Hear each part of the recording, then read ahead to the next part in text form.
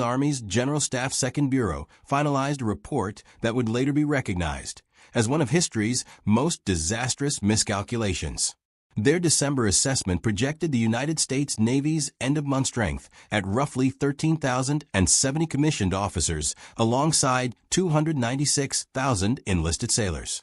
These figures emerged from methodical scrutiny of America's peacetime naval infrastructure, observable recruitment trends, and documented training capabilities.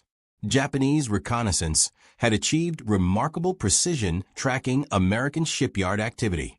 Intelligence officers maintained accurate counts of carrier construction schedules, destroyer commissioning dates, and submarine production pipelines. Their analysts understood the hardware dimension of American naval expansion with impressive clarity. Yet they remained catastrophically blind to a far more critical variable: the sheer number of human beings actually crewing those vessels. Reality painted a starkly different picture. December 1943 found the United States Navy commanding 219,279 commissioned officers, an additional 120,472 officer candidates progressing through training pipelines, and 2,343,343 enlisted personnel. The total approached 2.4 million individuals under naval command. Against Japan's estimate of 309,000, this represented an error ratio of approximately 7.6 to 1. Japanese strategic planners had constructed their entire operational framework around facing an American fleet perhaps double their own in personnel strength. The truth proved far grimmer. They confronted a naval force with sevenfold the manpower they'd anticipated. This single intelligence blindness corrupted every subsequent calculation regarding American logistics sustainability, operational tempo maintenance, and casualty replacement capacity. The roots of this miscalculation traced to profound cultural oversights. Major General Okamoto commanded the Army General Staff Second Bureau when Pacific hostilities commenced, presiding over an intelligence apparatus consisting merely of 20 officers and 20 enlisted personnel tasked with analyzing foreign military capabilities. Soviet forces had consumed their primary analytical attention. Perhaps 2 or 3 officers devoted themselves to aerial intelligence matters. The Army War College provided minimal instruction in intelligence methodology. Japanese military tradition celebrated combat prowess and tactical excellence above all else. Intelligence work occupied secondary status, frequently becoming the assignment for mediocre performers rather than the most capable officers. This institutional weakness meant that when comprehensive analysis of American industrial mobilization became critical, Japan possessed neither adequate personnel nor sufficient expertise. Pre-war Japanese intelligence efforts had indeed examined American and British naval forces extensively, yet these studies fixated almost exclusively on tactical doctrines, vessel engineering specifications, and fleet organizational structures. Nobody of consequence investigated Western shipyard expansion capabilities, large-scale crew recruitment systems, or training infrastructure development. The possibility that America might fundamentally revolutionize its military personnel development approach simply never penetrated Japanese strategic consciousness. A Japanese journalist observed in 1943 that his nation proved utterly incapable of achieving objective distance to positively assess the emotional frameworks and cognitive patterns of foreign societies. This cultural constraint permeated the intelligence services completely. Initial concrete evidence contradicting personnel projections emerged from battlefield encounters rather than intelligence analysis. When the Guadalcanal campaign began in August 1942, Japanese forces initially calculated American Marine strength on the island at 2,000 troops. They considered it inconceivable that the landing represented anything beyond reconnaissance in force. Combat operations revealed over 10,000 Americans present on Guadalcanal. Subsequently, Japanese estimates placed 10,000 Americans on the island when actual strength reached 23,000. This pattern replicated itself throughout Pacific operations. Japanese Army intelligence estimated General Douglas MacArthur's Bataan force at 25,000 when the actual number approached 80,000. British forces in Singapore were calculated at 30,000 against an actual strength of 85,000. The Midway garrison was assessed at 750 personnel and 60 aircraft, when reality showed 3,027 personnel and 121 combat aircraft. These tactical intelligence failures should have triggered comprehensive reassessment of American military capacity. They didn't. Japanese command architecture remained fragmented.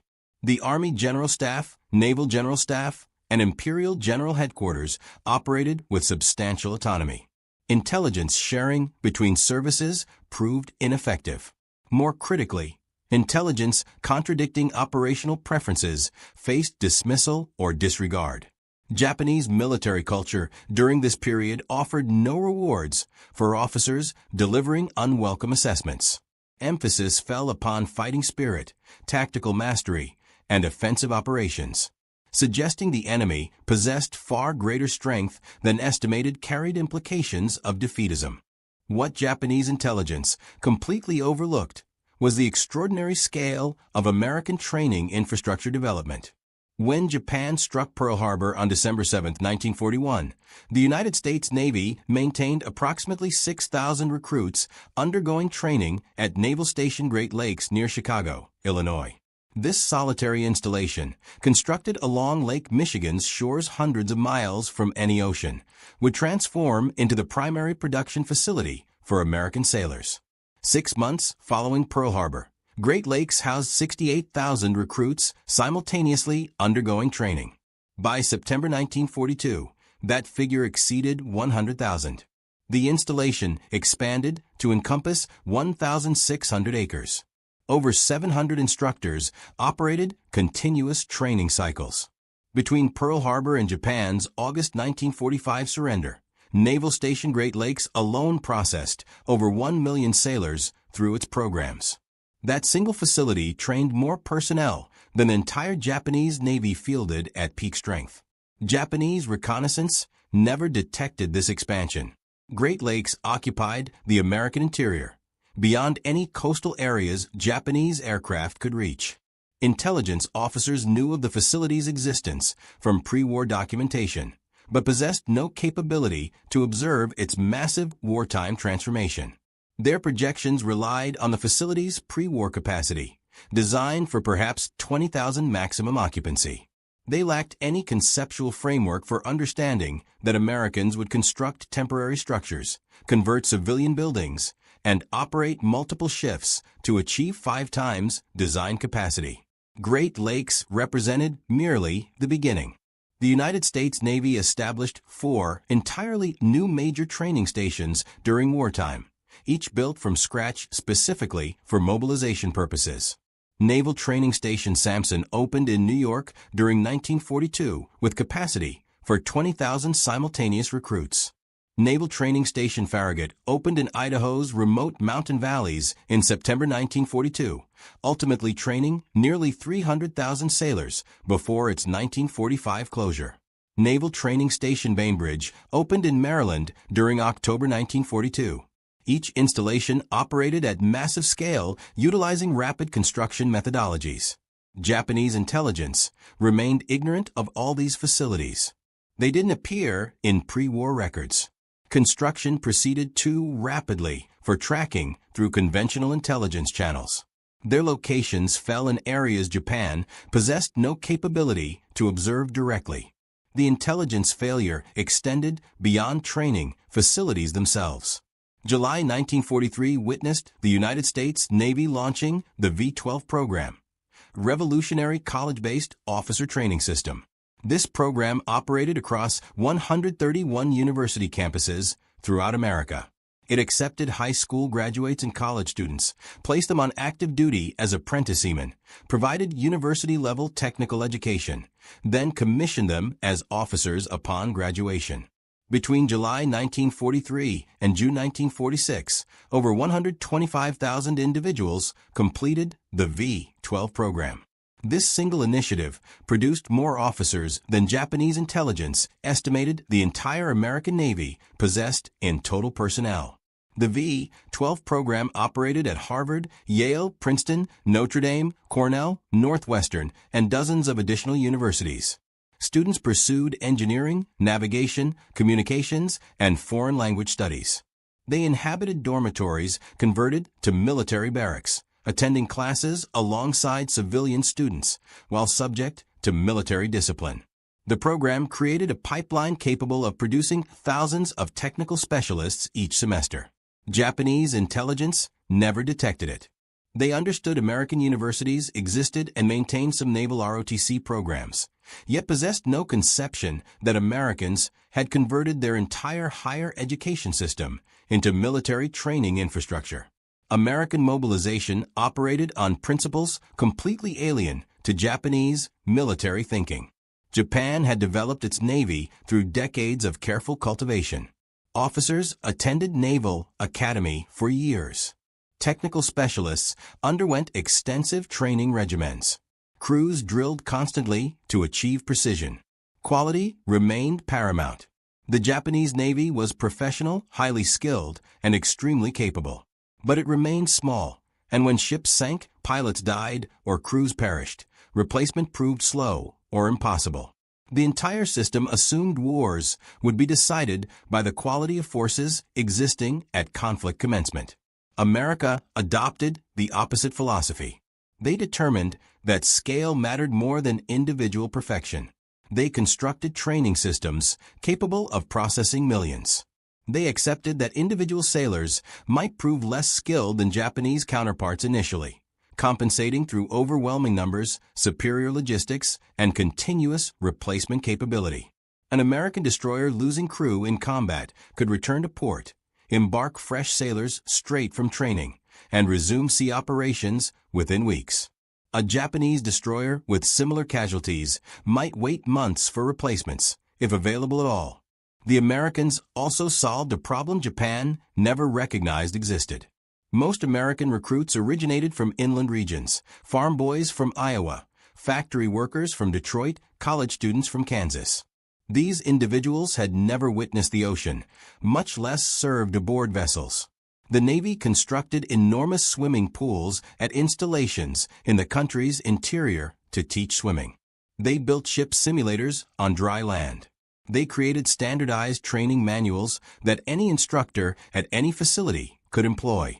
They industrialized education using the same methodologies applied to manufacturing.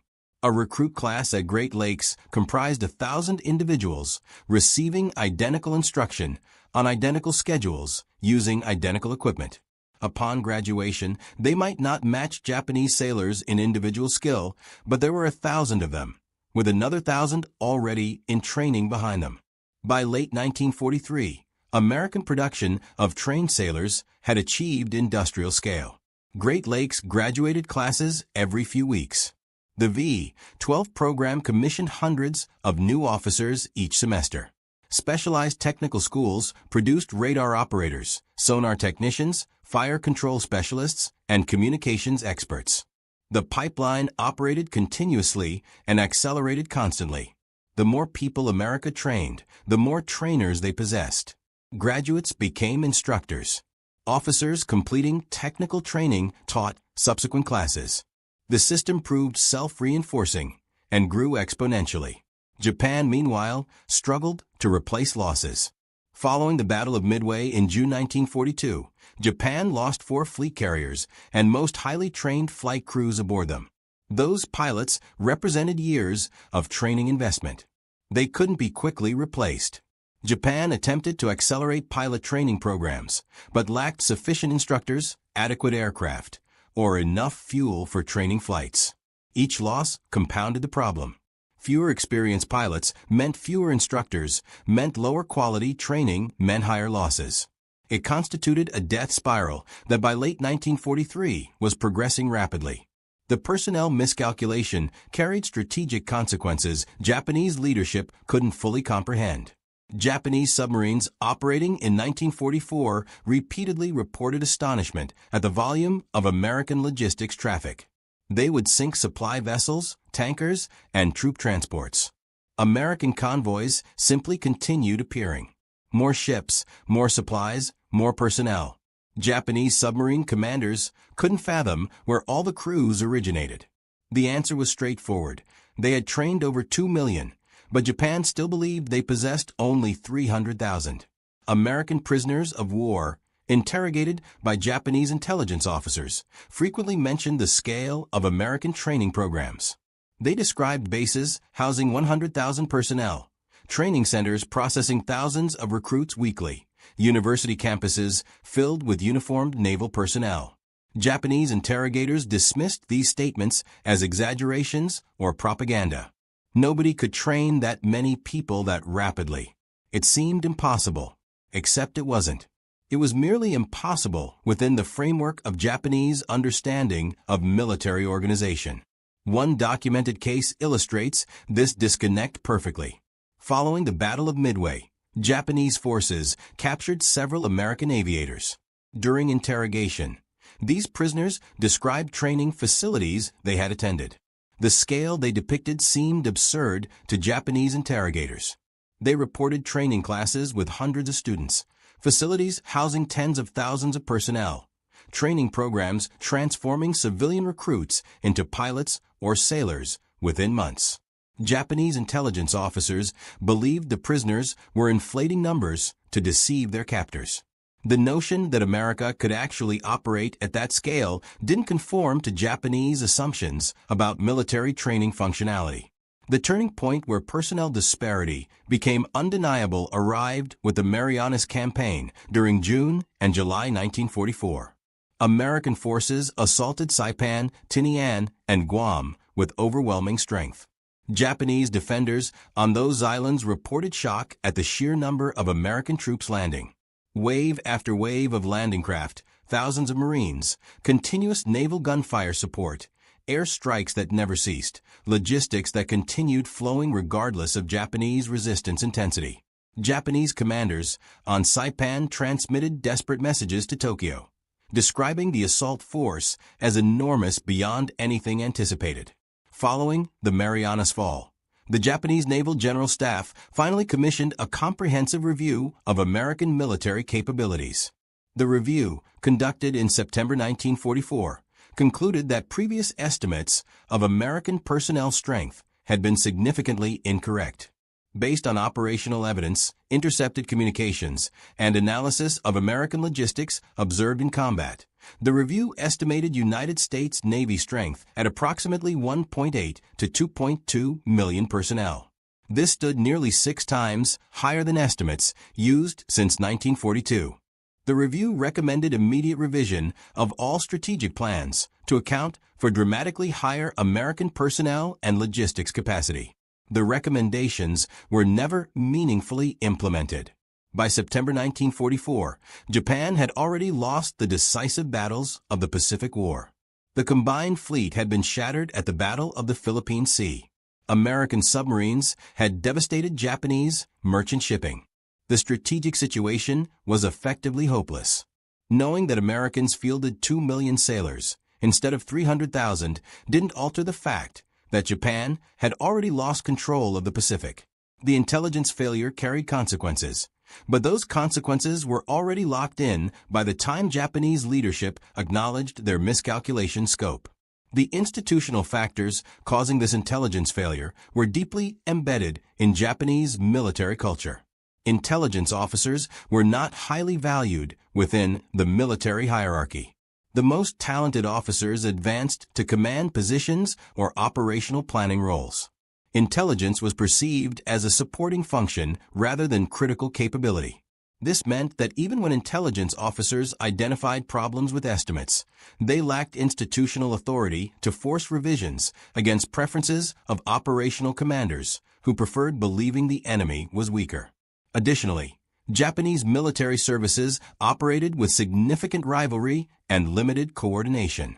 The Army and Navy maintained separate intelligence organizations that rarely shared information effectively. Intelligence about American training capacity might have been noticed by one service, but never communicated to the other. The fragmented structure meant that even when pieces of accurate intelligence existed, they weren't assembled into a comprehensive picture that could drive strategic revision. The intelligence failure was also compounded by confirmation bias at the highest levels of Japanese command.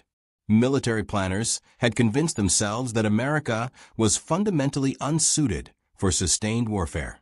They believed American culture was too individualistic, too focused on material comfort, too divided by regional and ethnic differences to effectively mobilize for total war. Any intelligence suggesting otherwise was unconsciously filtered out as unreliable. Senior commanders saw what they wanted to see and dismissed evidence contradicting their preferred narrative. Post-war interrogations of Japanese intelligence officers by American occupation forces revealed the depth of this miscalculation. When American interrogators explained the actual scale of programs like the V-12 system or the expansion of facilities like Great Lakes, Japanese officers were genuinely shocked. Some initially refused to believe the numbers, even when presented with documentary evidence. The concept that America had trained millions of people in just a few years simply didn't fit their understanding of how military organizations functioned.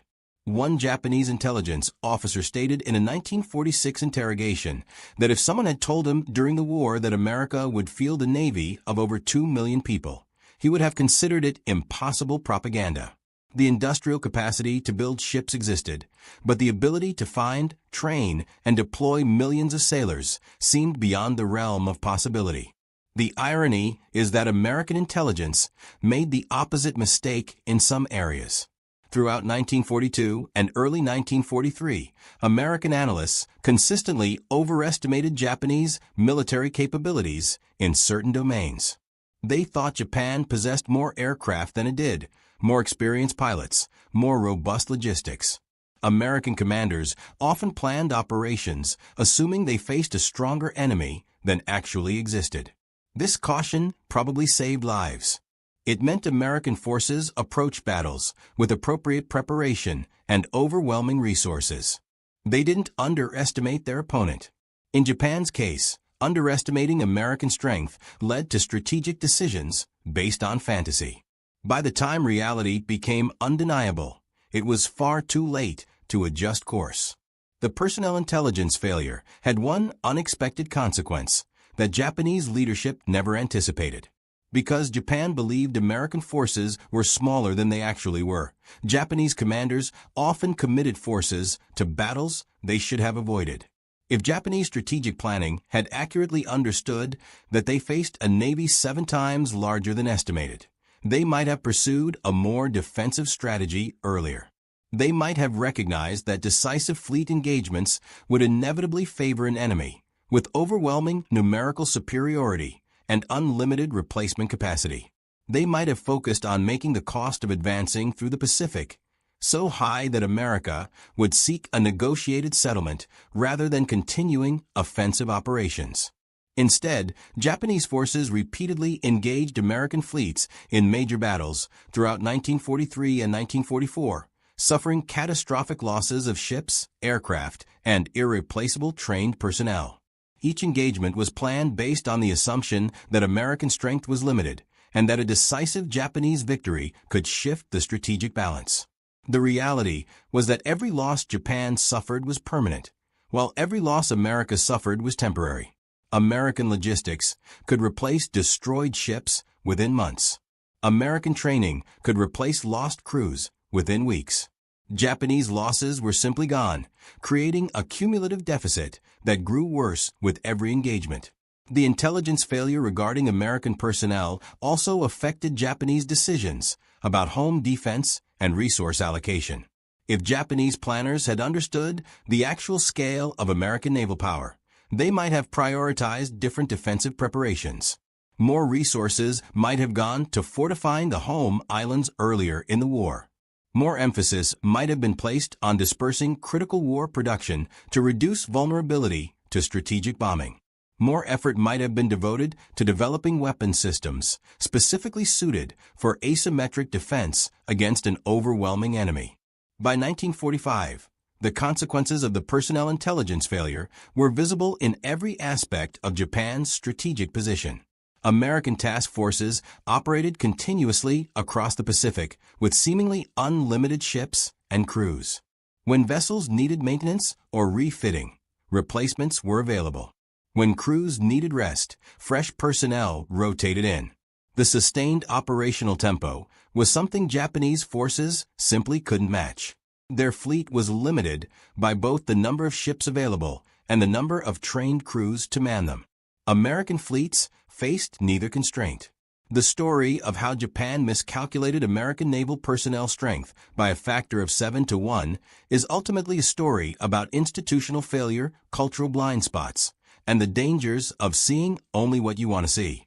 Japanese intelligence organizations entered the war understaffed, undertrained, and undervalued within the military hierarchy. They focused on tactical details they understood while missing strategic realities they had no framework for comprehending. They collected data that contradicted their estimates, but lacked the institutional authority or cultural permission to force revision of comfortable assumptions. The lesson isn't that Japanese intelligence officers were incompetent. Many were highly skilled at the work they did. They tracked American ship construction with impressive accuracy. They correctly predicted American industrial output in several key areas. But they completely missed the human dimension of American mobilization. They didn't understand that America would transform its educational system into military training infrastructure. They didn't grasp that American culture, which they viewed as weak and individualistic, could mobilize millions of people for coordinated effort. They didn't anticipate that American industrial methods could be applied to producing trained personnel as effectively as they were applied to producing ships and weapons. The intelligence documents from this period that survived the war and were captured by American forces showed Japanese analysts struggling with contradictory data. They had evidence that American bases were larger than estimated. They had prisoner statements describing massive training programs. They had operational reports showing American forces deploying in greater numbers than should have been possible. All of this evidence was available.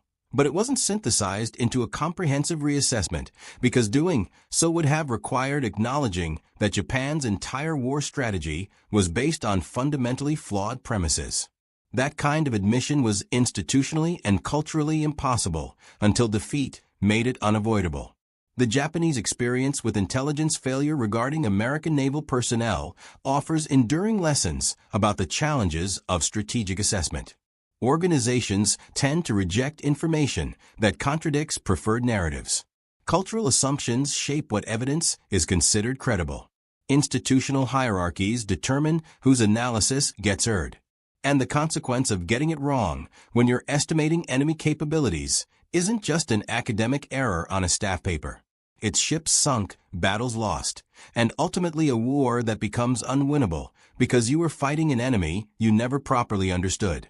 The contrast between Japanese expectations and American reality couldn't have been starker.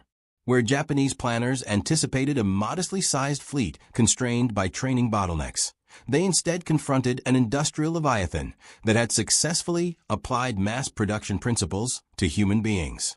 The assembly lines didn't just produce destroyers and carriers, they produced the sailors to crew them, the officers to command them, and the specialists to maintain them, all at a scale that defied Japanese comprehension. This wasn't merely an intelligence failure. It was a failure of imagination, a failure to understand that the rules of warfare were being rewritten by a nation that approached military problems the same way it approached civilian manufacturing challenges. America didn't try to perfect individual warriors.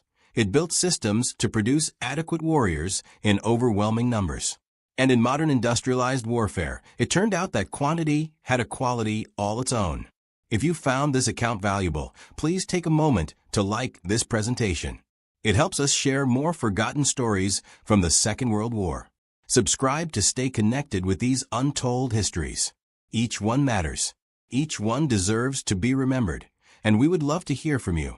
Leave a comment below telling us where you're watching from. Our community spans from Texas to Tasmania, from veterans to history enthusiasts. You're part of something special here. Thank you for watching, and thank you for keeping these stories alive. An unexpected gift to German intelligence. North Africa, November 1942. As Operation Torch unfolded across the Mediterranean coastline, American forces brought with them a weapon that would soon become their adversaries' most effective infantry anti-tank tool. The M1 bazooka had arrived in theater without proper training protocols, a logistical oversight that General Dwight Eisenhower discovered the evening before the landings commenced. His soldiers possessed these revolutionary rocket launchers, but lacked any instruction in their operation. This training deficit would prove costly in ways the Americans couldn't anticipate. During the initial combat encounters, inexperienced U.S. units abandoned equipment when overwhelmed by German counterattacks. Among the discarded material were several pristine bazooka specimens, complete and functional. Wehrmacht technical intelligence officers recognized their significance immediately upon recovery. Revolutionary implications. The captured weapon systems represented a paradigm shift in infantry capabilities. Traditional anti-tank doctrine required specialized crews with heavy equipment, wheeled guns, or vehicle-mounted weapons that limited mobility and tactical flexibility. The bazooka changed everything. Here stood a device weighing merely 7 kilograms that 2 infantrymen could carry and operate, engaging armored vehicles at distances impossible for hand-delivered explosives.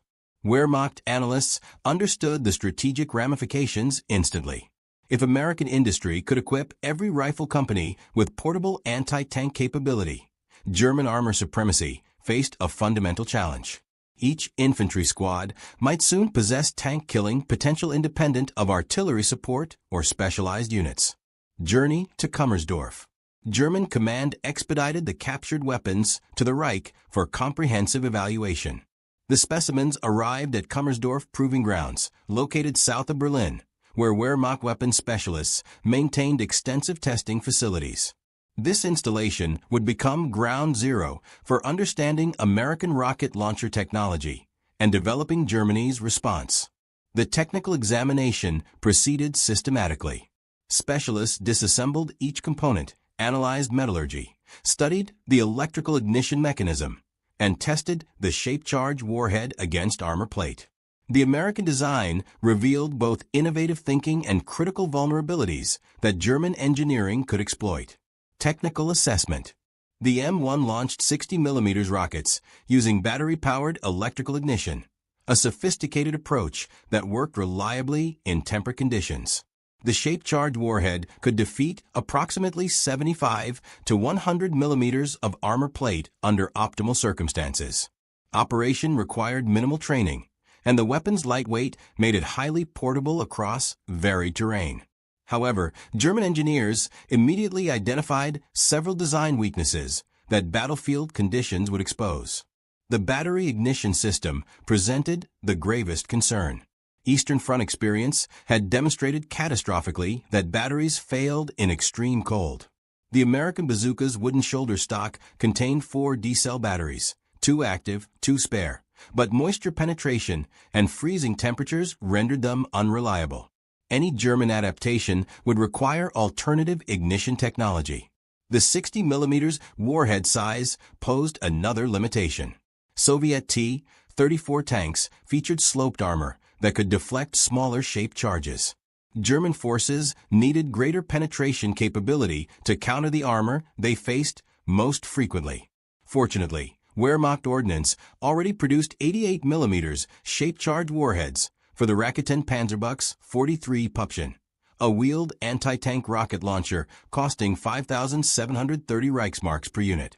Adapting this proven ammunition to a shoulder-fired tube would provide superior penetration while utilizing established manufacturing infrastructure. Demonstration and decision. March 1943 marked the pivotal demonstration at Kummersdorf. German military officials observed captured American bazookas fired alongside experimental Wehrmacht anti-tank weapons, including the Fosspatron. This practical evaluation convinced senior leadership that developing a German rocket launcher was essential for infantry anti-tank capability. The captured weapons validated the fundamental concept. German engineering would now refine that concept into a weapon system optimized for Wehrmacht tactical requirements and environmental conditions. The development timeline would prove remarkably compressed, driven by urgent battlefield necessity and German industrial efficiency. German engineering solutions. The development process moved forward with impressive speed. Engineers tackled the battery vulnerability by implementing a magneto-ignition system. A spring-loaded rod struck a generator to create electrical current on demand. This eliminated cold weather failures while maintaining reliable ignition across all environmental conditions. The tube diameter expanded to 88 millimeters to accommodate existing Pupshin ammunition, providing nearly 50% greater warhead mass than the American original. This decision leveraged established production lines and gave German infantry superior armor penetration capability against both American and Soviet tanks. One critical design compromise emerged during testing. The German rocket motor continued burning approximately 2 meters beyond the launch tube, unlike the American rocket that consumed its propellant internally. This extended burn increased both range and velocity, but generated a massive backlast that posed serious hazards to operators. Early testing revealed that exhaust could cause severe burns and temporary blindness, earning the weapon its enduring nickname, Ofenrohr, stovepipe. Official designation and production planning. By July 1, 1943, German documentation officially listed the weapon as the 8.8 centimeters Raketen Panzerbuchs.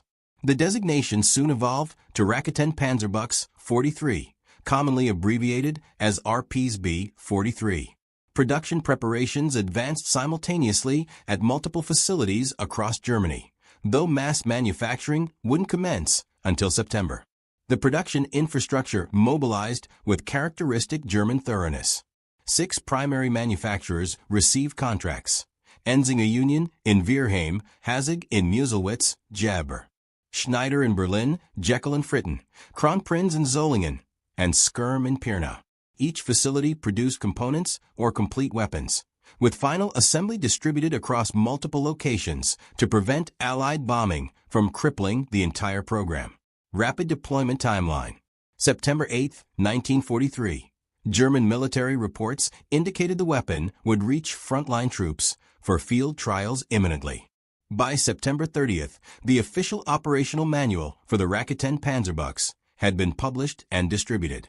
October 5th witnessed the first delivery of 1,500 weapons and 5,000 rockets to combat units. The transformation from captured American weapon to German mass production had required less than 11 months. Production figures revealed the Wehrmacht's commitment to the program. Initial orders specified 382,000 units, though material shortages and strategic bombing reduced actual production to 289,151 RPSB 54 models by July 1944, when that variant ceased production. An improved RPSB 54/1 model entered production in December 1944, with 25,700 units manufactured, constitutes one of the weapon's darkest chapters. Hasig, the third largest exploiter of forced labor in Nazi-controlled Europe, operated multiple production facilities using slave laborers from concentration camps. By October 1943, over 60,000 workers labored for Hasig, more than half forced laborers and prisoners of war. The company operated 165 prisoner labor subcamps by 1945. At Hasig facilities in Poland, approximately 35,000 deaths occurred across various camps, though incomplete records prevent precise accounting. Workers endured 12-hour shifts with exposure to toxic chemicals, brutal beatings, starvation rations, and absent sanitation. The Schlieffen camp, producing munitions including Panzerschreck components, housed between 2,000 to 5,000 female prisoners with an average life expectancy of 2 months. An explosion on October 12, 1944, killed 96 prisoner laborers instantly. Initial combat deployment. Weapons deployment began in autumn 1943, initially in limited numbers as production scaled up. By January 1944, 21,141 Panzerschrecks had been issued to combat units, though another 39,526 remained in armories due to Wehrmacht distribution challenges. German infantry units across all fronts requested the weapon, recognizing its effectiveness against Allied armor. Eastern Front forces received priority distribution. Soviet tank commanders quickly noticed the tactical shift. Where German infantry previously relied on magnetic mines, anti-tank rifles, and bundled grenades, all requiring close approach to enemy armor, they now possessed weapons engaging tanks at 150 to 200 meters. Every German defensive position potentially concealed multiple rocket launcher teams. Tactical doctrine development. The weapon proved exceptionally effective in defensive positions. German tactical doctrine evolved to employ Panzerschreck teams in interlocking fields of fire from concealed positions. Teams occupied staggered trenches positioned no more than 150 meters apart, ensuring attacking armor faced rockets from multiple directions simultaneously. Effective range against moving targets approximated 100 meters, though static targets could be engaged at greater distances. Technical performance data from German and Finnish testing demonstrated impressive capabilities. The RPSB Grove 43-22 rocket achieved penetration of 160 mm armor at 60-degree impact angles, or up to 230 mm at optimal 90-degree angles.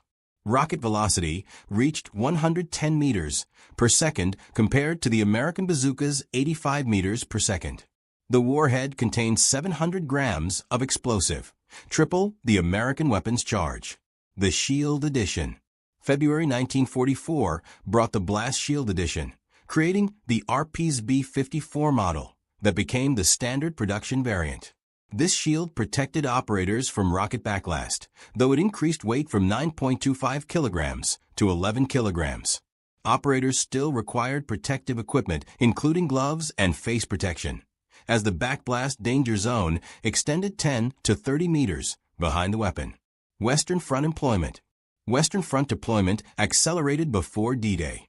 German forces in Normandy received thousands of Panzerschrecks, positioned to engage Allied landing craft and tanks at waterline positions.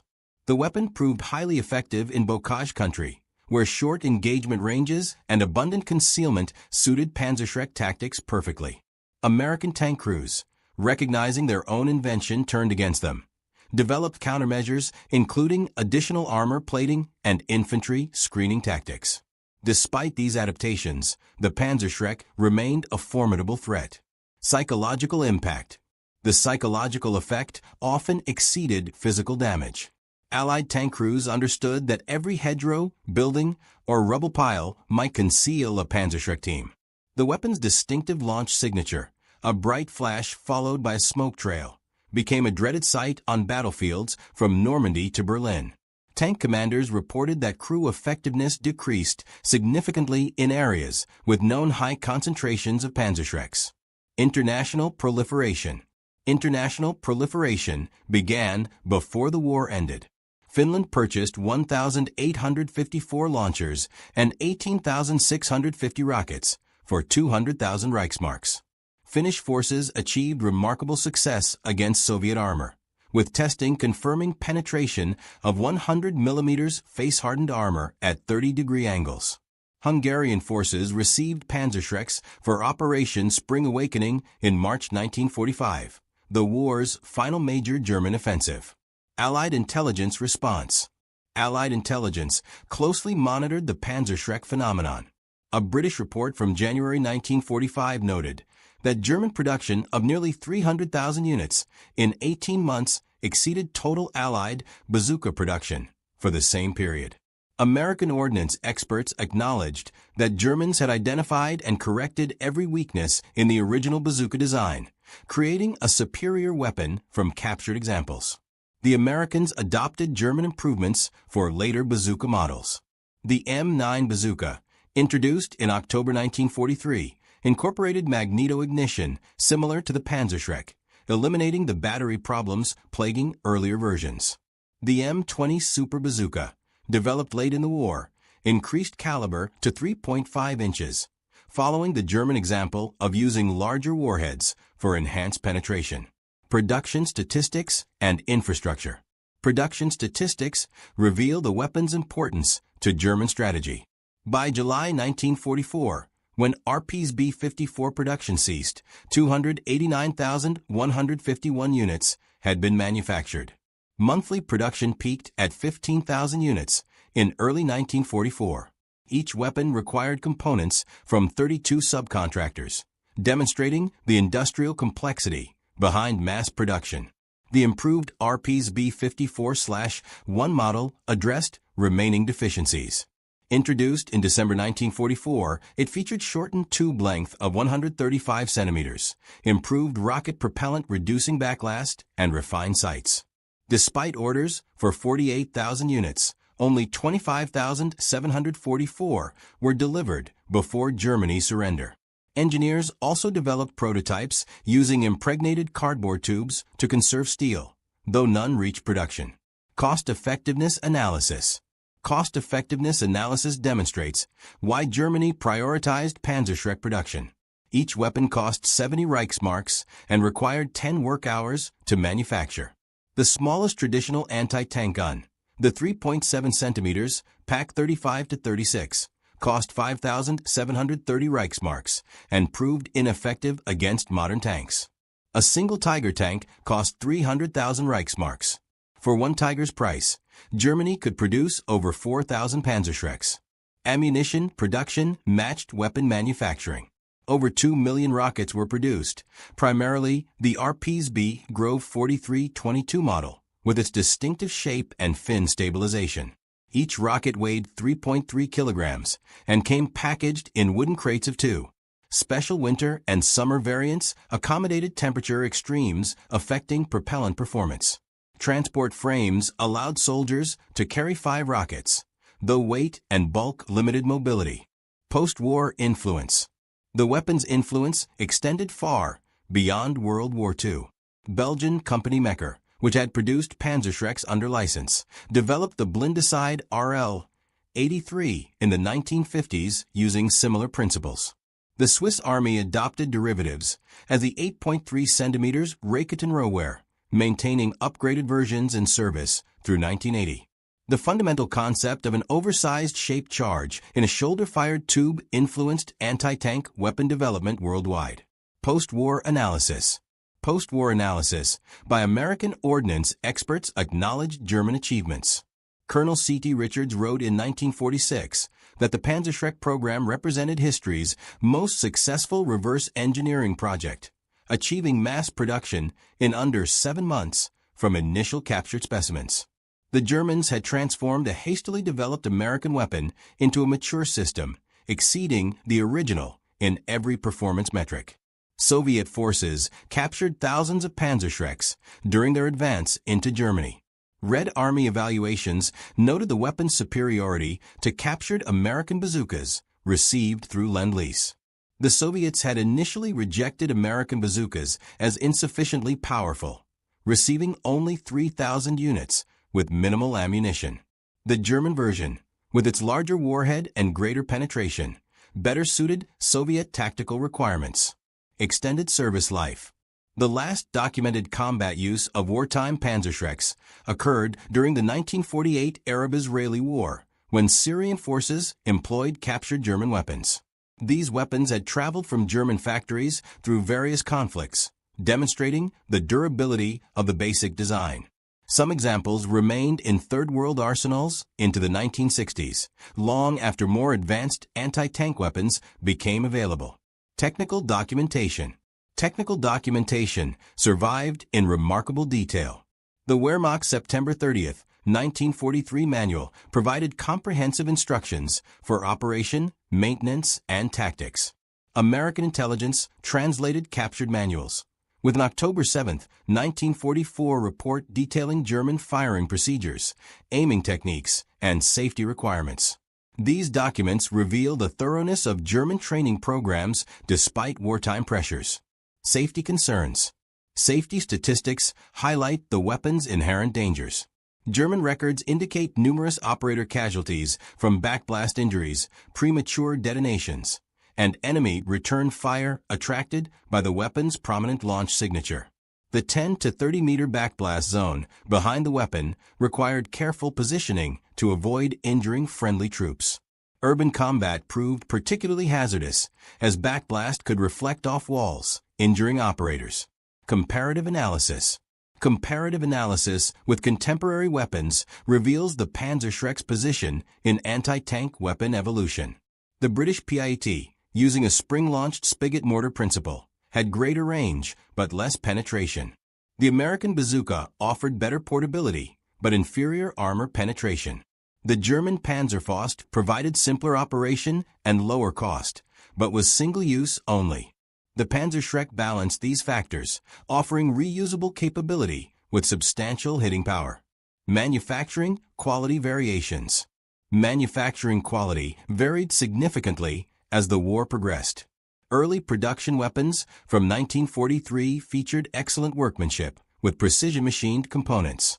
By late 1944, simplified production techniques and inferior materials reduced quality, though functionality remained adequate.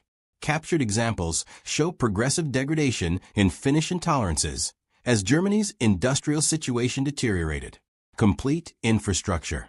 The weapon system's complete infrastructure included training facilities, ammunition depots, repair workshops, and distribution networks. Germany established Panzerschreck training schools at multiple locations, graduating thousands of operators monthly. Specialized repair units maintained weapons at division level. The logistical commitment matched that of traditional artillery systems, demonstrating the weapon's perceived value. Environmental limitations. Environmental limitations affected combat employment. The weapon proved less effective in extreme cold, where propellant burned inconsistently. Desert conditions caused problems with sand contamination. Rain and moisture could cause electrical shorts in the ignition system. Despite these limitations, the basic design proved remarkably robust, functioning adequately across diverse combat environments, from Arctic Finland to Mediterranean Italy. Allied countermeasures. Allied countermeasures evolved throughout the war. Tank crews welded additional armor plates, hung sandbags, and installed wire mesh screens to defeat shape charges. Infantry adopted aggressive screening tactics, advancing ahead of tanks to suppress Panzerschreck teams. Artillery and mortars targeted suspected firing positions. Despite these measures, the Panzerschreck remained a serious threat through the war's end. Tactical innovation. German tactical innovation maximized the weapon's effectiveness. Panzerschreck teams learned to target specific vehicle vulnerabilities, including vision blocks, engine compartments, and track assemblies. Multiple teams coordinated attacks to overwhelm tank defenses. Urban combat tactics evolved to exploit the weapon's capabilities while minimizing exposure to return fire. These tactics influenced post-war anti-tank doctrine worldwide. Quality control and production challenges. Production quality control data survives from several facilities. Random testing of production weapons showed approximately 95% met specifications in 1943. Declining to roughly 80% by late 1944. Primary failures involved ignition systems and tube integrity. Despite quality issues, sheer production volume ensured adequate supplies reached combat units. Economic impact. The economic impact extended beyond direct production costs. Germany diverted significant industrial capacity to Panzerschreck manufacturing, including steel, electrical components, and chemical production for propellants and explosives. The program consumed resources that might have produced other weapons. However, cost-effectiveness compared to traditional anti-tank guns justified this allocation. Evolution of training. From the German perspective, training programs evolved based on combat experience. Initial training emphasized accuracy and safety. Combat veterans later provided practical instruction on tactics, camouflage, and survival. The Wehrmacht published numerous training pamphlets and tactical guides specifically for Panzerschreck operators. These materials, captured and translated by Allied intelligence, provide insights into German anti-tank doctrine evolution. Supply chain complexity. Supply chain complexity increased as production expanded. The weapon required specialized components from multiple suppliers, including electrical contacts, optical sights, steel tubing, and wooden components. Rocket production demanded separate facilities for warhead manufacture, propellant mixing, and final assembly. Disruption at any point could halt production, making the system vulnerable to strategic bombing. Demonstration of rapid adaptation. The Panzerschreck program ultimately demonstrates rapid military adaptation under extreme pressure. From initial capture of American bazookas in November 1942 to mass production by September 1943, Germany transformed a foreign concept into indigenous capability. The program succeeded through pragmatic engineering that adapted existing resources rather than developing entirely new technology. Germany's ability to produce nearly 300,000 Panzerschrecks while fighting a multi-front war reveals remarkable industrial resilience. The weapon emerged from systematic reverse engineering that identified and corrected original design weaknesses. German engineers didn't simply copy the bazooka. They created a substantially improved weapon system that exceeded the original in every measurable performance criterion. Historical significance. The historical significance extends beyond technical achievement. The Panzerschreck represents successful technology transfer under combat conditions, rapid industrial mobilization despite resource constraints, and effective military adaptation to enemy innovations. The program proved that captured enemy technology could be quickly transformed into mass-produced weapons that influenced battlefield outcomes. Modern military historians study the Panzerschreck as a case study in successful reverse engineering, rapid product development under wartime conditions, and industrial mobilization. The timeline from capture to mass production remains impressive even by modern standards. Few weapons programs have achieved similar speed from concept to deployment, particularly when starting from captured enemy equipment. The complete picture. The complete story encompasses technical innovation, industrial achievement, and human tragedy. While German engineering deserves recognition for rapid development and successful mass production, the extensive use of slave labor cannot be ignored. Tens of thousands died producing weapons that extended a lost war. The Panzerschreck's history includes both remarkable technical achievement and systematic exploitation of forced laborers. Lessons for military history. The Panzerschreck stands as history's most successful reverse engineering program, transforming captured American bazookas into nearly 300,000 improved German weapons in under 1 year. The program demonstrated that military innovation could be borrowed, improved, and mass-produced faster than previously imagined. From the first captures during Operation Torch to the final weapons produced in April 1945, the Panzerschreck represented German industrial capability and engineering pragmatism applied to desperate military necessity. The weapon's legacy influenced anti-tank weapon development for decades, with its fundamental design principles still evident in modern systems. Final assessment. The success of the Panzerschreck program can be measured across multiple dimensions. Technically, it exceeded the American original in penetration, range, and reliability.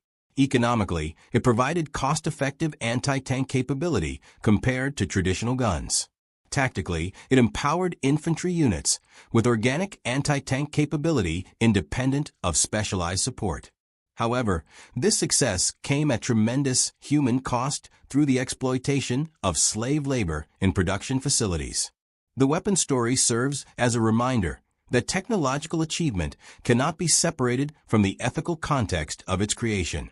The Panzerschreck remains a significant weapon in military history, not just for its technical merits or combat effectiveness, but as an example of how rapidly military technology can be adapted, improved, and deployed when national survival appears at stake.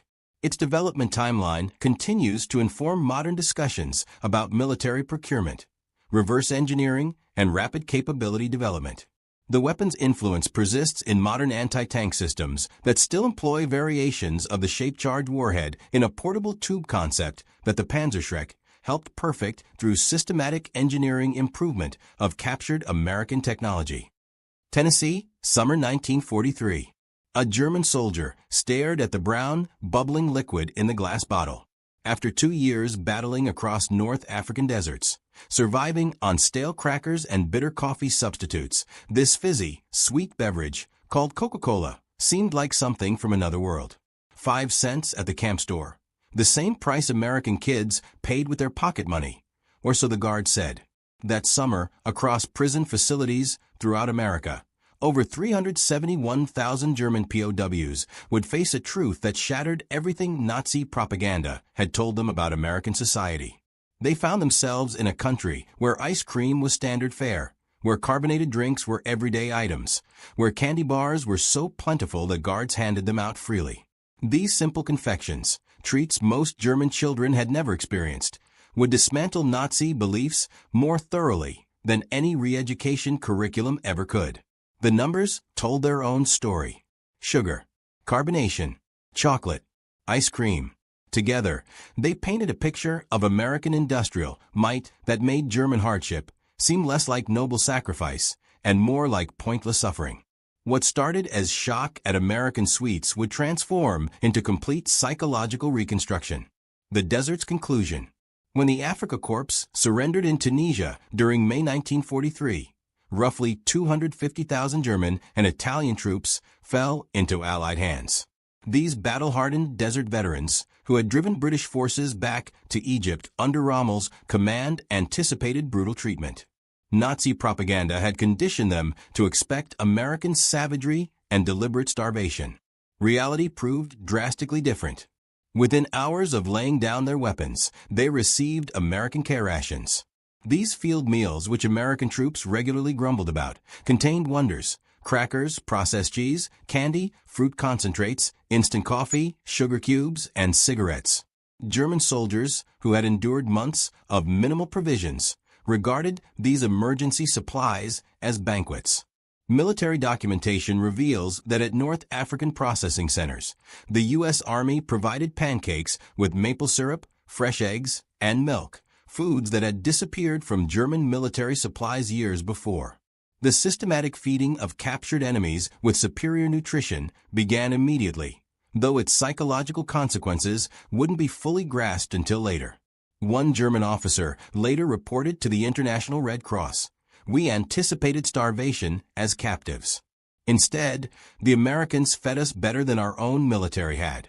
This bewilderment regarding American resources initiated our education. Crossing the Atlantic. The Liberty ships ferrying POWs across the Atlantic during summer 1943 provided intensive lessons in American plenty. These vessels, mass-produced at extraordinary speeds, one completed every 42 hours at peak output, transported up to 30,000 prisoners monthly to the United States. Naval documentation shows prisoner rations aboard these ships matched or surpassed standard crew provisions.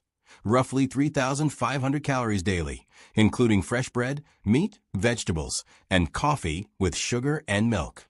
The ship's refrigeration systems, standard equipment on American vessels, kept food fresh throughout the 2-week voyage.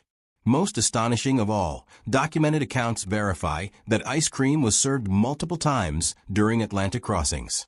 The USS General M.B. Stewart's log from July 1943 records ice cream service to prisoners on Independence Day, using the ship's ice cream machine that produced 10 gallons per batch. For men who hadn't encountered ice cream since before the war, this frozen dessert in mid-ocean defied comprehension. When ships docked at ports like Norfolk and Newport News, German POWs glimpsed an America that Nazi propaganda had insisted was impossible. Norfolk Naval Base, spanning 4,300 acres with extensive waterfront infrastructure, processed more cargo daily than major German ports handled weekly. At the port exchanges, shops serving dock workers, prisoners saw shelves loaded with candy bars from major manufacturers: Hershey, Mars, Nestle. Military procurement documents from 1943 indicate these exchanges carried dozens of candy varieties, selling at standard rates. 5 cents for most bars, identical to the price throughout America. Journey inland. The train journey inland delivered further education. Unlike the cattle cars used for European transport, German POWs traveled in passenger coaches. Dining cars served complete meals. Documented menus from July 1943 list fried chicken, vegetables, pie, and coffee. POWs discovered this wasn't exceptional treatment. It was standard American rail service. The prison camp network constructed across America housed POWs in conditions exceeding Geneva Convention standards. Camp Crossville, Tennessee, typical of larger installations, featured electric lighting, hot water, flush toilets, and heated barracks. But the camp exchanges, the PX stores, delivered the deepest impact. According to Army quartermaster documentation, camp exchanges stocked multiple soft drink brands, Coca-Cola, Pepsi-Cola, Dr. Pepper, RC Cola, various candy bars, and confections ice cream, where refrigeration allowed cigarettes, and tobacco products, fresh fruit, and snacks beer at 3.2% alcohol content. Prisoners earned 80 cents daily for work, later increased to $1. With candy bars at 5 cents and Coca-Cola at the same price, a day's wages could purchase 16 items, abundance beyond German imagination, where such products, if obtainable at all, required special connections. Coca-Cola, democracy in a bottle. Coca-Cola emerged as the ultimate symbol of American industrial democracy. Company records document extraordinary wartime output. 5 billion bottles produced in 1943 alone. The military contract guaranteed 5-cent Coca-Cola to American servicemen worldwide, a commitment demanding unprecedented logistics. German prisoners learned that this soft drink, unfamiliar to most before capture, was everywhere in America. Every camp received regular shipments. Work details noticed vending machines and coolers at gas stations, factories, schools. Americans across all ages and social classes consumed it casually, sometimes discarding half-full bottles without concern. The standardization amazed technically minded prisoners. Coca-Cola tasted identical whether consumed in Maine or Texas, a quality control achievement surpassing anything German industry had accomplished. The syrup concentrate manufactured in Atlanta and distributed nationwide to bottling facilities represented industrial coordination that challenged Nazi assumptions about American disorder. Company archives confirm many prison camps received weekly deliveries of 200 to 300 cases, each containing 24 bottles. Campern, Texas alone, consumed roughly 7,000 bottles weekly during summer 1943. The impossibility of ice cream. Ice cream in American prison camps seemed impossible to Germans who hadn't seen it since before the war. Yet Army records confirm ice cream was regularly served in camps with adequate refrigeration during summer months. The military deemed ice cream essential for morale, so critical that specialized ice cream ships were constructed for the Pacific Fleet. At Camp Shelby, Mississippi, the July 4, 1943 celebration included on-site ice cream production. Prisoners watched as hand-crank freezers produced gallons using ice, salt, cream, sugar, and flavorings. The casual expenditure of scarce resources, ice in July, cream, sugar, for recreational food demonstrated priorities Germans couldn't comprehend. By 1944, many camps had electric ice cream makers. The available variety, chocolate, vanilla, strawberry, butter pecan, exceeded what German ice cream parlors offered before the war. Prisoners could buy ice cream bars for 10 cents, ice cream sandwiches for the same amount, or cups of various flavors. Army procurement records indicate larger camps ordered 50 to 100 gallons of ice cream weekly during summer months. The frequency varied by location and season, but prisoners regularly enjoyed this frozen luxury that had vanished from German life. The sugar question. Sugar consumption in American prison camps had particularly powerful impact. In Germany, sugar was strictly rationed. Civilians received 280 grams monthly when available. In American camps, sugar sat in bowls on mess hall tables for unlimited use. Quartermaster records from 1943 to 1945 show camps receiving 100-pound bags of refined sugar weekly. Camp bakeries used sugar liberally. Cakes, cookies, and pies appeared regularly on menus. Mess halls sweetened coffee, tea, cereals, and desserts without restriction. One documented incident from Camp Aliceville, Alabama, illustrates the contrast.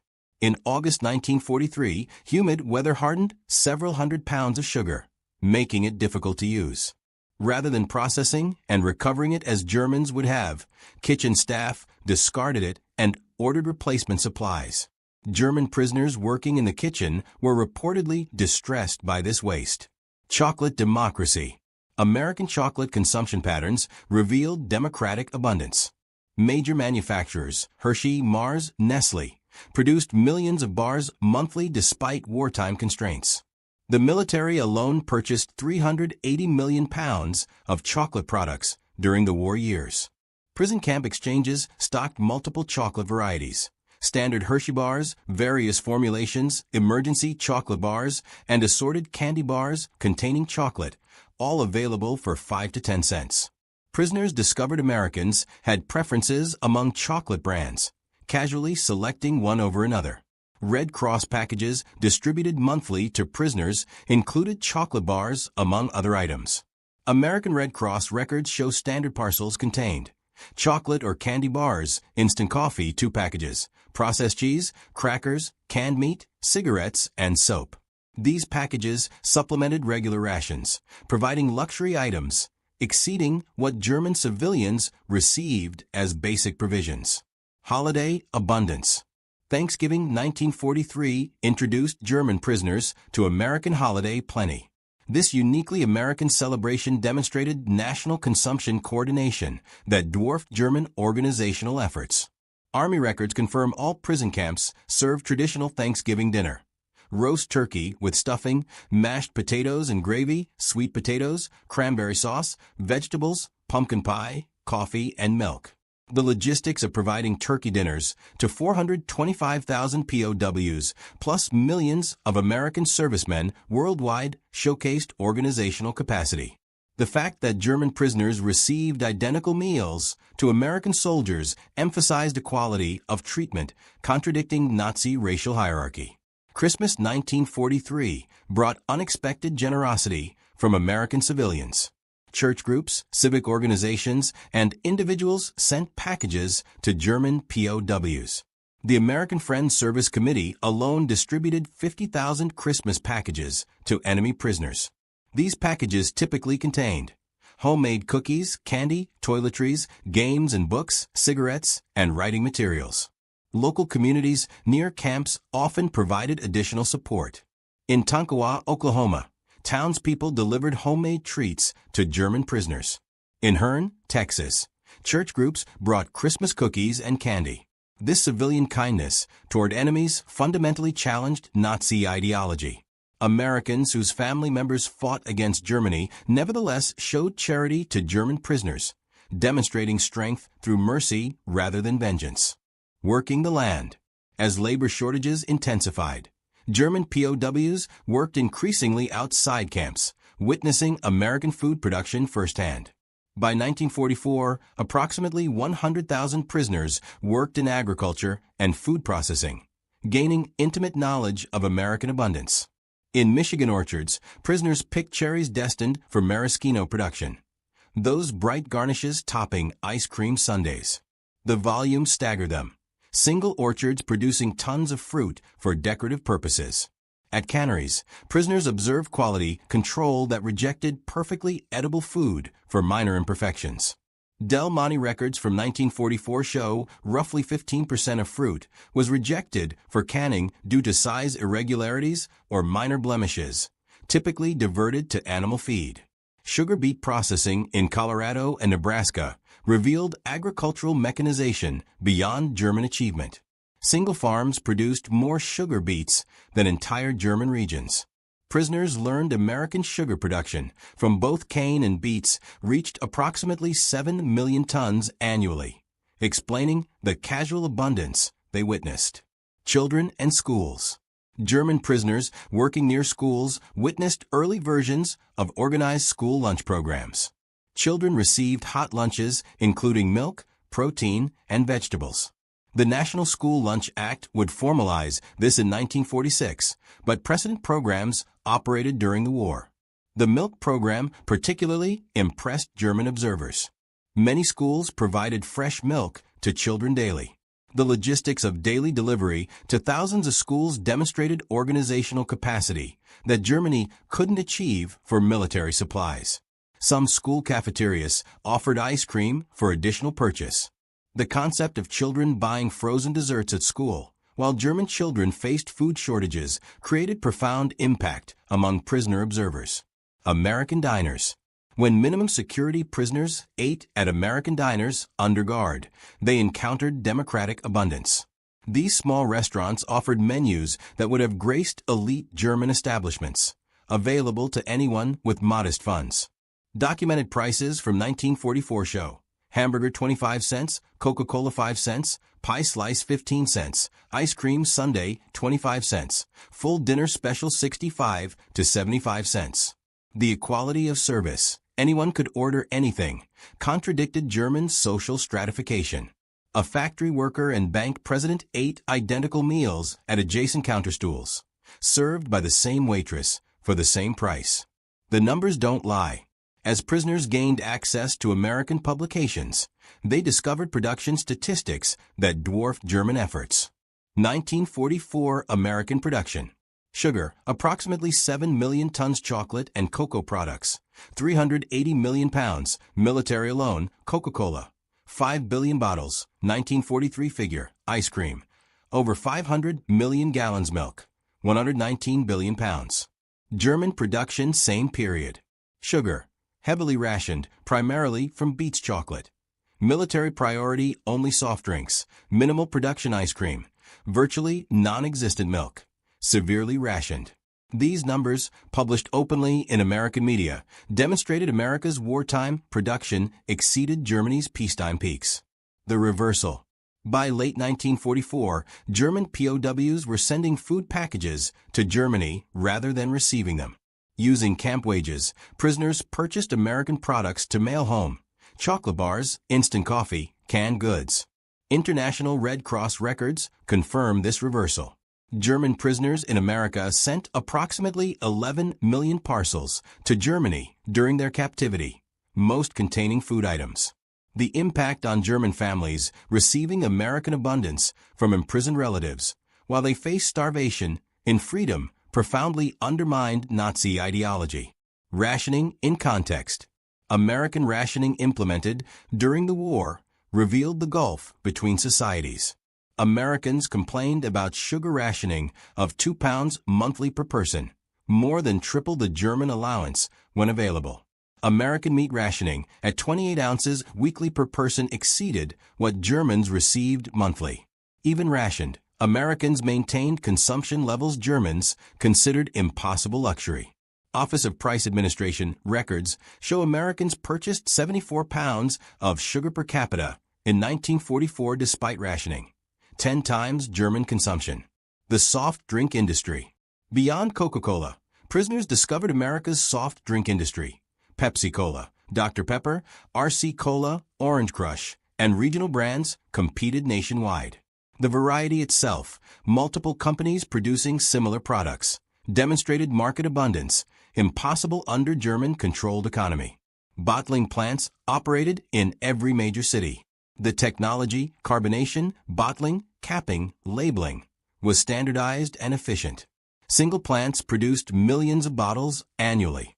The distribution network reached every small town, gas station, and grocery store. American soft drink production reached billions of bottles annually by war's end, dozens of bottles per American citizen yearly. This single industry's output exceeded entire sectors of German consumer production. The final blow. Spring 1945 brought the final blow. As American forces advanced through Germany, German POWs in America watched newsreels of GIs distributing chocolate and gum to German children.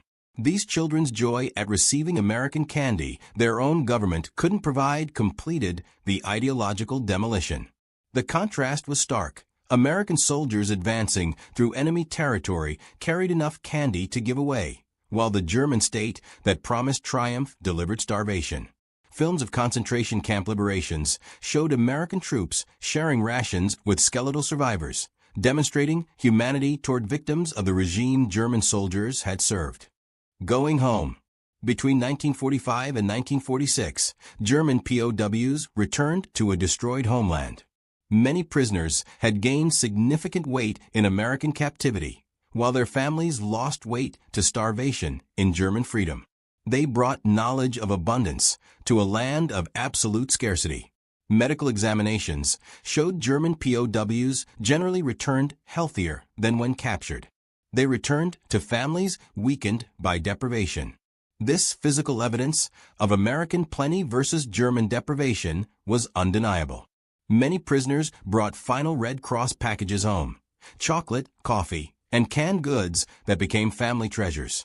Children who had forgotten chocolate's taste received Hershey bars from fathers who had eaten ice cream regularly in prison camps. Advocates for recovery. Former POWs became unexpected advocates for the Marshall Plan. They had witnessed American abundance that wasn't zero-sum, prosperity through production rather than conquest. Their testimony that Americans could afford to rebuild enemies influenced German acceptance of American aid. These men understood American power came from productive capacity, not extraction. They had seen a society wealthy enough to waste food while fighting a global war. This mental model, creation rather than conquest, shaped West Germany's economic approach. Economic miracle seeds. The German economic miracle of the 1950s was partially built on knowledge gained in American prison camps. Former POWs who had witnessed American production methods, distribution systems, and consumer abundance applied these lessons to German reconstruction. They had learned several crucial principles. Mass production could make luxuries affordable. Standardization enabled quality and efficiency. Consumer abundance created political stability. Industrial democracy could outproduce authoritarian control. These lessons, learned through Coca-Cola and ice cream, shaped a generation of German business and political leaders. Documentary evidence. The transformation of German POWs through American food abundance is documented in multiple sources. Military Quartermaster Records, International Red Cross reports, corporate production records, particularly Coca-Cola archives, POW correspondence, censored but preserved post-war interviews and memoirs, academic studies, particularly Arnold Kramer's extensive research. Arnold Kramer, the leading historian of German POWs in America, concluded food abundance was central to ideological transformation. His research confirmed casual American plenty accomplished what formal re-education programs couldn't: complete demolition of Nazi superiority myths. The numbers tell the story. Average POW consumption 1943 to 1946. Daily calories 300-3, 600 sugar. For plus pounds monthly available meat, 32 ounces weekly milk, 1 quart daily available ice cream, served regularly during summer soft drinks, unlimited at 5 cents each. German civilian rations, same period. Daily calories, 200-1, 500 sugar, 280 grams monthly when available meat, 10.5 ounces weekly, often unavailable milk, severely rationed ice cream, non-existent soft drinks, none available. These disparities weren't propaganda, but documented reality. Enemy prisoners ate better than German civilians, proving American abundance extended even to defeated foes.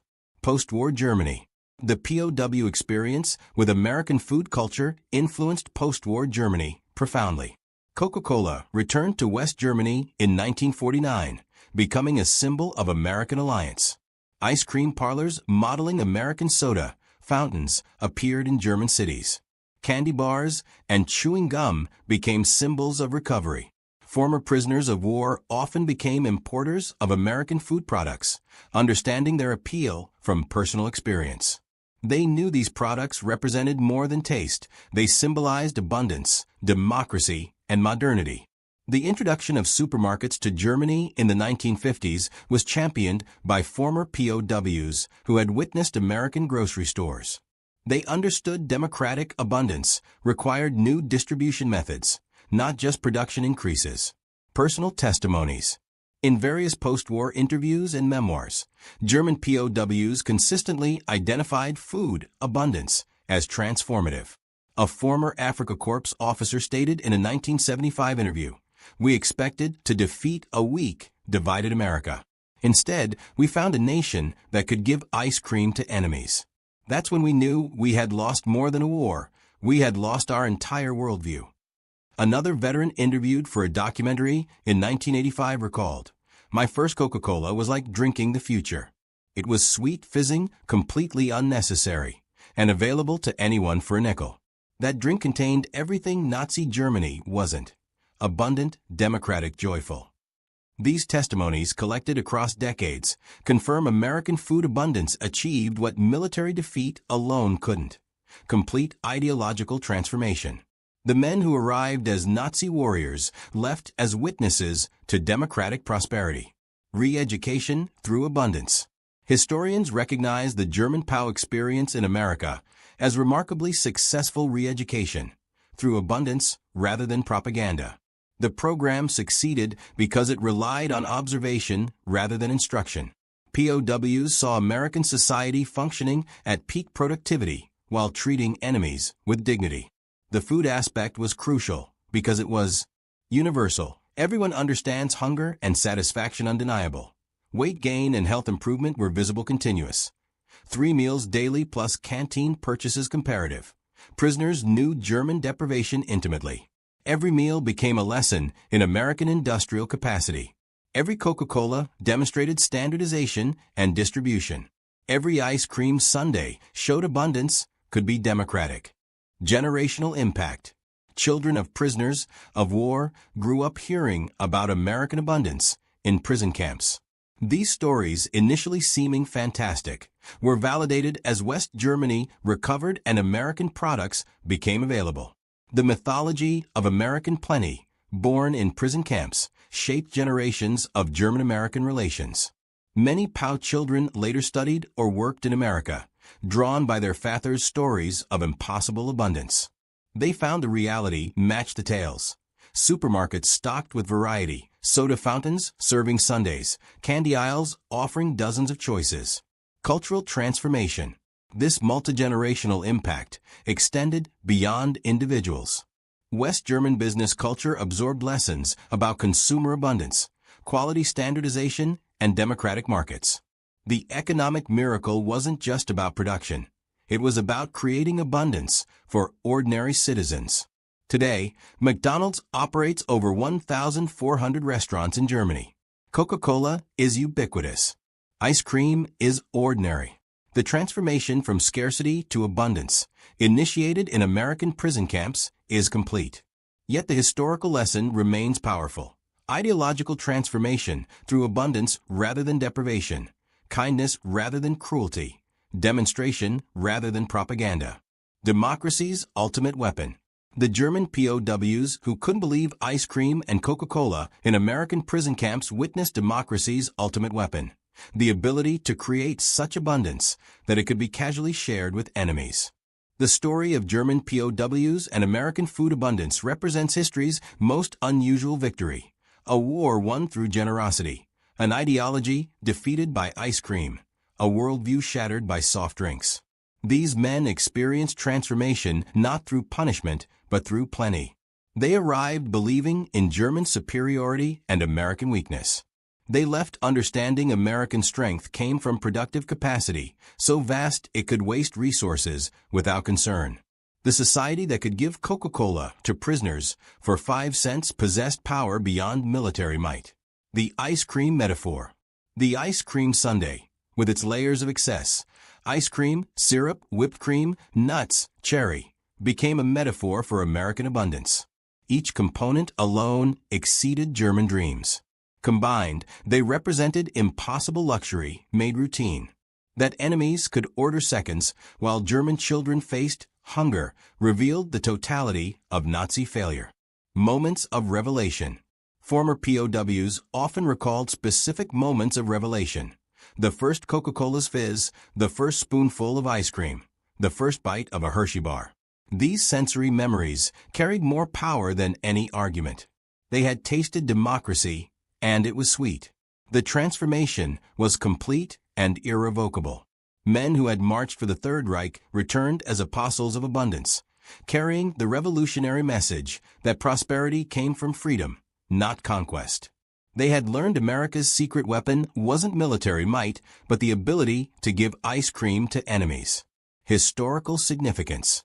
In the end, the bottles of Coca-Cola and dishes of ice cream served in American prison camps achieved what armies could only attempt: the complete transformation of enemy hearts and minds. The German POWs, who couldn't believe such abundance existed, became its greatest witnesses, carrying home the truth that democracy tasted like chocolate and freedom fizzed like carbonation. Universal lessons.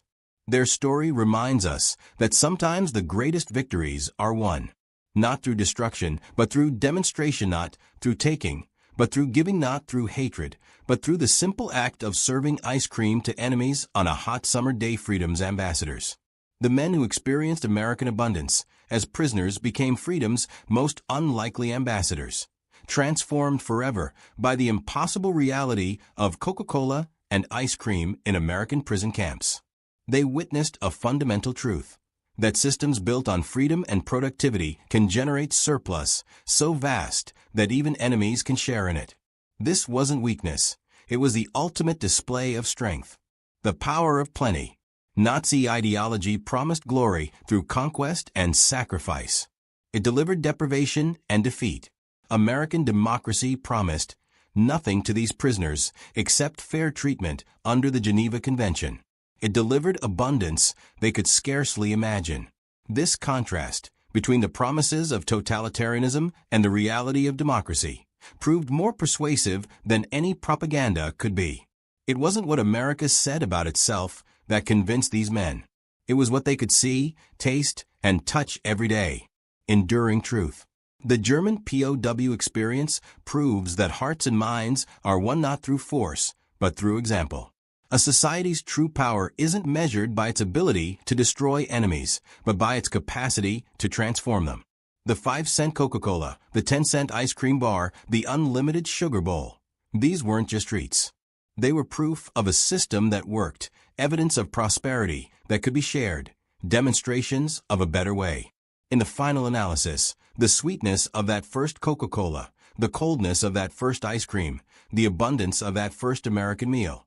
These simple experiences carried more transformative power than 1,000 speeches or 1,000,000 bullets. They proved that freedom works, that democracy delivers, and that abundance shared is stronger than scarcity hoarded. The prisoners who returned to Germany brought more than weight gain and Red Cross packages. They brought knowledge.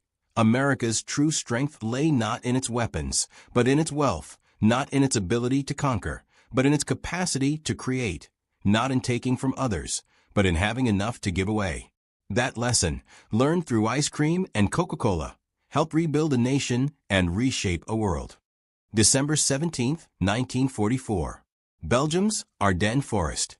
Oberstfreiter Hans Müller huddled in his frozen foxhole, scribbling words into his diary that would torment him for decades to come. The Americans aren't like the Russians. Their artillery is something entirely different. It's not about volume of fire, though that's terrible enough. It's the speed, the precision, the certainty that you have zero time to react. 1 second there's silence. The next, the world explodes. Through that morning's thick fog, Müller had witnessed something that demolished every belief German soldiers held about American military prowess. His battalion, part of the 6th SS Panzer Army, had just initiated Hitler's final Western gamble. They'd achieved total surprise against weakly defended American positions. Victory appeared inevitable. Then American artillery located them. What Müller couldn't know, what no German soldier pushing through those snow-blanketed forests could comprehend, was that they were colliding with the most lethal artillery system ever fielded in combat. A system so sophisticated, so devastating, and so perfectly coordinated that it would shatter Germany's last offensive and expose the true extent of American military dominance. The breakdown had started long before the Battle of the Bulge. Throughout 1943 and 1944, German veterans rotating from the Eastern Front to engage American forces in Italy, France, and the Low Countries brought assumptions forged in brutal combat against Soviet artillery. They'd mastered survival against Russian bombardments through bitter experience. The Soviets would fire ranging rounds, providing German troops valuable seconds to find shelter. Shells arrived in predictable sequences, permitting movement between salvos. Fire direction was typically sluggish, consuming 10 to 15 minutes from observation to shell impact. The Americans were different, horrifyingly different.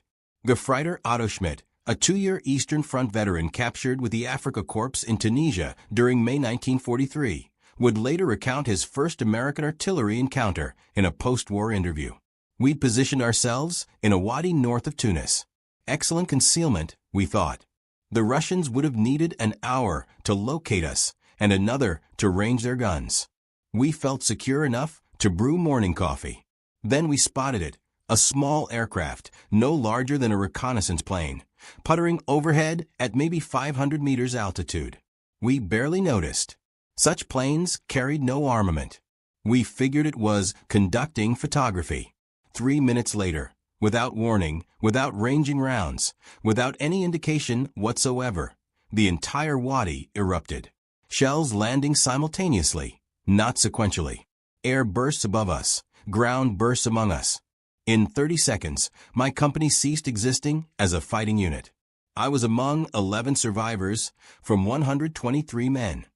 The aircraft Schmidt observed was an L-4 Grasshopper, the American forward observer's flying platform. These modest Piper Cubs would become the Wehrmacht's most dreaded aircraft. Not for weapons they carried, but for what followed their appearance. German soldiers learned a harsh lesson. When you saw a Grasshopper overhead, you had minutes, perhaps only seconds, before American artillery transformed your position into a slaughter zone. Lieutenant Friedrich Bauer, an artillery officer who directed counter-battery fire on the Eastern Front, documented his amazement in letters discovered decades later in German military archives. "I studied American artillery procedures from captured documents. Initially, I assumed these documents were deception, propaganda meant to intimidate. No artillery system could perform as described. The coordination required would be impossible. Then I witnessed it personally. Near Cannes, an American Grasshopper appeared. We tracked it, preparing to displace our guns per standard procedure. Before we could relocate, before we'd even calculated firing data for counter-battery fire, American shells were landing on our position. Not random fire, not area saturation, precise fire on each gun. They'd calculated firing solutions, coordinated multiple batteries at different ranges, and delivered simultaneous fire in less time than it took our own forward observers to radio map coordinates to our fire direction center." The secret to American artillery supremacy wasn't a single innovation. It was a comprehensive system integrating technology, training, and industrial capacity at levels Germany could never replicate. The foundation was the Fire Direction Center, a concept that revolutionized artillery employment. Where German artillery batteries calculated firing solutions individually, American batteries fed all data to a centralized FDC that could coordinate fire from dozens of batteries simultaneously. The FDC system relied on pre-computed firing tables. In offices throughout the United States, rooms filled with women-operated mechanical calculators, slide rules, and logarithm tables, computing firing solutions for every conceivable variable combination: wind speed and direction, temperature, humidity, barrel wear, propellant temperature, altitude differences between gun and target. These tables, printed in books compact enough to fit in a map case, enabled American fire direction officers to calculate precise firing solutions in minutes rather than hours. Hauptmann Werner Hoffmann, a mathematics professor conscripted into Wehrmacht artillery, examined captured American firing tables after the war. His analysis, preserved in German military records, revealed his shocked admiration. These tables represent years of computational labor, thousands of hours on mechanical calculators. They'd computed solutions for every variable we might encounter in the field. Our own firing tables were primitive by comparison, requiring extensive field calculations for each mission. The Americans had completed the mathematics in advance. In the field, they simply consulted the answer. But tables alone couldn't explain American artillery's devastating effectiveness. The true revolution was time on target, a firing technique so advanced that few nations possessed the capability to execute it.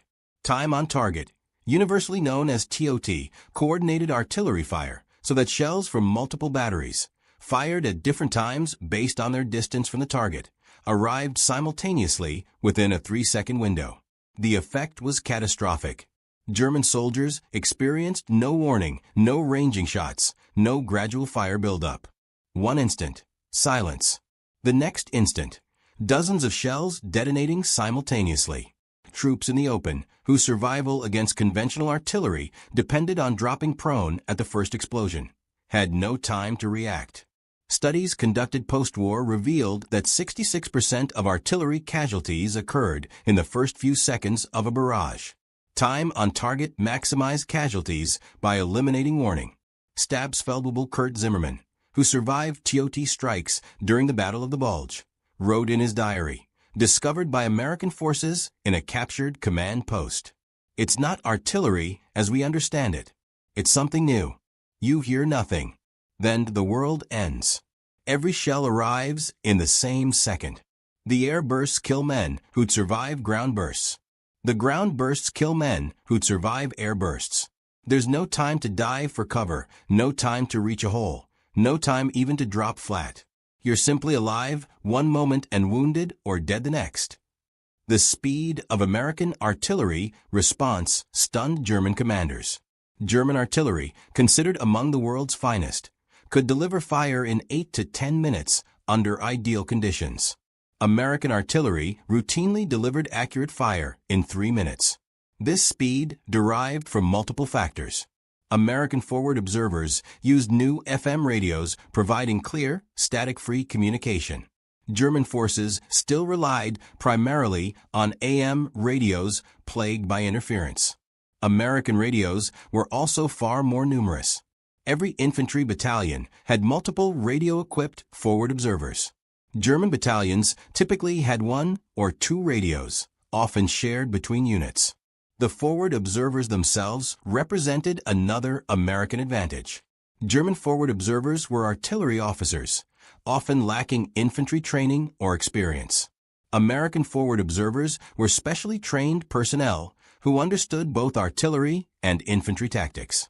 They moved with infantry units, lived with infantry soldiers, and coordinated fire as an integrated part of combined arms operations. Moreover, American artillery observers could call upon an entire corps artillery, not just their own battalion. The system allowed a single forward observer to coordinate fire from dozens of batteries within minutes.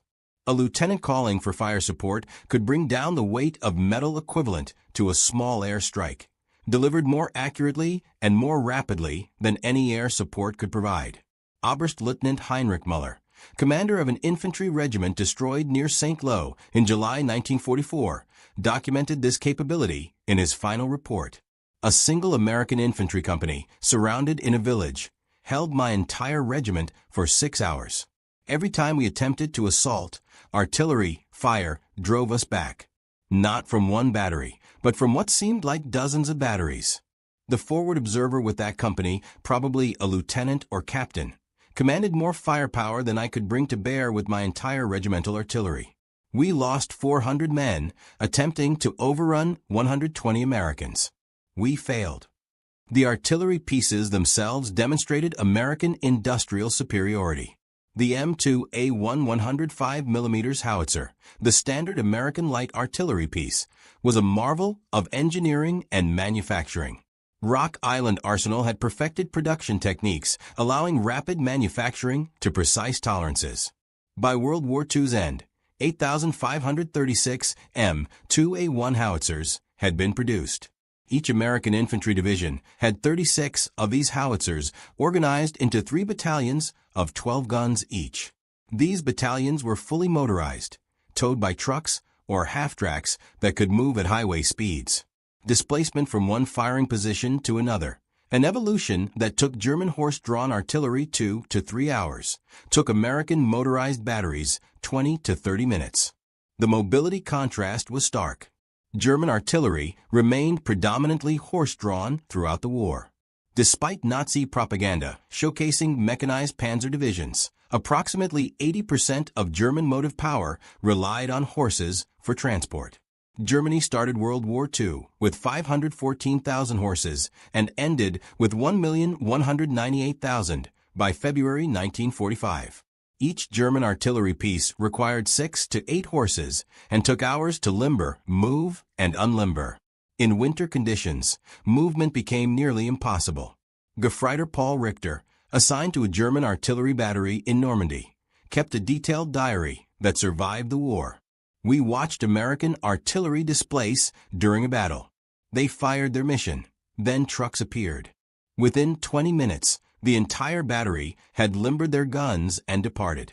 We required 2 hours minimum to perform the same evolution, and that assumed good weather and roads. In mud or under fire, we might need 4 hours. The Americans would set up at a new position and be ready to fire again before we'd finished moving. We were fighting a 19th century war with horses against an enemy fighting a 20th century war with trucks. The outcome was inevitable. American 155mm howitzers provided even more devastating fire support. Each division had 12 155mm howitzers in a separate battalion. These guns, firing 43 kilogram shells to ranges exceeding 14,000 meters, provided the division commander with a heavy punch capable of destroying fortifications that would survive smaller caliber fire. The 155mm was itself a triumph of engineering. Designed in the late 1930s and standardized in May 1941, it combined range, accuracy, and reliability. 10,300 were produced during the war. The gun could be towed at highway speeds by a truck or half-track, allowing rapid displacement. Rate of fire was 4 rounds per minute, though well-trained crews could briefly achieve 6 rounds per minute. But even these divisional assets paled beside the artillery available at Corps and Army level. American Corps artillery typically included battalions of 155mm guns, 8-inch howitzers, and even massive 240mm howitzers. These weapons, capable of destroying any fortification, could be called upon by forward observers at battalion level. The pyramiding of firepower meant a single rifle company could, within minutes, bring down fire from divisional, corps, and even Army artillery. German artillery, by contrast, was rigidly organized. Corps and Army artillery were separate commands, not available to support divisional operations without extensive coordination and approval through multiple headquarters. German infantry divisions had their own artillery, but calling fire from Corps artillery required routing requests through division to Corps, often taking hours for approval. By the time fire arrived, if it arrived at all, American mobile warfare had moved the front line. Lieutenant Joachim Weber, a forward observer who had requested Corps artillery support during the Normandy campaign, documented his frustration. I called for Corps artillery at 0915 hours. The enemy was massing tanks for an assault on our position. I provided exact coordinates, described the target, explained the tactical situation. At 1,330 hours, 4 hours later, I finally received fire. 3 salvos. By that time, the American tanks had completed their attack and withdrawn. Our position was overrun. I survived only by luck. The Corps artillery, which might have saved us, arrived too late to matter. The technical sophistication of American artillery extended to the ammunition itself. While Germany struggled with propellant shortages and inconsistent shell production, American industry delivered ammunition in seemingly unlimited quantities, manufactured to precise specifications, ensuring consistent performance. More significantly, the Americans deployed the variable time fuse, the VT fuse, a technological marvel that would prove decisive. The VT fuse, also called the proximity fuse, contained a miniature radar transmitter and receiver in the artillery shell's nose. The transmitter broadcast a radio signal. When the shell approached the ground or any object, the reflected signal triggered detonation. The result was a shell that exploded at optimal height for maximum lethality, typically 10 to 20 meters above the ground. The VT fuse transformed artillery effectiveness. Conventional time fuses required calculating the precise time to target, then setting the fuse accordingly. Wind, temperature, barrel wear all affected shell flight time. Even small errors meant shells exploding too high or burying themselves in the ground before detonation. The VT fuse eliminated these variables, guaranteeing optimal air burst regardless of conditions. The VT fuse had first been used in combat by the USS Helena on January 5, 1943, shooting down a Japanese dive bomber off Guadalcanal with only 2 to 3 salvos. Throughout 1943 and 1944, VT fuses proved devastatingly effective in naval anti-aircraft operations and against V-1 flying bombs over England. However, concerns about the technology falling into German hands prevented its use in ground artillery over Europe. General Dwight Eisenhower personally requested permission to employ VT fuses during the Battle of the Bulge, arguing that their effectiveness justified the security risk. The Pentagon initially refused, but Eisenhower protested vehemently. Formal authorization came on December 19 to 21, 1944, shortly after the German offensive began. This marked the first use of VT fuses against ground troops in the European theater. The decision proved correct. VT fuse shells devastated German formations caught in the open during the Ardennes offensive. Naval anti-aircraft tests had shown VT fuses were 3 to 4 times more effective than conventional fuses against V-1 flying bombs. VT fuses destroyed 79% of all incoming targets. The lethal fragment area was 3,000 square feet versus 60 square feet for conventional fuses. Some estimates suggested VT fuses increased artillery effectiveness by 200 to 700%. Troops who had learned to survive conventional artillery by seeking any depression in the ground discovered that VT fuses negated such cover. The shells exploded above them, showering downward with deadly fragments that struck men prone in shallow holes. Oberstfreiter Hans Muller, whose diary opened this account, survived a VT fuse barrage and recorded his experience. "We had learned on the Eastern Front to go flat at the first explosion. Even shallow depressions offered protection from fragments traveling horizontally. But these shells, these demon shells as we call them, exploded above us.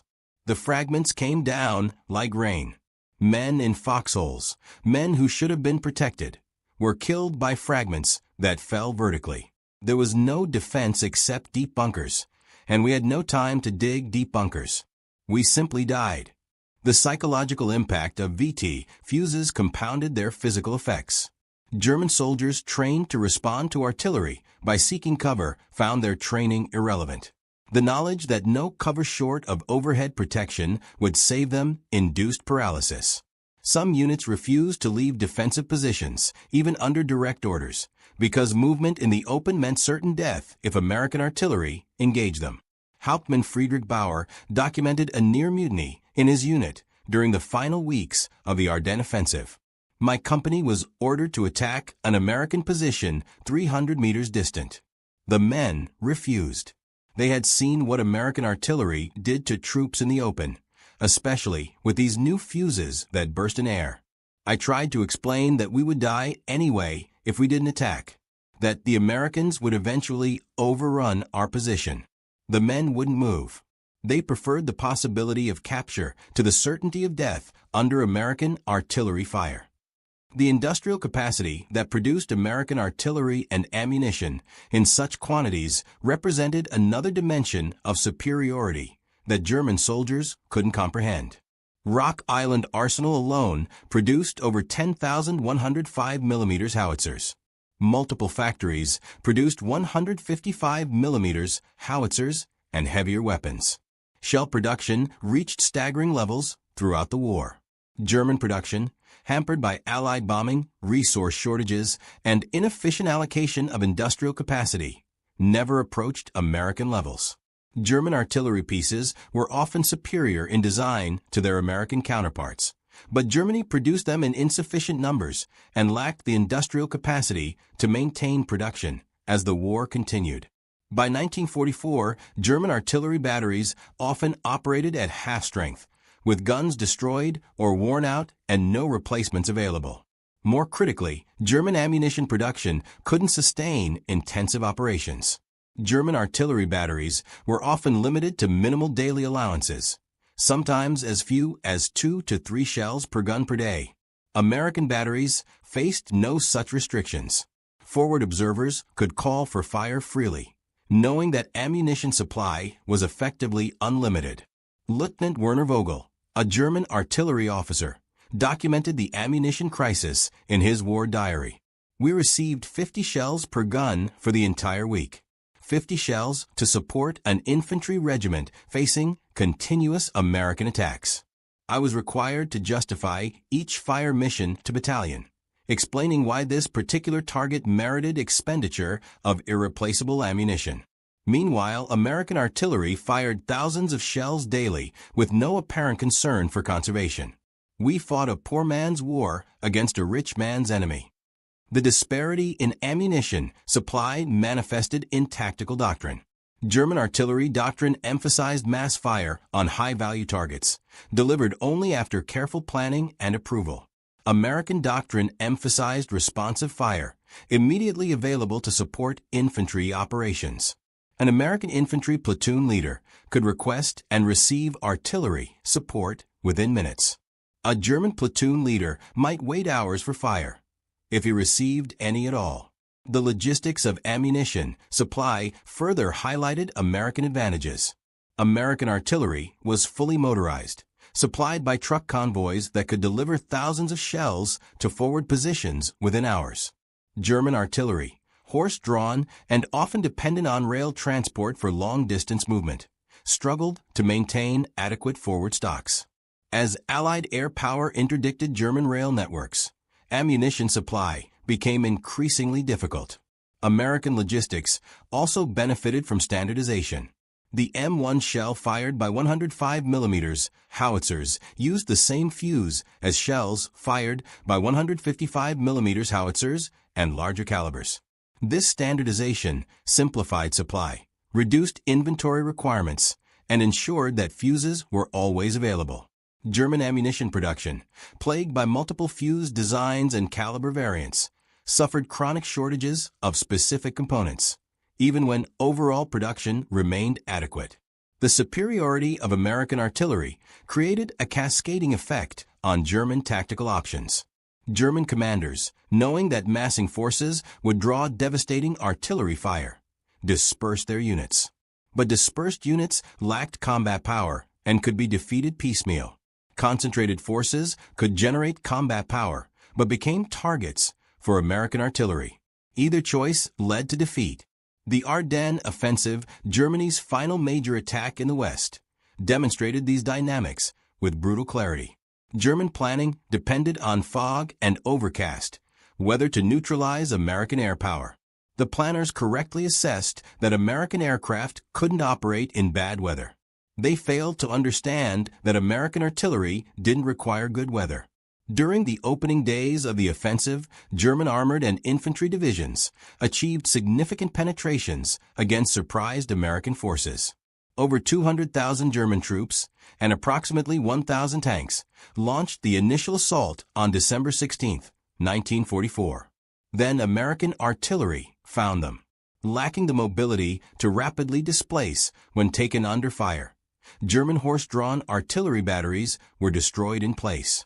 Lacking the ammunition reserves to engage in sustained counter-battery fire, German guns fell silent while American guns continued to fire. Stabsfeldwebel Kurt Zimmermann, whose diary provides extensive detail on German artillery operations during the Bulge, recorded the disparity. Our battery was located in woods south of St. Vith. We had 50 shells per gun, our entire allocation for the operation. We fired a mission in support of our infantry. Within 10 minutes, American counter-battery fire destroyed 3 of our 6 guns and killed most of the horses. We attempted to displace the remaining guns, but lacked horses to move them. We abandoned the guns and withdrew on foot. This was the pattern across the entire front. Our artillery was silenced, while American artillery continued to fire without pause. At Bastogne, American artillery ammunition was actually restricted to only 10 rounds per gun per day on December 22nd due to shortages. Despite this constraint, American artillery proved decisive in breaking German attacks around the surrounded town. When the weather cleared after Christmas, supply resumed and American artillery fire intensified dramatically. During the entire Bulge campaign, 4,155 American guns fired 1,255,000 artillery rounds. German units that had penetrated 50 kilometers into American lines found themselves trapped, surrounded by American forces that could call upon unlimited artillery support once resupply resumed. Oberstleutnant Heinrich Müller, whose regiment had been destroyed at St. Lo 6 months earlier, commanded a replacement regiment during the Bulge. His final report, written in a prisoner-of-war camp after his capture in January 1945, provides a stark assessment. We were defeated by American artillery before we were defeated by American infantry or armor. Every movement we made was observed by their aircraft and engaged by their artillery. Every concentration of forces was broken up by artillery fire before we could attack. Every defensive position was smashed by artillery before their infantry assaulted. We couldn't move, couldn't mass, couldn't defend. We simply absorbed artillery fire until we ceased to exist as an effective force. The offensive, planned to drive through to Antwerp and split Allied armies, stalled after less than a week, broken primarily by American artillery. Units that began the offensive at full strength ended it with 30 to 40% casualties, with artillery fire accounting for the majority of losses. The lessons learned by German soldiers who survived American artillery came too late to change the war's outcome. Those captured and sent to prisoner-of-war camps in the United States discovered that the artillery system that had destroyed their units represented just one aspect of American military capability. The industrial capacity that produced tens of thousands of artillery pieces and millions of shells was the same capacity producing tanks, aircraft, trucks, and every other implement of war in quantities that dwarfed German production. Gefreiter Otto Schmidt, captured in Tunisia and held at a camp in Texas, wrote in a letter that passed American censors, "I have seen American industry. I have watched trains carrying artillery pieces, hundreds of them, moving toward ports for shipment overseas. I have seen factories producing shells by the thousands. The Americans defeated us not through superior tactics or superior soldiers, though their tactics were good and their soldiers brave. They defeated us through sheer industrial might. They could afford to fire 100 shells where we fired one. They could afford to lose equipment and replace it within days. We couldn't match this, could never match this, no matter how long we fought." The German prisoners of war who witnessed American artillery training exercises in the United States saw firsthand the professionalism and preparation that made the system so effective. American artillery crews trained constantly, practicing the coordination and communication that allowed time on target missions. Forward observers worked closely with infantry units, practicing the integration that made American combined arms operations so effective. Lieutenant Friedrich Bauer, the artillery officer captured in Italy, attended lectures at a prisoner-of-war camp where American artillery officers explained their methods. His notes, preserved in German archives, reveal his professional admiration. They have systematized everything we did by individual skill and initiative. Where we depended on talented artillery officers computing firing solutions through experience and calculation, they created tables that allow average officers to achieve the same results. Where we depended on good radio operators maintaining communication under difficult conditions, they produced radios so reliable that even minimally trained operators could maintain contact. They have taken the art of artillery and transformed it into an industrial process, repeatable and scalable. This is the secret of their success. The transformation of German prisoners extended beyond technical appreciation. Many realized that German propaganda about American military weakness had been completely false. The Americans they encountered, both as enemies on the battlefield and as captors in prison camps, demonstrated professional competence, industrial capability, and organizational skill that exceeded German capabilities in nearly every dimension. Oberstleutnant Hans Müller, whose diary chronicled his experiences in the Ardennes, was captured during the collapse of the German offensive. His later diary entries, written in a prisoner-of-war camp, reflect a complete reversal of his earlier beliefs. We were told the Americans were inferior soldiers, that they lacked fighting spirit, that they depended on material superiority because they lacked the skill and courage of German soldiers. These were lies. American soldiers fought with courage and skill, but they also fought with overwhelming material advantages that German courage and skill couldn't overcome. Most significantly, they fought with an artillery system so advanced that we had no effective counter. This, more than any other factor, defeated us.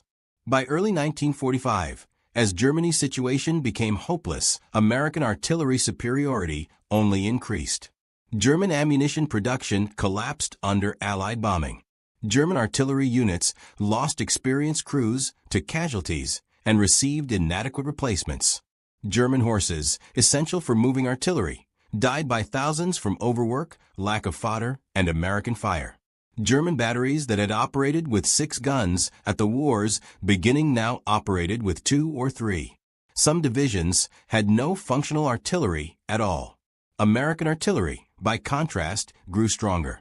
Production continued to accelerate even as the war in Europe approached its end. American factories produced more artillery pieces in 1944 than in any previous year. Ammunition production reached levels that allowed American forces to fire without restriction. New technologies, including improved fire direction computers and better radios, enhanced effectiveness further.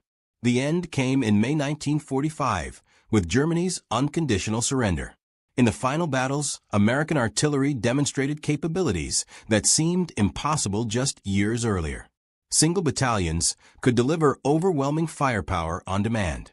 Multiple corps artillery could coordinate fire on area targets, saturating entire map grid squares with shells.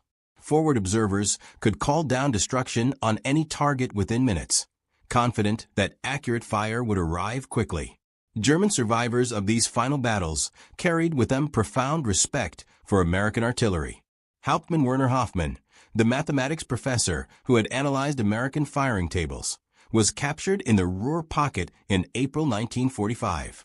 His final military report, written for American intelligence officers, provided professional analysis of American artillery effectiveness. The American artillery system represents the culmination of industrial-age warfare. They have applied industrial methods, mass production, standardization, and systematic training to create a weapon system of unprecedented effectiveness. Individual German artillery pieces may be superior in design. Individual German artillery officers may match American skill.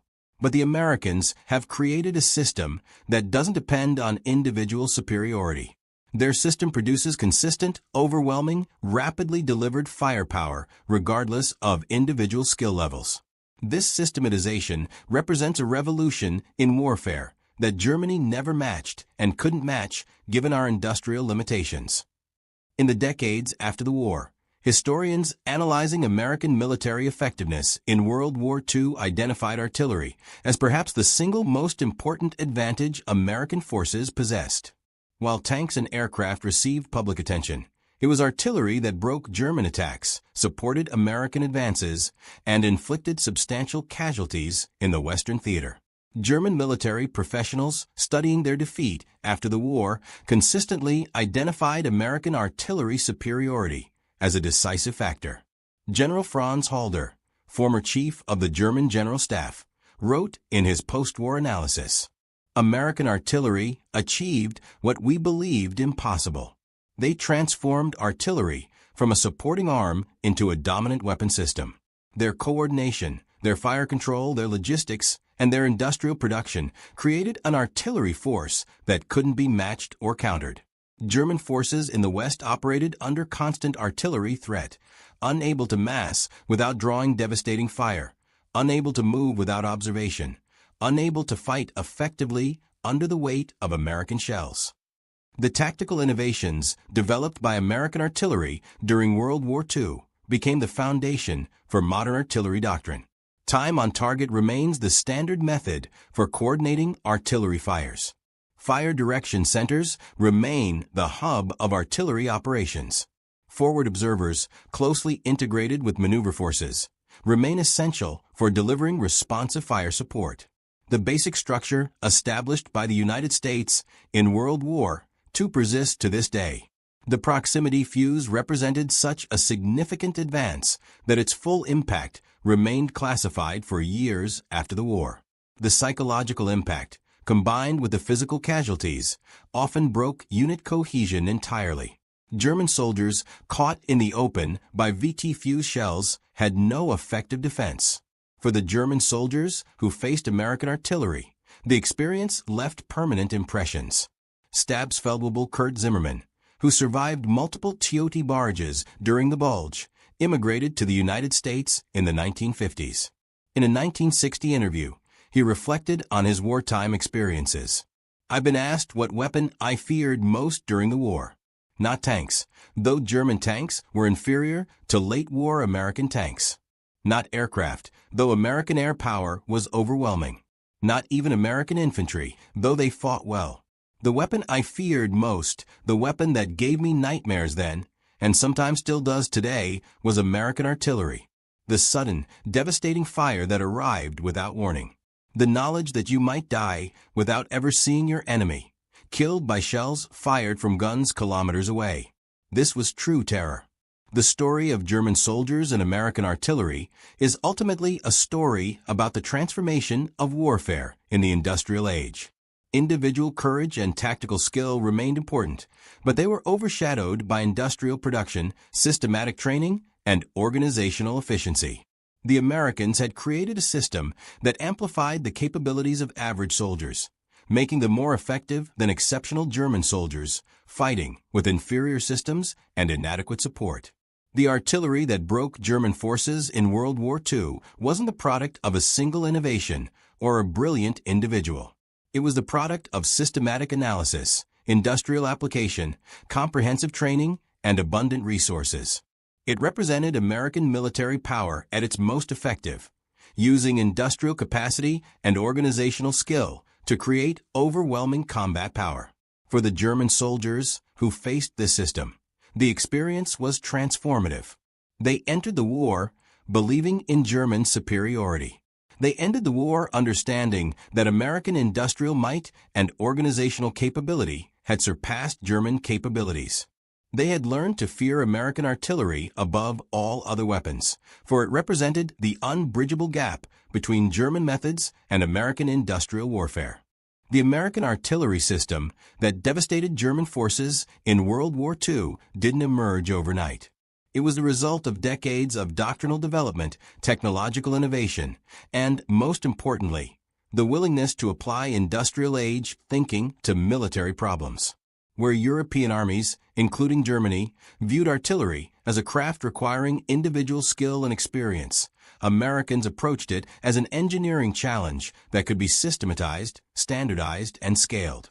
This fundamental difference in philosophy explains why American artillery proved so superior despite German artillery pieces often being technically excellent designs. The Germans had better individual components, but an inferior system. The Americans had an integrated system that functioned flawlessly under the pressures of combat. The lessons learned extended far beyond artillery. American success in World War II demonstrated that modern warfare favored nations that could integrate technology, industrial production, and systematic training into cohesive combat systems. Individual heroism and tactical brilliance still mattered, but they mattered less than they had in previous wars. The German prisoners who witnessed American artillery in action, both on the battlefield and in training exercises in the United States, understood this transformation. They recognized that warfare had fundamentally changed, and that Germany's emphasis on individual excellence and tactical virtuosity couldn't overcome American systematic superiority. This realization extended to other aspects of American military power. German soldiers noted that American infantry squads had more automatic weapons than German squads. American tank battalions had dedicated recovery vehicles that could retrieve damaged tanks under fire. American supply systems delivered spare parts and replacement equipment with remarkable speed. Every aspect of American military organization reflected the same philosophy that governed their artillery: systematize, standardize, and scale. The psychological impact on German soldiers was profound. Veterans who had fought against Soviet forces on the Eastern Front consistently reported that American artillery was more feared than Russian artillery, despite the Soviets having more guns and firing more shells. The difference wasn't quantity, it was precision, speed, and the certainty that American artillery could find you anywhere, anytime, and destroy you before you could react. This psychological dominance had strategic implications. German units facing American forces often showed less fighting spirit than those facing Soviet forces. The knowledge that any concentration of troops would draw instant, devastating artillery fire discouraged aggressive action and encouraged surrender. Post-war interviews with German prisoners revealed that many considered capture by Americans preferable to continued combat under American artillery fire. The certainty of death under American shells outweighed the uncertainty of captivity. The industrial capacity that produced American artillery superiority continued to shape post-war military development. The United States maintained its emphasis on firepower, precision, and systematic integration of technology. Modern American artillery, while far more advanced technologically, still operates on the same fundamental principles established in World War II. Fire direction centers coordinate fires from multiple units. Forward observers, now with digital communications and GPS-guided munitions, still provide the eyes that direct artillery fire. Time on target remains a standard firing technique, now executed with computer precision rather than mechanical firing tables. The proximity fuse evolved into modern proximity sensors used in everything from anti-aircraft missiles to smart cluster munitions. The principle of using technology to guarantee optimal detonation regardless of conditions remains fundamental to modern munitions design. For Germany, the lessons of artillery defeat were absorbed into post-war Bundeswehr doctrine. Modern German artillery emphasizes mobility, rapid fire direction, and integration with other combat arms. All lessons learned from facing American artillery in World War II. The veterans who survived American artillery never forgot the experience. Their memoirs, diaries, and interviews consistently emphasize the helplessness they felt under American bombardment. The inability to fight back, the lack of warning, the certainty of death. These themes appear repeatedly in German accounts. Some German veterans expressed respect bordering on admiration for American artillery. They recognized the skill and sophistication required to create such an effective system. Others expressed bitterness at facing an enemy whose material superiority made German courage and skill irrelevant. All expressed relief that they survived. The story of American artillery in World War II stands as testament to what systematic thinking, industrial capacity, and comprehensive training can achieve.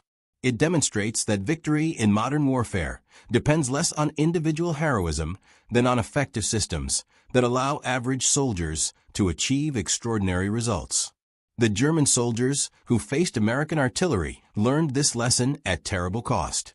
Their experiences, preserved in diaries, letters, and post-war interviews, provide invaluable insight into the transformation of warfare in the industrial age.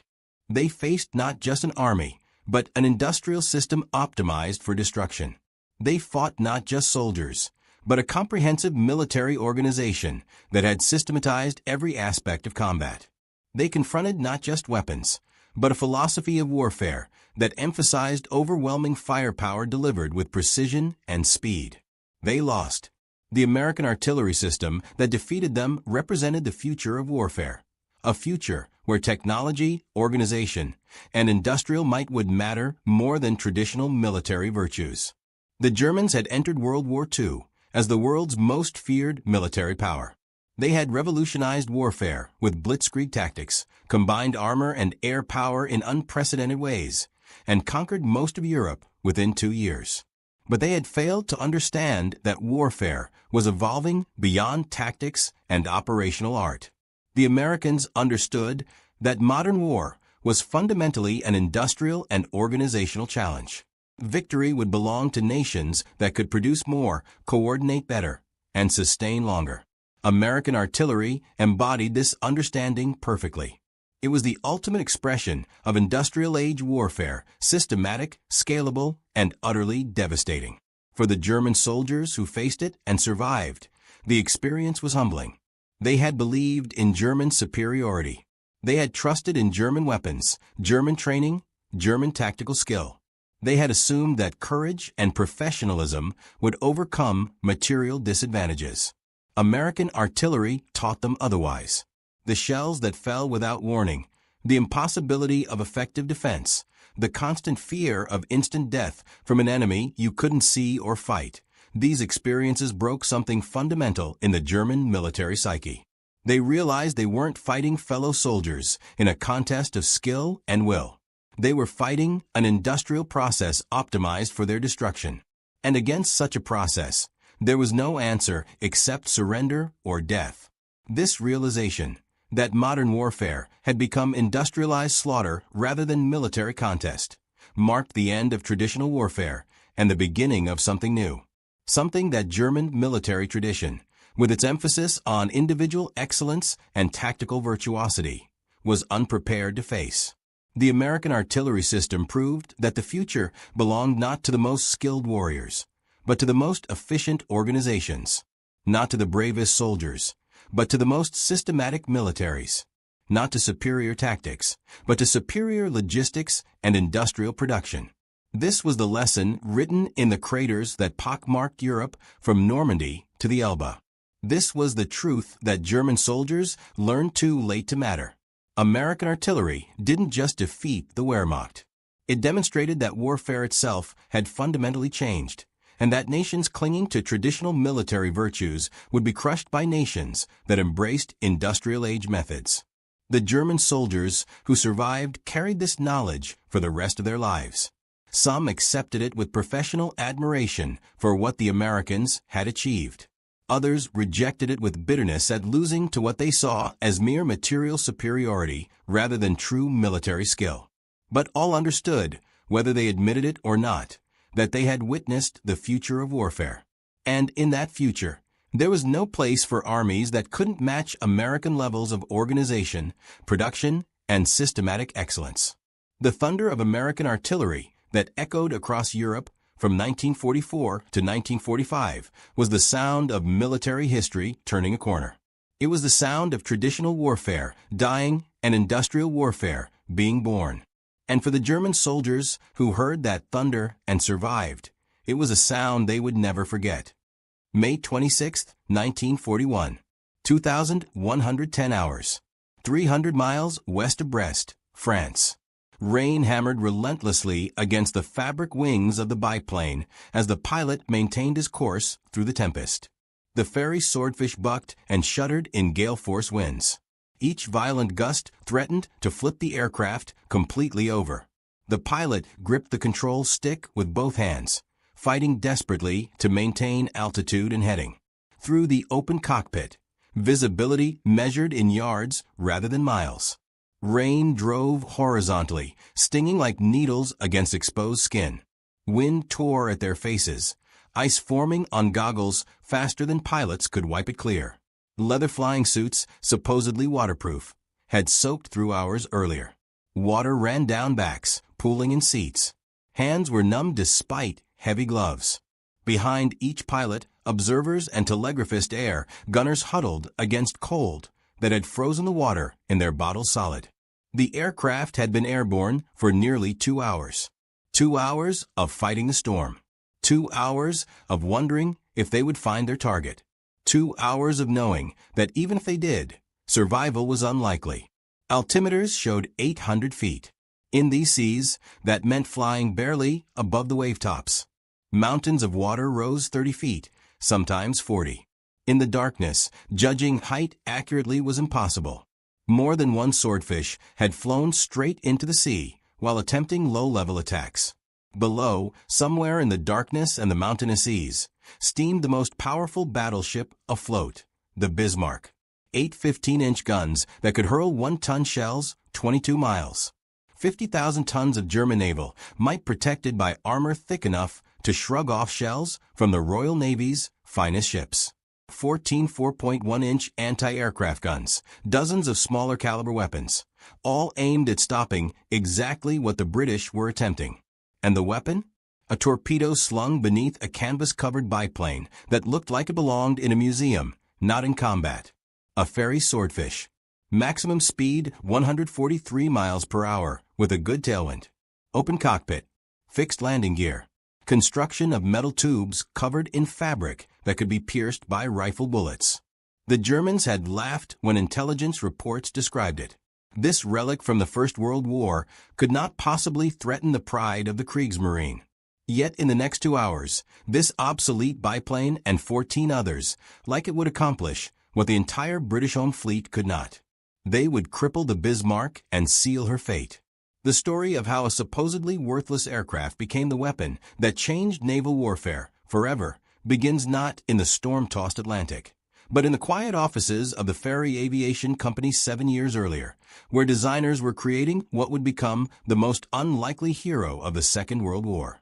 Hayes, West London. The drawing boards at Fairey Aviation Company held blueprints for an aircraft that already looked outdated the day it was designed. The Fairey Aviation Company had earned its reputation building naval aircraft since 1915. Founder Charles Richard Fairey had established the company during the First World War.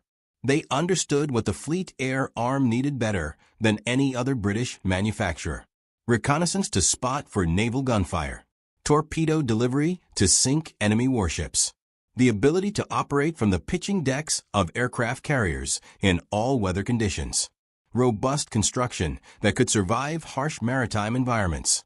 Simple maintenance that could be performed by ship crews with limited facilities. The company designation read TSR-2, standing for Torpedo Spotter Reconnaissance. The proposed design featured a biplane configuration powered by a single Bristol Pegasus 3M.3 radial engine, producing 690 horsepower. 2 wings stacked above each other, braced with wires and struts like aircraft from the previous war. An open cockpit where crew would face the elements at altitude. Winter patrols over the North Atlantic meant temperatures dropping to minus 20 degrees Celsius. Summer operations in the Mediterranean brought scorching heat. The crew would experience both extremes. Fixed landing gear that created drag and reduced speed. But the fixed gear simplified carrier operations enormously. No hydraulic systems to fail. No complex mechanisms to jam at critical moments. The wheels were always down, always ready for landing. The whole structure built from steel tubing covered with fabric, dope tight and painted, like aircraft from the First World War. Modern fighters featured all-metal construction with stress skin. Monoplanes with retractable landing gear and enclosed cockpits. The comparison seemed damning. Critics in the Air Ministry questioned whether Britain should be building obsolete aircraft. Some argued for canceling the program entirely and waiting for more modern designs. At a time when sleek monoplanes were becoming standard worldwide, the Fairey Design Committee chose the biplane deliberately. This was not ignorance or conservatism. It was calculated engineering. Naval aviation demanded different priorities than land-based aircraft. Carrier operations dictated design choices that seemed backward to those unfamiliar with the constraints. Aircraft carriers in the 1930s had short flight decks. HMS Ark Royal, completed in 1938, had a deck only 720 feet long. Modern jet carriers have decks over 1,000 feet long. The Swordfish had to take off and land in less than half that distance, on a deck that pitched and rolled in heavy seas. Carrier operations demanded slow landing speeds and short takeoff runs. The biplane's large wing area provided exactly that. The Swordfish could land at 67 miles per hour. Modern carrier aircraft land at over 120 miles per hour. The difference meant the Swordfish could operate in sea conditions that would ground faster aircraft. The open cockpit, though uncomfortable, gave the observer unobstructed views for reconnaissance. Naval reconnaissance meant hours of searching vast expanses of ocean for enemy ships. The observer needed to see in all directions without obstruction. An enclosed cockpit with windows would create blind spots and reflections. The open cockpit was miserable in bad weather, but far more effective for the mission. The fixed landing gear simplified maintenance aboard ships, where every tool and spare part had to be carried.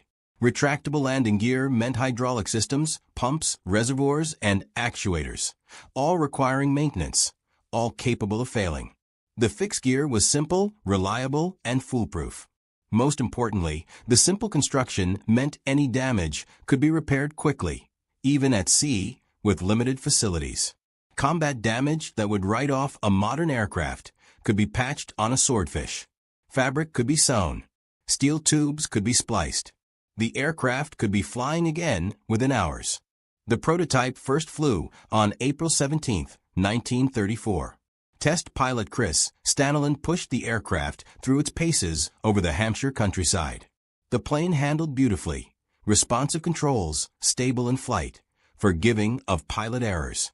It could lift a torpedo weighing over 1,600 pounds, yet still operate from short carrier decks. By 1935, the Air Ministry placed orders. The aircraft received its operational name, Swordfish. 68 aircraft were contracted initially. Production began at Ferry's Hayes factory in early 1936. The first operational aircraft joined the Fleet Air Arm in July 1936, with 825 Naval Air Squadron aboard HMS Glorious.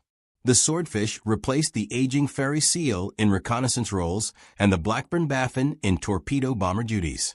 Pilots who flew it immediately recognized its qualities. The aircraft was utterly reliable.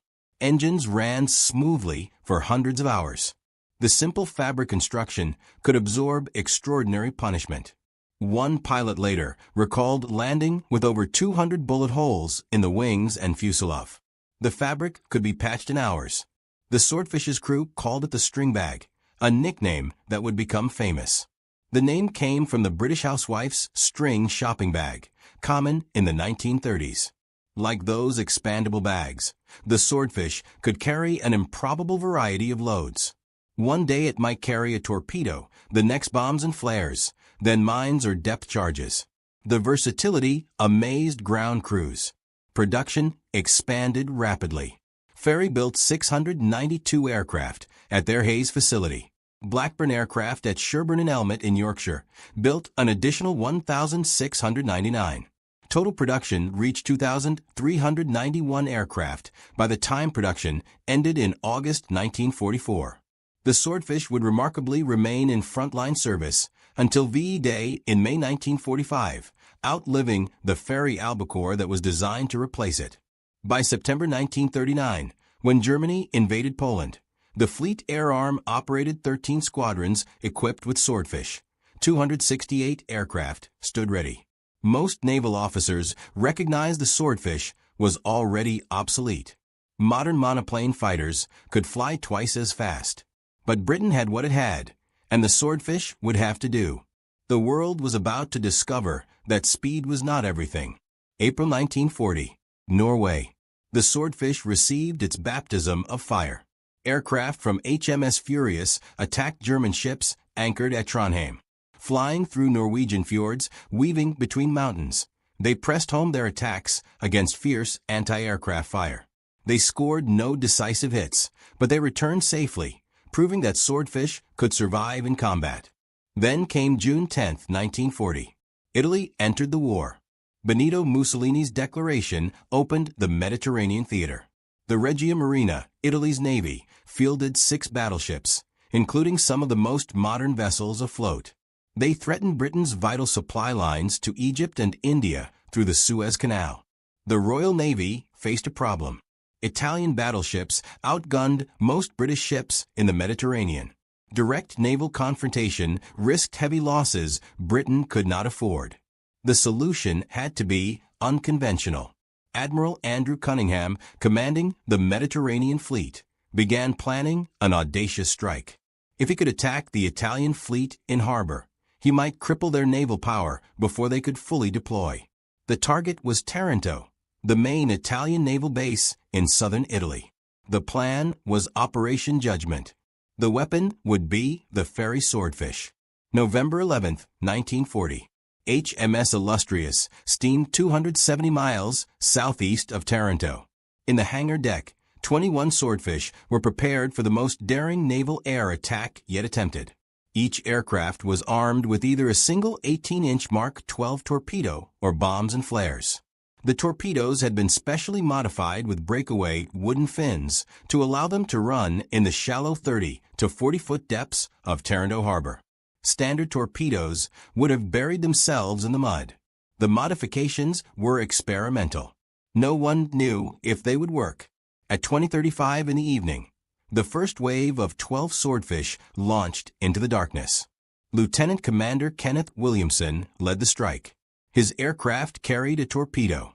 Behind him came 5 more torpedo bombers and 6 aircraft loaded with bombs and flares. The flare droppers would illuminate the target. The bombers would suppress anti-aircraft defenses. The torpedo bombers would make the killing strikes. At 21:15, the second wave of 9 swordfish launched. Lieutenant Commander John Hale led this group. 8 aircraft carried torpedoes. 1 turned back shortly after launch when its auxiliary fuel tank detached. 20 aircraft actually attacked Taranto that night, not 21. The flight took 90 minutes. The crews flew at 8,000 feet, navigating by stars and dead reckoning over the dark Mediterranean. Each observer hunched over his navigation table, calculating drift and ground speed. The pilots held steady courses, trusting their observers completely. 1 degree of error would mean missing the target entirely in the darkness over featureless ocean. Radio silence was absolute. Detection would mean failure. As they approached Taranto, they could see the harbor clearly despite the darkness. The Italians had obligingly left lights burning throughout the base and the surrounding city. Security concerns about spies evidently outweighed concerns about air attack. The Italian Navy did not believe the British would attempt a torpedo attack on a fortified harbor. Previous analysis suggested the water was too shallow for aerial torpedoes. The Italians were wrong on both counts. Barrage balloons floated above the harbor to deter low-level attacks, but only 27 were deployed instead of the planned 87. Strong winds that day had grounded most of them. The gaps in the balloon barrage gave the swordfish clear approach paths they should not have had. Luck was favoring the attackers. The first wave arrived at 23:07. The flare droppers, flying high, released their magnesium flares. The parachute flares drifted down slowly, burning with intense white light. Night turned to day. Every ship in the harbor was suddenly visible in stark relief. The Italians were caught completely by surprise. Air raid sirens began wailing. Searchlights stabbed into the sky. And then the guns opened fire. The harbor erupted with anti-aircraft fire. Land batteries fired 13,489 shells during the attack. Ships added thousands more. The sky filled with tracers, explosive shells, and shrapnel. Red, white, and green tracers arced upward. Heavy shells burst in black puffs. The noise was deafening. The defending gunners had never faced an actual attack before. They had drilled, but drill is not combat. Their fire was intense, but not always accurate. They were shooting at slow-moving biplanes that jinked and turned unpredictably. The swordfish pressed their attacks through the storm of fire. Williamson dove his aircraft toward the battleship Conte di Cavour. At 30 feet altitude and 200 yards range, he released his torpedo. The torpedo ran true, striking the ship below the waterline. The explosion tore a massive hole in the hull. Conte di Cavour settled onto the harbor bottom, partially sunk. Williamson's aircraft was hit by anti-aircraft fire. He and his observer, Lieutenant Norman Scarlett, survived the crash and were captured. Lieutenant Neil Kemp attacked the new battleship Littorio. His torpedo struck home. Then Lieutenant Charles Lamb made his run on Littorio. Another hit. The battleship was taking water fast. The second wave arrived shortly after midnight. More flares lit the harbor. More anti-aircraft fire filled the sky. Lieutenant Gerald Bailey dove toward a cruiser. His aircraft was hit and crashed in flames. Bailey and his observer, Lieutenant Henry Slaughter, were killed. But the other torpedo bombers pressed their attacks. Littorio took a third torpedo hit. The battleship Caio Duilio was struck by one torpedo and began listing. By 02:39 in the morning, it was over. 20 swordfish had attacked the main base of the Italian battle fleet. 2 aircraft were shot down. 2 men killed. 2 captured. For casualties from 20 attacking aircraft, against the entire defensive firepower of a major naval base, represented extraordinary results. Some called it luck. The Italian defenses had been less effective than they should have been. The barrage balloon gaps helped. The Italian gunners were firing at night against difficult targets. But luck only explains so much.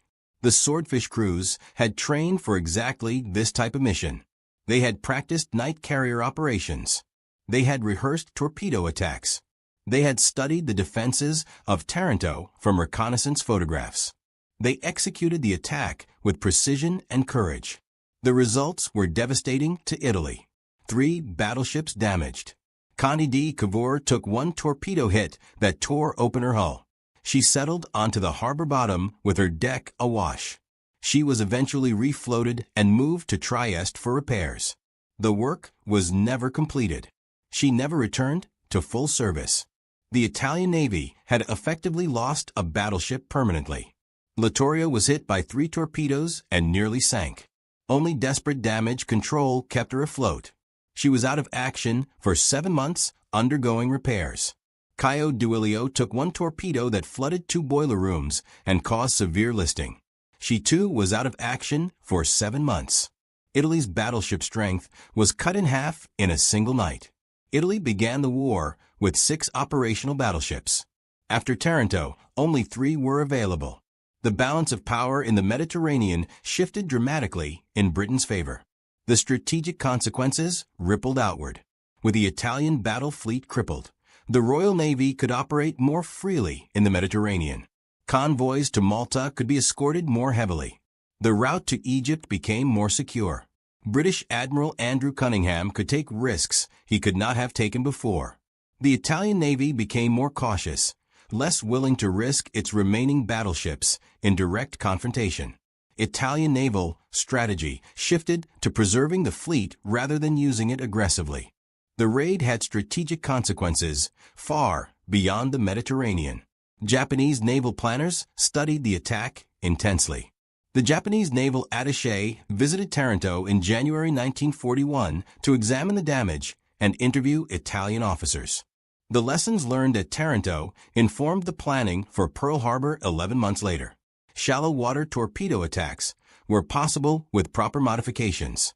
Battleships in harbor were vulnerable to air attack. A bold carrier strike could cripple an enemy fleet before it could respond. All these lessons from Taranto appeared at Pearl Harbor. The Taranto raid proved that aerial torpedoes could devastate capital ships in harbor. It validated carrier aviation as a decisive offensive weapon, and it demonstrated that the obsolete-looking swordfish in the hands of skilled crews could accomplish what seemed impossible. But Taranto was merely the beginning. 6 months later, the swordfish would face an even greater challenge. May 1941, the Bismarck sortied into the Atlantic. The newest and most powerful battleship in the German fleet displaced 50,300 tons fully loaded. 8 15-inch guns in 4 twin turrets. 12.6-inch armor belt. Maximum speed of 31 knots. The ship was designed to break out into the Atlantic shipping lanes and wreak havoc on the convoys supplying Britain. The Royal Navy deployed everything available to stop her. May 24, 1941. The Denmark Strait between Iceland and Greenland. HMS Hood, pride of the Royal Navy, engaged Bismarck. Hood was the largest warship afloat. 42,000 tons, 15-inch guns, famous throughout the world. The battle lasted 15 minutes. Bismarck's fifth salvo struck Hood. A 15-inch shell penetrated the thin deck armor and detonated in the aft magazine. 112 tons of cordite propellant exploded. The ship's back broke. Hood sank in less than 3 minutes. 1,418 men were aboard. 3 survived. Ordinary signalman Ted Briggs, able seaman Robert Tilburn, and midshipman William Dundas. The shock rippled through the Royal Navy and across Britain. Hood was invincible, or so people believed. She was the largest warship in the world, a symbol of British naval supremacy. Children knew her name. Her image appeared on postcards and cigarette cards. She had represented British power around the world between the wars, visiting ports on every continent. The public believed nothing could sink Hood. Bismarck had destroyed her in minutes. The psychological impact was immense. If Hood could be sunk, what was safe? Now the German battleship was loose in the Atlantic with the speed and firepower to devastate convoy routes. Britain depended completely on Atlantic convoys.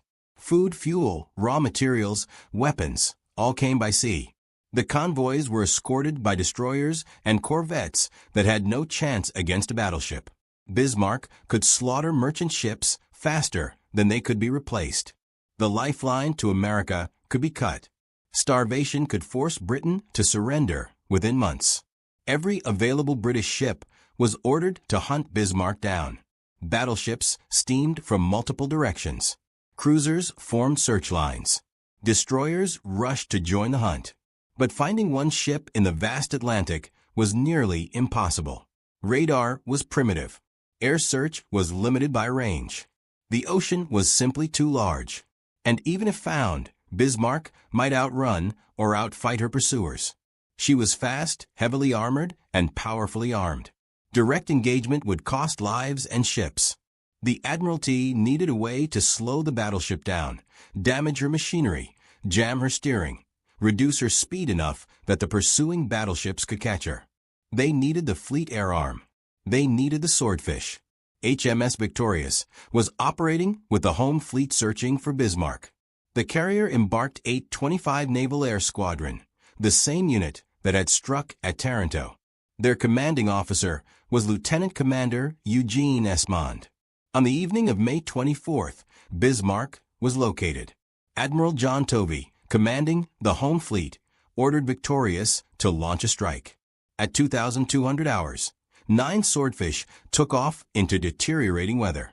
Esmond led the formation. The target was 120 miles away.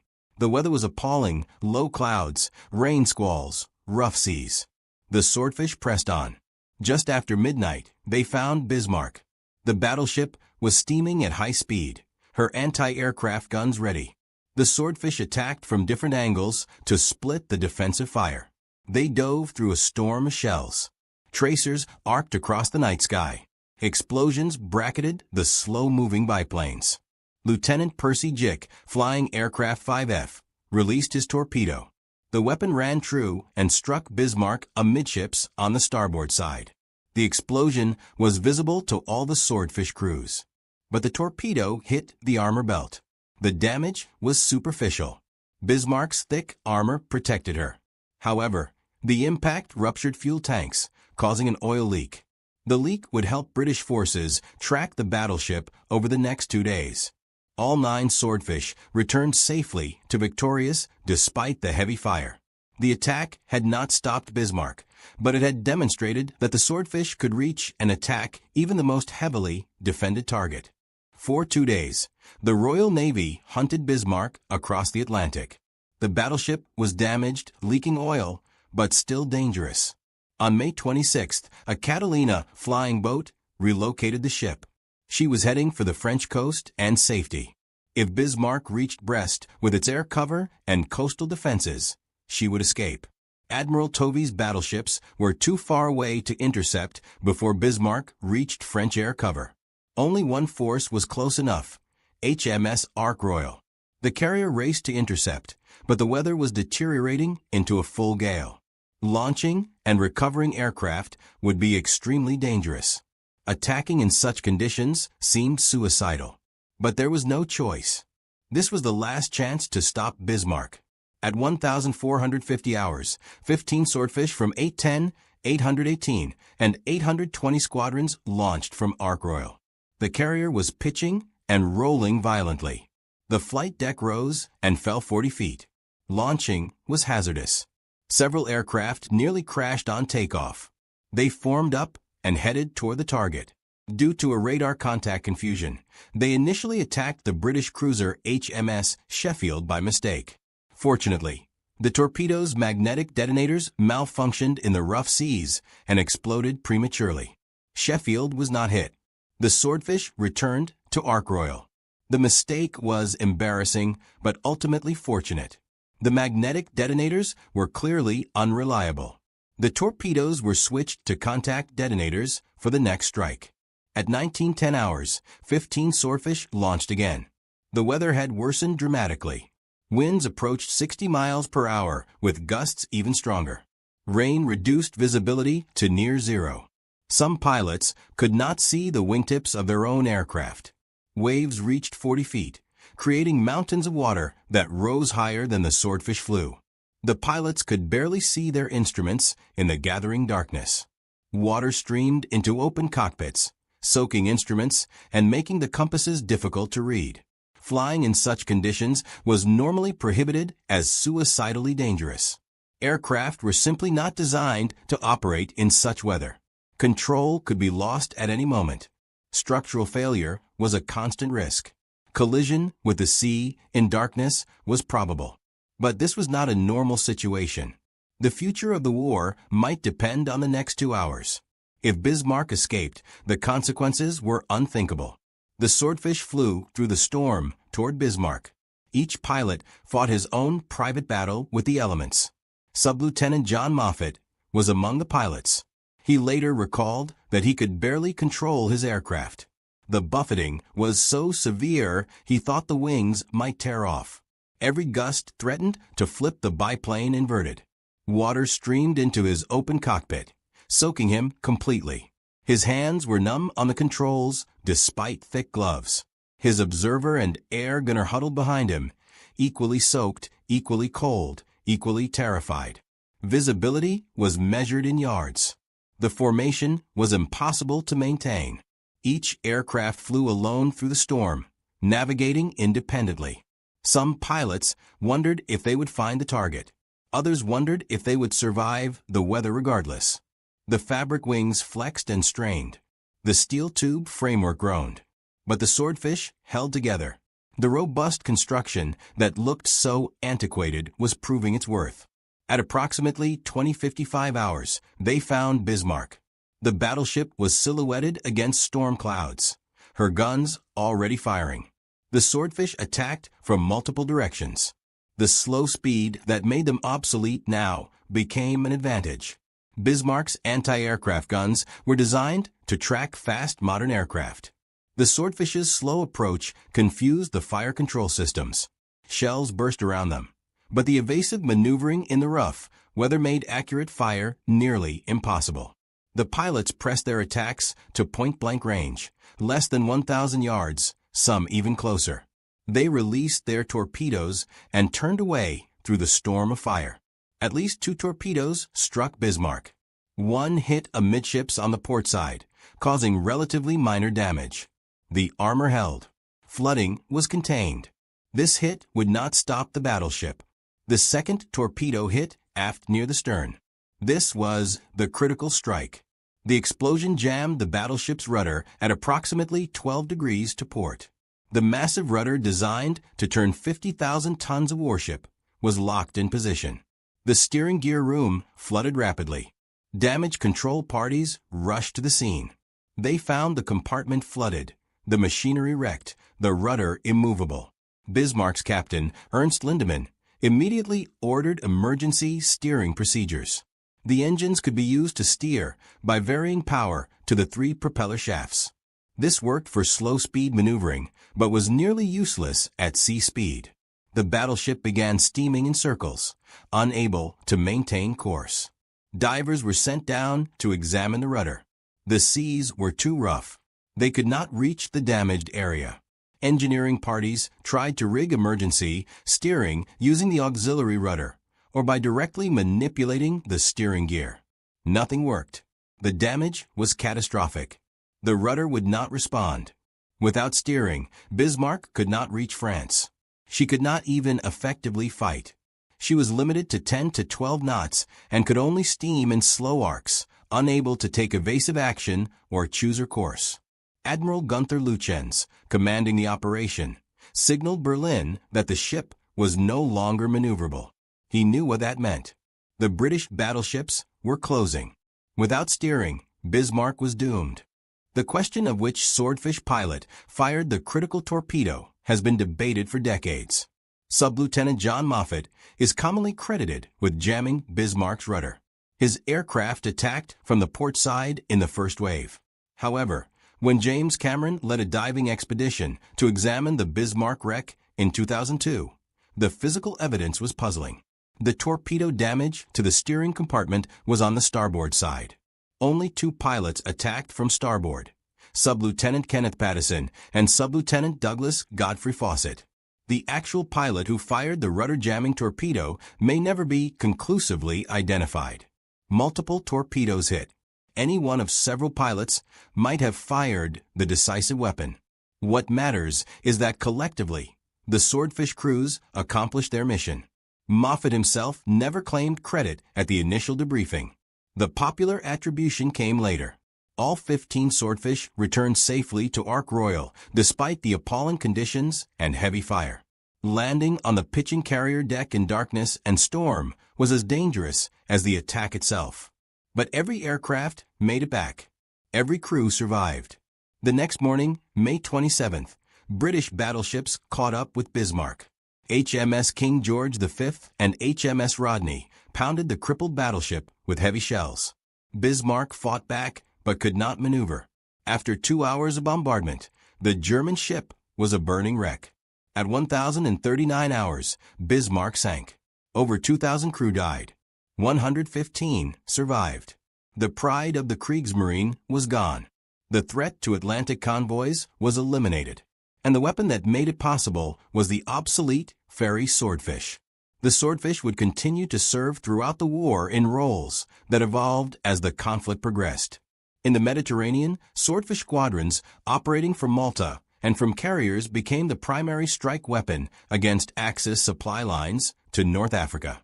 Malta-based Swordfish flew night attacks against Italian and German convoys carrying supplies to Rommel's Afrika Korps. These attacks were conducted in darkness, often in bad weather, against heavily escorted convoys. The Swordfish crews developed tactics for finding convoys at night using radar, then attacking with torpedoes or bombs. The successes were significant. Squadron 830, operating from Malta, sank approximately 110,000 tons of Axis shipping between May and November 1941. That represented dozens of merchant ships carrying fuel, ammunition, food, and vehicles that never reached North Africa. Other Malta-based squadrons achieved similar results. Conservative estimates suggest 300,000 to 450,000 tons of merchant shipping was destroyed by Swordfish attacks throughout the Mediterranean campaign. Every ship sunk meant supplies that did not reach Rommel. The cumulative effect was substantial. Rommel frequently complained about supply shortages. His offensive stalled partly because fuel and ammunition did not arrive. Swordfish attacks on supply convoys contributed significantly to those shortages. In the Atlantic, the Swordfish's role evolved as escort carriers entered service. These were small aircraft carriers converted from merchant ships. They could accompany convoys and provide air cover throughout the crossing. Escort carriers typically embarked one squadron of Swordfish for anti-submarine and anti-surface duties. The Swordfish proved highly effective in this role. Equipped with ASV Mark II radar, Swordfish could locate surface submarines at night or in poor visibility. U-boats preferred to attack at night on the surface, where they were faster and harder to spot. The Swordfish with radar could find them. Once located, the U-boat would be attacked with depth charges or torpedoes. Between 1940 and 1945, Swordfish sank or participated in sinking between 14 and 22 U-boats. The variation in the count depends on how shared kills are credited. Some U-boats were attacked by multiple aircraft or ships. Some were damaged by Swordfish but sunk by other forces. Notable anti-submarine successes included several firsts. U-64 was sunk on April 13, 1940, by Swordfish from HMS Ark Royal. This was the first U-boat sunk by the Fleet Air Arm. The aircraft, flown by Captain Richard Partridge of the Royal Marines, caught the submarine on the surface in Norwegian waters and sank it with bombs. U-752 was sunk on May 23, 1943 by a Swordfish from 819 Squadron flying from HMS Archer. This was the first U-boat sunk by air-launched rockets. The Swordfish was carrying 60-pound rocket projectiles under the wings. The rockets proved highly effective against submarines. They could be fired from longer range than depth charges and were more accurate. In September 1944, Swordfish from HMS Vindex sank for U-boats in a single patrol. U-344 on January 31st, U-765 on May 6th, U-960 on May 19th, U-194 on June 24th. This exceptional performance demonstrated how effective the Swordfish had become in anti-submarine warfare despite its age. But the Swordfish's service was not without terrible cost. February 12, 1942.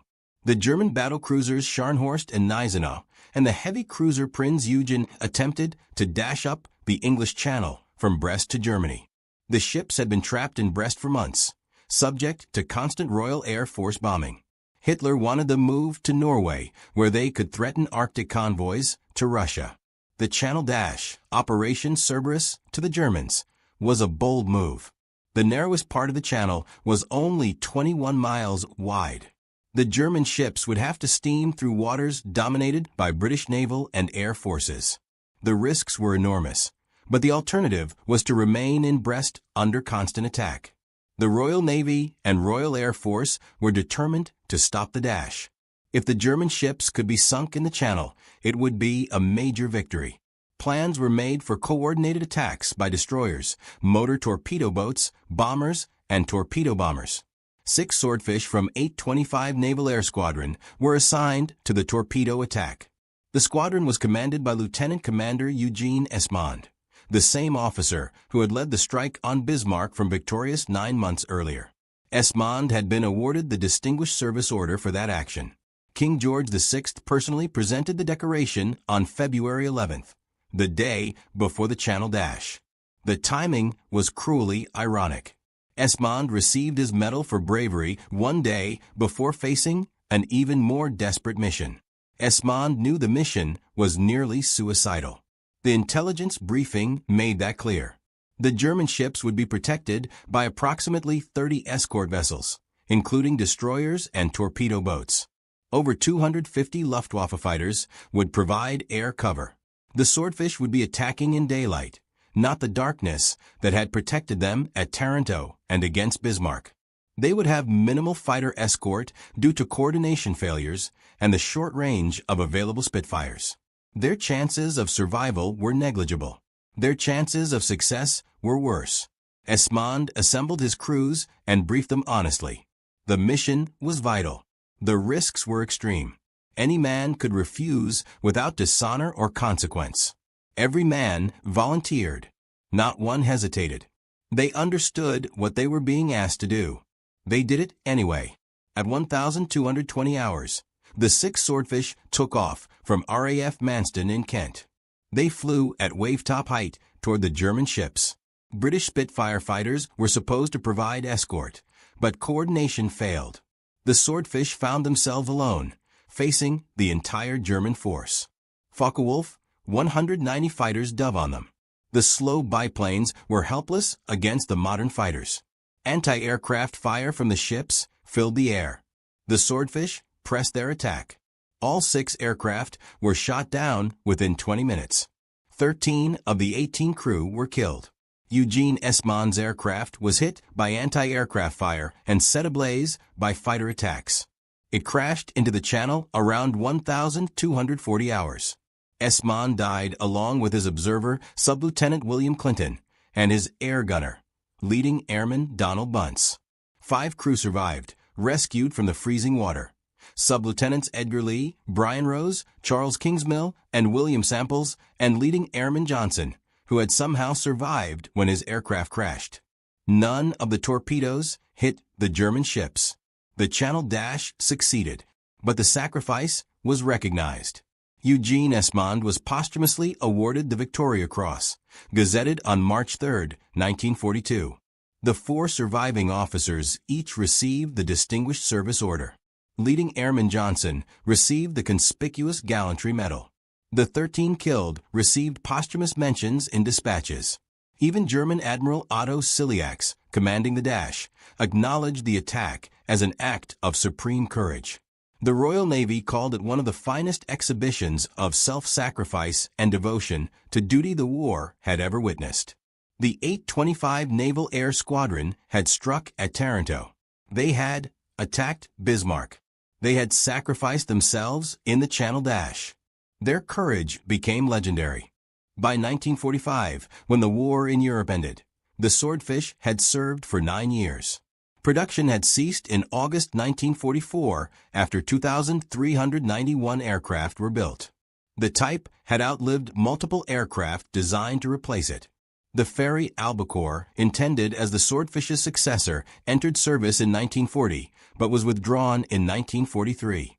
The Albacore was faster and had an enclosed cockpit, but it lacked the Swordfish's reliability and versatility. The Swordfish continued flying frontline missions until VE Day in May 1945. Few military aircraft can claim such longevity while remaining effective. The Swordfish earned affection from everyone who flew it or maintained it. Pilots praised its handling, its reliability, its forgiving nature. Mechanics loved its simple construction and easy maintenance. Crews trusted it completely. The nickname Stringbag was used with genuine fondness. The aircraft looked ungainly and outdated. It was slow and uncomfortable, but it worked. In all conditions, in all weather, the Swordfish could be counted on to fly the mission and bring the crew home. That reliability earned loyalty that modern aircraft with better performance never quite achieved. Today, 8 decades after the Swordfish crippled Bismarck, we can assess its place in history. By every technical measure, the Swordfish was obsolete before the war began. Maximum speed of 143 miles per hour when contemporary fighters flew over 300. Open cockpit when enclosed cockpits were standard. Fixed landing gear when retractable gear was normal. Fabric construction when metal was universal. A biplane when monoplanes dominated. Yet this obsolete aircraft achieved victories that changed the course of the war. At Taranto, Swordfish crippled the Italian battle fleet and shifted the balance of power in the Mediterranean.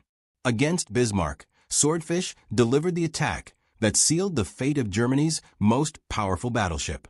Throughout the war, Swordfish protected convoys, sank U-boats, attacked shipping, and performed every mission asked of them. The key was never the aircraft. The key was always the people who flew it. The Swordfish was just fabric and wire and steel tubing. But the men who flew it were extraordinary. They were superbly trained. The Fleet Air Arm maintained rigorous standards. Pilots mastered instrument flying, navigation, torpedo attacks, and carrier operations. Observers became expert navigators and bombardiers. Air gunners learned to fight off attacks while operating their radios. The training was intense, comprehensive, and continuous. The air crews were deeply motivated. They understood the stakes. Britain stood alone for much of the war. Every mission mattered. Every attack counted. Failure meant defeat. Success meant survival. The motivation was existential. The tactics were innovative. Rather than lament the Swordfish's limitations, the Fleet Air Arm exploited its strengths. Night attacks where speed mattered less. Low-altitude approaches below radar coverage. Coordinated strikes from multiple angles to overwhelm defenses. Using the slow speed to confuse anti-aircraft fire control systems. The tactics turned weaknesses into advantages. The determination was absolute. Swordfish crews pressed attacks through defensive fire that should have been suicidal. They flew missions in weather that grounded other aircraft. They maintained formation when conditions were nearly impossible. They completed missions when survival seemed unlikely. That determination made the difference between failure and success. Superior people using adequate tools will defeat adequate people using superior tools. The principle applies far beyond military aviation. In any field, human factors matter more than technology. Training, motivation, innovation, and determination trump specifications. The Germans had Bismarck, the most powerful battleship afloat. They had superior technology. But they did not have superior people at the decisive moment. The Swordfish crews, flying obsolete aircraft, possessed the skill and courage to accomplish what seemed impossible. Britain in 1941 could not match German technology across the board. British tanks were inferior to German tanks. British fighters were roughly equal to German fighters. British bombers had less range than needed. But Britain could train superior crews and develop superior tactics. The Swordfish program exemplifies this approach. Take the aircraft you have. Train the crews to excellence. Develop tactics that work. Apply them with determination. Accept the risks. Complete the mission. The approach worked. When the war ended, the men who flew the Swordfish returned to civilian life, carrying memories of extraordinary experiences. They had flown obsolete aircraft into seemingly impossible situations and prevailed. They had faced death repeatedly and survived. They had accomplished things that would seem fictional if not thoroughly documented. Their legacy extends beyond their combat achievements. The Swordfish crews demonstrated that technological inferiority need not mean defeat. They proved that well-trained, highly motivated people can overcome material disadvantages. They showed that courage and skill matter more than specifications. These lessons remain relevant 8 decades later. In an era obsessed with advanced technology, the Swordfish story reminds us that human factors determine outcomes. Organizations invest heavily in equipment while sometimes neglecting training, maintenance, and morale. The Swordfish experience suggests this is backward. Invest in people first. Superior people will find ways to make adequate equipment effective. The ferry Swordfish entered service in 1936, already outdated. It remained in service until 1945, outlasting aircraft designed to replace it. It achieved victories that changed history. It earned the affection and respect of everyone associated with it. The Stringbag. Slow, ungainly, obsolete, but deadly effective in skilled hands. The Germans laughed at Britain's outdated biplane until torpedoes from that biplane crippled Bismarck and sealed her fate. Then the laughter stopped. The world learned what the Fleet Air Arm already knew. The Swordfish, for all its limitations, was exactly the weapon Britain needed when it was needed most. That is the legacy of the ferry Swordfish and the remarkable people who flew it into history. The morning of October 14, 1943, started like any other suicide mission. At 8:21 a.m., nearly 300 B-17 flying fortresses banked toward Schweinfurt, deep in the German heartland. Their target, the ball-bearing plants that kept Hitler's war machine grinding forward. Within the hour, their P-47 Thunderbolt escorts would peel away, fuel tanks empty, leaving the bombers exposed for the final 400 miles. The mathematics of death were simple and brutal. Every mile beyond escort range meant more bombers falling from the sky, more 10-man crews plummeting to Earth in burning metal coffins. This wasn't theoretical. 2 months prior, 60 bombers had been obliterated in a single August day. Just a week earlier, 30 more had gone down over Bremen. The air crews had stopped calling them missions. They were death sentences with wings attached. The P-47s were magnificent machines, the finest fighters the 8th Air Force possessed. But physics didn't care about magnificence. They could protect the bombers for exactly 175 miles before fuel forced them homeward. The P-38 Lightning stretched that to 300 miles with drop tanks. Berlin sat 580 miles distant. The Ruhr Valley was 400 miles deep. American military doctrine had promised that bomber formations, bristling with 13.50 caliber machine guns each, would create such murderous crossfire that German fighters couldn't penetrate. This theory had been conceived by men who'd never witnessed a Focke-Wulf 190 screaming down at 400 miles per hour, cannons blazing like the fist of an angry god. Near Aachen, the Thunderbolts waggled their wings in farewell and turned for home. The bombers pressed on, alone. What transpired next earned its place in history as Black Thursday. Of 291 bombers launched that morning, 60 were destroyed. 600 men killed or captured in 5 hours of hell. 17 more bombers limped home, so shattered they'd never fly again. Another 121 bore reparable damage. The 8th Air Force had hemorrhaged over 20% of its striking power in one mission. At this casualty rate, the entire bomber fleet would cease to exist after 5 more operations. Strategic bombing wasn't just failing, it was dying. The entire war effort teetered on collapse. Meanwhile, in a filing cabinet at Wright Field, Ohio, a report gathered dust. A report about a fighter aircraft the Army Air Forces had dismissed for 2 years. A fighter that could have prevented Black Thursday entirely. That fighter was the P-51 Mustang. And its story begins not in the Pentagon or at some strategic planning session, but in a California office where a company president made an impossible promise to a desperate British buyer. January 1940. James Howard Kindleberger ran North American aviation with the methodical precision of a man who understood contracts and delivery schedules. His company manufactured trainers, the At-6 Texan that taught young pilots their craft. Reliable, predictable, profitable. Fighters were different beasts entirely. They demanded cutting-edge aerodynamics, engines that produced maximum power at altitude, engineering teams with years of specialized experience. North American aviation possessed none of these advantages. When Sir Henry Self from the British Purchasing Commission arrived at Kindleberger's office, he wasn't seeking innovation. Britain needed fighters immediately, quantity over quality. France had collapsed. The Battle of Britain loomed. The RAF would accept anything that could fly and shoot. Self wanted North American to manufacture Curtiss P-40 fighters under license. The P-40 wasn't exceptional, it was adequate. Decent at low altitude, struggling above 15,000 feet. But Britain needed numbers, not perfection.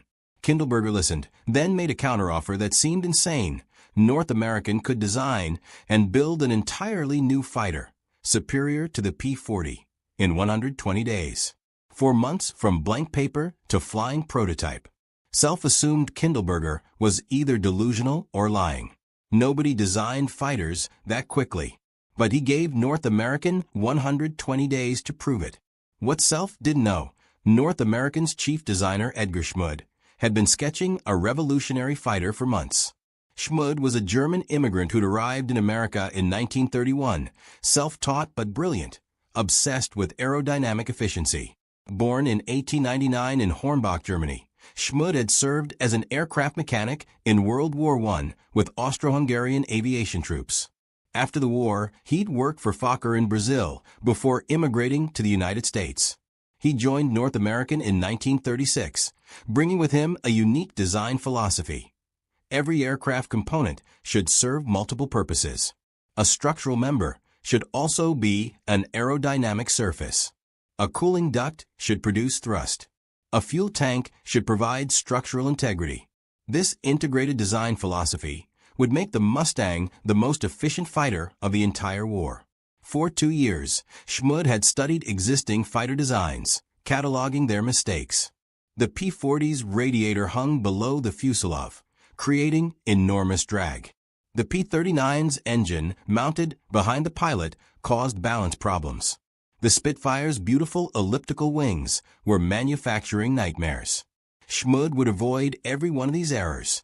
When Kindleberger made his promise to the British, Schmud already had the design in his head. He just needed to build it. The challenge wasn't merely technical, it was organizational. North American had never built a fighter. The company's engineers understood trainers and bombers, not high-performance combat aircraft. Schmud had to educate his team while designing the plane, teaching fighter design principles while racing against that 120-day deadline. Schmud assembled his team carefully. Raymond Rice for structural design, Larry Waite for systems integration, Ed Horkey for aerodynamics, Art Chester for power plant installation. They worked 18-hour days, 7 days weekly. They ate at their desks, slept in the factory. While Britain fought for survival and France collapsed, 5 men in California raced to create a fighter from nothing. The pressure was crushing. If they failed, Britain might lose the war. If they succeeded, they'd create something unprecedented. A fighter that could be mass-produced like an automobile, yet perform like a thoroughbred. The design they produced was unlike anything flying. The wings used laminar flow airfoils developed with NACA, NASA's predecessor. These wings maintained smooth airflow far longer than conventional wings, dramatically reducing drag. The cooling system was revolutionary.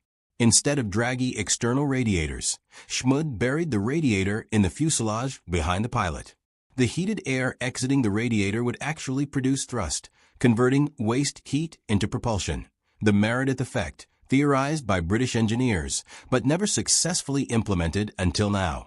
Every surface was mathematically calculated for minimum drag. The fuselage utilized conic sections, producing perfectly smooth surfaces. The airframe divided into 5 major sections that could be built separately and assembled quickly. 78,000 man-hours later, on September 9, 1940, the prototype rolled from the hangar. They'd beaten the deadline by 18 days.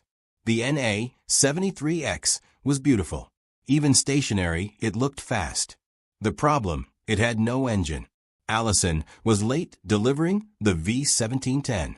On October 26, 1940, test pilot Vance Breeze took the NA-73X up for its maiden flight. The aircraft exceeded every performance target. It reached 390 miles per hour, faster than any American fighter in production. Stable, responsive, easy to fly. The British immediately ordered 320 aircraft. They named it the Mustang. Early testing revealed both promise and limitations. The laminar flow wing performed exactly as Schmud predicted. The radiator scoop, which critics claimed would create excessive drag, actually produced slight thrust. But problems existed. The Allison engine, excellent at low altitude, gasped above 15,000 feet. Its single-stage supercharger couldn't compress sufficient air at altitude. While Spitfires fought effectively at 25,000 feet, the Mustangs struggled above 15,000. The British found their solution. Use Mustangs for low-altitude tactical reconnaissance and ground attack, where speed and range mattered more than altitude performance. The first Mustangs reached Britain in October 1941. Number 26 Squadron at Gatwick received them first. Pilots were initially skeptical. The Mustang looked different from British fighters. Longer nose, cockpit set farther back, straighter wings. It didn't look like a fighter. It looked like a racing plane. But when they flew it, skepticism vanished. Squadron leader Jeffrey Page reported, "It was like stepping from a cart horse to a thoroughbred. The speed, acceleration, stability, everything was superior." The RAF immediately deployed Mustangs on rhubarb missions, low-level sweeps over occupied France. Flying 50 feet above the English Channel to avoid German radar, Mustang pilots would cross the French coast at maximum speed, strafe airfields, attack trains, shoot up convoys, then race home before German fighters could intercept. These missions were dangerous but effective, forcing Germans to maintain fighter defenses across the entire coast, diluting their strength. On May 10, 1942, Flying Officer Hollis Hills of 414 Squadron became the first Mustang pilot to destroy a German aircraft, a Focke-Wulf 190 over France. By August, RAF Mustangs had claimed 20 German aircraft, but these were minor victories compared to what was possible. The Mustang's real potential remained locked behind the limitations of its Allison engine. The United States Army Air Forces wasn't interested. When 2 examples arrived at Wright Field in 1941 for evaluation, they sat on the ramp for months, with only 1 hour of test flying logged. The Army Air Forces was committed to other fighters. Republic's P-47, Lockheed's P-38, Bell's P-39, Curtiss's P-40. The Mustang was seen as a British project, built for foreign money, irrelevant to American needs. The evaluation report, when finally written, acknowledged excellent low-altitude performance, but criticized high-altitude limitations due to the Allison engine's single-stage supercharger. The resistance at Wright Field was both institutional and personal. Major General Oliver Eccles, chief of the Material Division, had already committed the Army Air Forces to the P-47 as its primary fighter. Eccles controlled procurement for the entire organization. His word determined what planes were built, what engines developed, what weapons deployed. He saw the Mustang as a distraction from established programs. The P-47 was American-powered, American-built. The Mustang was tainted by British origins. Wright Field's test pilots filed lukewarm reports. They complained about cockpit layout, gun arrangement, fuel systems. They found fault with everything except the plane's actual performance, which exceeded every American fighter then in production. One test pilot claimed the Mustang handled like a truck compared to the P-40. This was technically accurate at very low speeds, but irrelevant in combat, where speed and acceleration mattered more than slow speed handling. The bureaucratic resistance extended beyond Wright Field. General Henry Hap Arnold, commanding general of the Army Air Forces, initially showed no interest. He focused on heavy bombers, believing strategic bombing would win the war. Fighters were defensive weapons, necessary but not decisive.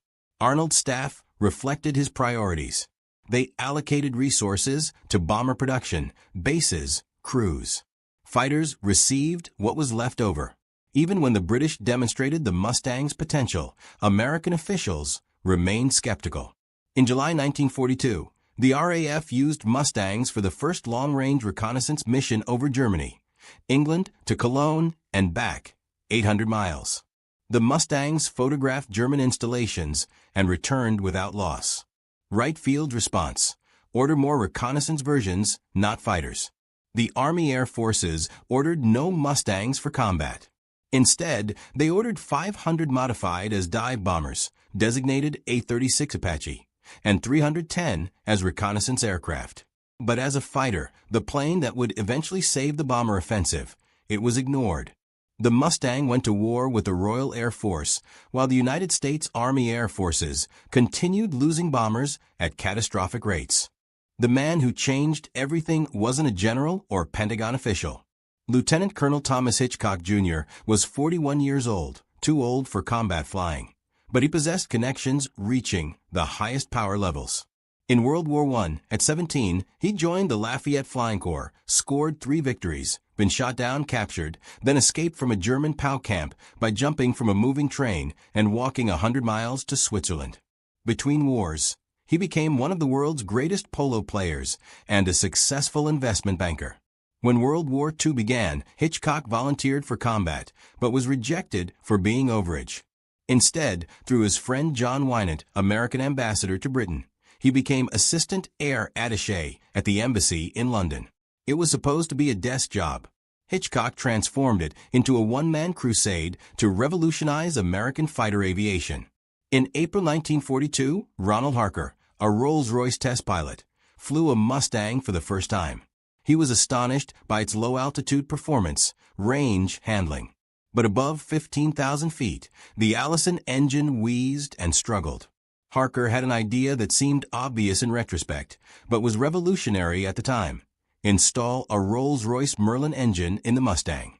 The Merlin possessed a 2-stage supercharger maintaining power to 30,000 feet. It powered Spitfires and Lancaster bombers. If fitted to the Mustang, it would create the ultimate fighter. Rolls-Royce began converting 5 Mustangs to Merlin power in June 1942. The first flew in October. Results were spectacular. The Merlin-powered Mustang reached 440 miles per hour at 30,000 feet, 100 miles per hour faster than the Allison version.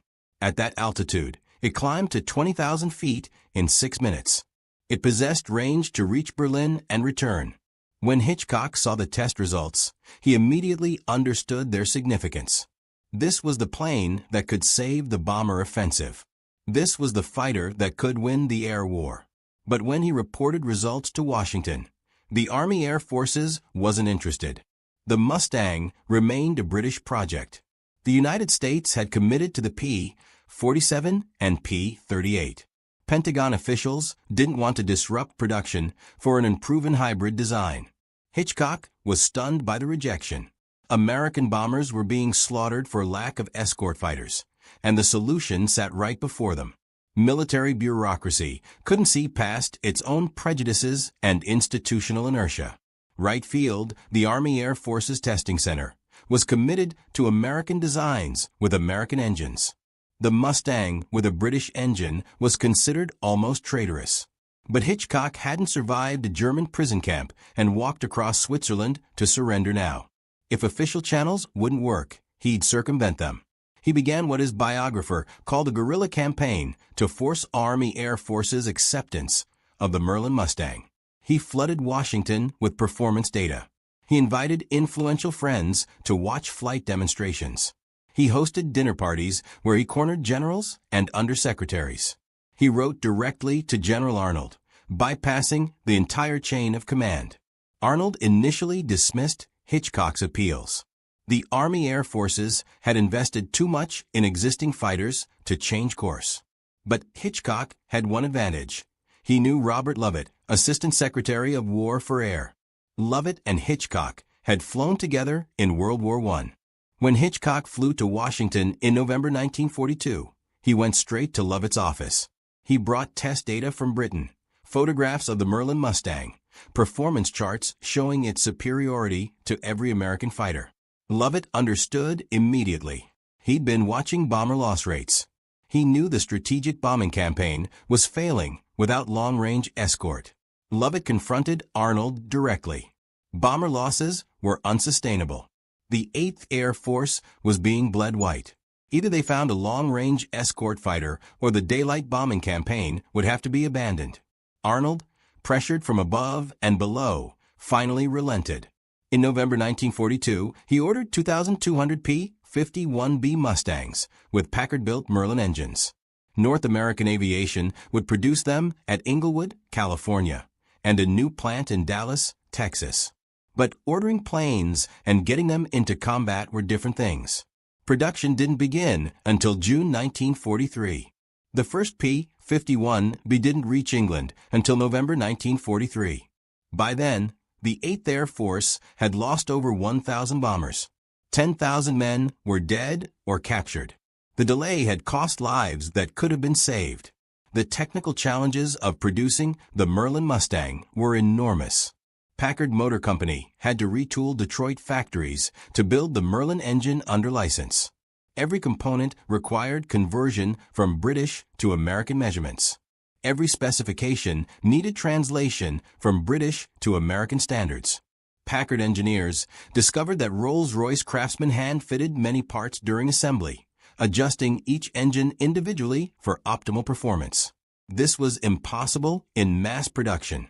Packard had to redesign components for interchangeability while maintaining engine performance. The first Packard Merlin, designated V1650, came off the production line in August 1942. It produced 1,490 horsepower at takeoff and maintained power to 30,000 feet. When installed in the Mustang airframe, it transformed aircraft performance. Top speed increased from 390 miles per hour to 441 miles per hour. Service ceiling rose from 31,000 feet to 42,000 feet. More importantly, the Mustang could now fight effectively at altitudes where bomber formations flew. North American aviation faced its own production challenges. The Inglewood, California plant was already at capacity building B-25 Mitchell bombers. To produce Mustangs in quantity, North American had to build an entirely new factory in Dallas, Texas. Construction began April 1943. The first Dallas-built Mustang, designated P-51C to distinguish it from California-built P-51B, rolled off the assembly line in August 1943. The two models were identical except for production location. Meanwhile, the 8th Air Force bled. Summer and fall 1943 brought catastrophic bomber losses. The Schweinfurt-Regensburg raid on August 17th cost 60 bombers. The Bremen raid on October 8th lost 30. Munster on October 10th lost another 30. Bomber crews calculated survival odds with grim mathematics. At current loss rates, a crew had a 1 in 4 chance of completing their 25-mission tour. Morale collapsed. Some crews refused to fly. The strategic bombing campaign teetered on the edge of failure. The 354th Fighter Group was the first unit to receive Merlin-powered Mustangs. Based at Boxstead, Essex, pilots had been flying P-39s, a mediocre fighter nicknamed the Flying Coffin. When they saw their new P-51BS, they couldn't believe the difference. The acceleration was incredible. It climbed like a rocket. At 25,000 feet, where the P-39 barely functioned, the Mustang was just getting started. The first escort mission with P-51 Mustangs was flown December 5, 1943, to Amiens, France, a short mission, well within P-47 range, intended to test the new fighters. They performed flawlessly. On December 13th, Mustangs escorted bombers to Kiel, Germany, 400 miles from base. For the first time, American fighters provided protection deep into German airspace. On December 20th, Mustangs flew to Bremen. On January 7, 1944, they escorted bombers to Ludwigshafen, 500 miles from England. The impact was immediate and dramatic. In October 1943, before Mustangs arrived, the 8th Air Force lost 9.1% of bombers attacking targets. In January 1944, with limited Mustang escort, losses dropped to 6.3%. By February, with more Mustangs arriving, losses fell to 3.5%. Bomber crews called the Mustangs little friends. For the first time since the bombing campaign began, they had protection all the way to target and back. Mustang pilots quickly developed tactics, maximizing their effectiveness. Instead of staying close to bomber formations, they ranged ahead and to the sides, hunting German fighters before they could attack. Colonel Donald Blakesley of the 4th Fighter Group pioneered these aggressive tactics. He told his pilots to forget defensive flying, attack everything, chase Germans to their airfields, shoot them down while landing, make them afraid to take off. The results were devastating for the Luftwaffe. Major James Howard of the 354th Fighter Group single-handedly defended an entire bomber formation on January 11, 1944. Alone, separated from his squadron, Howard attacked 30 German fighters. He shot down 4, probably destroyed 2 more, damaged 2 others. For 30 minutes, he was the only fighter defending the bombers. He received the Medal of Honor. Captain Don Gentile of the 4th Fighter Group became known as Ace of Aces. Flying his Mustang, named Shangri-La, Gentile shot down 21.83 German aircraft in air combat and destroyed 6 more on the ground. His wingman, Lieutenant John Godfrey, shot down 18 aircraft. Together, they formed the most successful fighter team in the 8th Air Force. General Dwight Eisenhower called Gentile a one-man air force. Major George Preddy of the 352nd Fighter Group achieved the highest score of any Mustang pilot. On August 6, 1944, Preddy shot down 6 Me-109s in a single mission. Despite suffering from a hangover, Preddy led his squadron against a formation of 30 German fighters attacking bombers over Hamburg. In minutes of combat, Preddy destroyed 6 enemy aircraft, saving dozens of bombers. He would eventually shoot down 26.83 German aircraft before being killed by American anti-aircraft fire on Christmas Day, 1944. A tragic case of friendly fire. But the Real Revolution came March 4, 1944. On that date, the first American fighters appeared over Berlin. 68 Mustangs escorted 660 B-17 and B-24 bombers to the German capital. The psychological impact on both sides was enormous. Hermann Göring, head of the Luftwaffe, later said, "When I saw Mustangs over Berlin, I knew the war was lost." The technical reasons for the Mustang's superiority were straightforward. With internal fuel and drop tanks, it could fly 1,300 miles. The P-47, even with maximum external fuel, managed only 600 miles. The Mustang cruised at 325 miles per hour while using less fuel than a P-47 used at 250 miles per hour. At 25,000 feet, the Mustang was 50 mph faster than a P-47 and 70 mph faster than a Messerschmitt Bf 109. More importantly, the Mustang changed the entire nature of air war. Previously, American fighters had been defensive, protecting bombers from attack. The Mustang was offensive. After escorting bombers to targets, Mustangs would drop to low altitude and strafe German airfields, destroying planes on the ground. They'd hunt German fighters trying to land, catching them low on fuel and ammunition. They'd patrol German training areas, shooting down instructors and students before they could become operational pilots. By April 1944, the Luftwaffe was losing more planes than it could replace. More critically, it was losing experienced pilots faster than it could train new ones. In April and May 1944, the Luftwaffe lost 800 fighters and 600 pilots. The Mustang wasn't just protecting bombers, it was destroying the Luftwaffe's ability to fight. German pilots who survived spoke with a mixture of respect and fear about the Mustang. Major Wilhelm Gath of Jagerschwader 26 recalled, "We could no longer predict where American fighters would be. They were everywhere, above us, behind us, waiting at our airfields. The Mustang had range to follow us anywhere. We'd lost control of our own airspace." Lieutenant General Adolf Galland, commander of German fighter forces, understood the implications immediately. The Mustang wasn't just another fighter. It was a strategic weapon that neutralized Germany's geographic advantage. For 3 years, Germany's heartland had been protected by distance.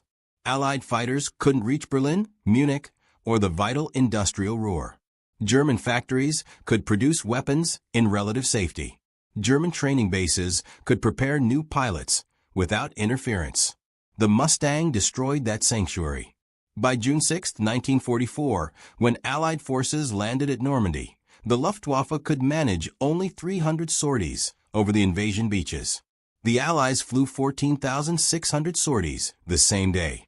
The air superiority that made D-Day possible had been won by the Mustang. The statistics tell the story. In 1943, before Mustangs arrived, American fighters claimed a ratio of 1 German fighter shot down for every 1.2 American fighters lost. By early 1944, with Mustangs operating in numbers, the ratio changed to 4 German fighters shot down for every Mustang lost. By war's end, Mustang pilots had destroyed 4,950 enemy aircraft in aerial combat and 4,131 on the ground. But the man most responsible for the Mustang's success wouldn't live to see victory. On April 19, 1944, Thomas Hitchcock was testing AP-51 at Salisbury, England, when his plane crashed. He was killed instantly. Edgar Schmud, the designer who created the Mustang, received no official recognition during the war. His name appeared in no reports. He was never decorated or promoted. After the war, he continued designing aircraft for North American, creating the F-86 Sabre that would dominate in Korea. When asked about the Mustang years later, Schmud said simply, "We just built what they asked for. The British asked for a good airplane. We gave them one." The institutional resistance that nearly killed the Mustang was never officially acknowledged. The Army Air Force's history of World War II mentions only that the Mustang was developed for the British and later adopted by American forces. No mention of the 2-year delay, the bureaucratic opposition, the fact that Wright Field ignored the plane while bombers were being slaughtered. Colonel Donald Blakesley, commander of the 4th Fighter Group, said after the war, "The Mustang won the air war over Europe. Without it, the invasion would have been impossible. The bombers couldn't have continued. We would have lost." The broader lesson of the Mustang wasn't about technology. It was about institutional blindness. The United States Army Air Forces had built an entire doctrine around self-defending bombers.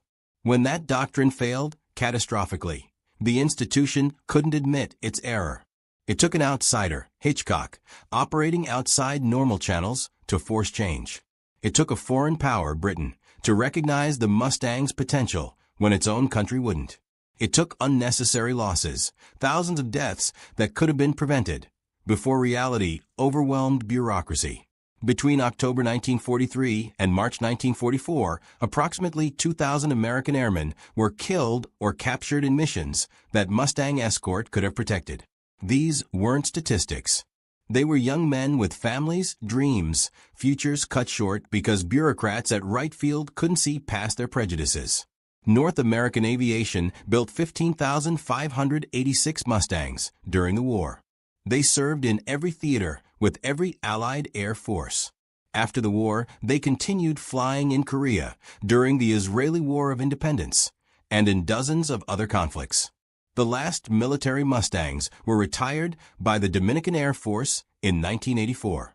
Today, about 300 Mustangs still exist, with half still flying. They're preserved not as weapons, but as reminders of what almost wasn't. The P-51 Mustang changed the air war over Europe. It made the invasion of Normandy possible. It saved countless Allied lives. But its greatest achievement wasn't what it did, it was what it represented. The triumph of innovation over bureaucracy, of performance over politics, of results over regulations. It was proof that sometimes the best weapon is the one the system doesn't want. Sometimes the most important victories are won not on battlefields, but in conference rooms and corridors where decisions are made or avoided, where planes are ordered or ignored, where wars are won or lost before they're ever fought. November 1942. Operation Torch, North Africa. The first American M1 bazookas arrived in combat with no trained operators. General Dwight Eisenhower discovered the night before the landings that none of his troops had received instruction on the new rocket launcher. Within days of deployment, German forces captured several intact specimens from inexperienced American units who had abandoned equipment during early encounters. These captured weapons would trigger the most remarkable reverse engineering project of World War II. The captured bazookas represented something unprecedented in German military doctrine. Here was a lightweight, shoulder-fired weapon that could destroy tanks at ranges beyond hand-thrown charges, yet required only 1 or 2 soldiers to operate. Wehrmacht technical intelligence immediately recognized the implications. Every American infantry unit could now engage armor independently without waiting for specialized anti-tank guns or vehicles. The journey from battlefield capture to mass production would unfold with extraordinary speed. German forces shipped the captured bazookas to Germany for immediate analysis. The weapons arrived at Kummersdorf Proving Ground south of Berlin, where Wehrmacht weapons experts would conduct the first systematic examination of American rocket launcher technology. What they discovered would fundamentally alter German infantry tactics for the remainder of the war. The technical examination revealed both promise and problems. The American M1 bazooka fired a 60mm rocket using battery-powered electrical ignition. The shaped charge warhead could penetrate approximately 75 to 100 millimeters of armor under ideal conditions. The weapon weighed approximately 7 kilograms and could be operated by a single soldier. But German engineers immediately identified critical weaknesses that would need addressing. The battery-powered ignition system posed the most serious concern. German experience on the Eastern Front had proven that batteries failed catastrophically in extreme cold. The wooden shoulder stock of the American bazooka contained compartments for 4 D-cell batteries, 2 active and 2 spare, but moisture and freezing temperatures rendered them unreliable. Any German version would require a more robust ignition system. German engineers also recognized that the 60mm warhead was insufficient against Soviet T-34 tanks, which featured sloped armor that could defeat smaller shaped charges. The Wehrmacht already possessed 88mm shaped charge warheads for the Raketen Panzerbuchs 43 Pupschen, a wheeled anti-tank rocket launcher that cost 5,730 Reichsmarks to produce. Adapting this existing ammunition to a shoulder-fire tube would provide superior penetration while utilizing established production lines. March 1943 marked a critical demonstration at Kummersdorf. German weapons officials observed captured American bazookas being test-fired alongside experimental German anti-tank weapons, including the Fosspatron. This demonstration convinced the Heereswaffenamt that developing a German version was essential. The captured weapons proved the concept was sound. German engineering would make it lethal. The development proceeded with remarkable efficiency. Engineers replaced the battery ignition with a magneto system activated by a spring-loaded rod that struck a generator to create electrical current. This eliminated the cold weather vulnerability while maintaining reliable ignition. The tube diameter increased to 88 millimeters to accommodate existing Puption ammunition, providing nearly 50% greater warhead weight than the American original. One significant design compromise emerged. The German rocket motor continued burning for approximately 2 meters after leaving the launch tube, unlike the American rocket, which burned out inside the tube. This increased range and velocity, but created a massive backblast that endangered the operator. Early operators discovered the exhaust could cause severe burns and temporary blindness, earning the weapon its nickname, Ofenrohr, meaning stovepipe. By July 1, 1943, German documents officially listed the new weapon as the 8.8 centimeters Raketen Panzerbuchs. The designation would soon change to Raketen Panzerbuchs 43, commonly shortened to RPSB 43. Production preparations were already underway at multiple facilities across Germany, though mass manufacturing would not begin until September. The production infrastructure mobilized with typical German efficiency. 6 primary manufacturers received contracts for the new weapon. Enzing Union in Pfirschheim, Hasig in Muselwitz, Gebrüder Scheffler in Berlin, Jackel in Fürth, Kronprinz in Solingen, and Schrey in Fürth. Each facility would produce components or complete weapons, with final assembly occurring at multiple locations to prevent Allied bombing from disrupting the entire program. September 8, 1943. A German military report stated the weapon would be sent to frontline troops for trials very soon. By September 30th, the official manual for the Raketen Panzerbuchs had been published. October 5th saw the first delivery of 1,500 weapons and 5,000 rockets to combat units. The transformation from captured American weapon to German mass production had taken less than 11 months. The production numbers revealed the scale of German commitment to the weapon. Initial orders called for 382,000 units, though material shortages and bombing would reduce this to 289,151 RPZB-54 models by July 1944, when production ceased. An additional 25,700 improved RPZB-54-1 models were produced between December 1944 and the war's end. Manufacturing the Panzerschreck required just 10 work hours per weapon at a cost of 70 Reichsmarks, compared to 5,730 Reichsmarks for the smallest traditional anti-tank gun. This economic efficiency made mass production feasible even as Germany's war economy contracted. A single Panzerschreck cost less than a military rifle, but could destroy a 40-ton tank. The human cost of production remains one of the darkest chapters in the weapon's history. Hasig, the third largest exploiter of forced labor in Nazi-controlled Europe, operated multiple production facilities using slave laborers from concentration camps. By October 1943, over 60,000 workers labored for Hasig, more than half of them forced laborers and prisoners of war. The company operated 168 prisoner labor subcamps by 1945. At Hasig facilities in Poland, approximately 35,000 deaths occurred across various camps, though incomplete records prevent precise accounting. Workers endured 12-hour shifts with exposure to toxic chemicals, brutal beatings, starvation rations, and no sanitation. The Schlebenkamp, producing munitions, including Panzerschreck components, housed between 2,000 and 5,000 female prisoners, with an average life expectancy of 2 months. An explosion there on October 12, 1944, killed 96 prisoner laborers. The weapon's combat deployment began in autumn 1943, initially in small numbers as production ramped up. By January 1944, 21,141 had been issued to combat units, though another 39,526 remained in armories due to Wehrmacht distribution problems. German infantry units on all fronts demanded the new weapon, recognizing its effectiveness against Allied armor. Eastern Front forces received priority for Panzerschreck distribution. Soviet tank commanders quickly noticed the changing tactical situation. Where German infantry had previously relied on magnetic mines, anti-tank rifles, and bundled grenades, they now possessed weapons that could engage tanks at 150 to 200 meters. Every German strongpoint potentially concealed multiple rocket launcher teams. The weapon proved particularly effective in defensive positions.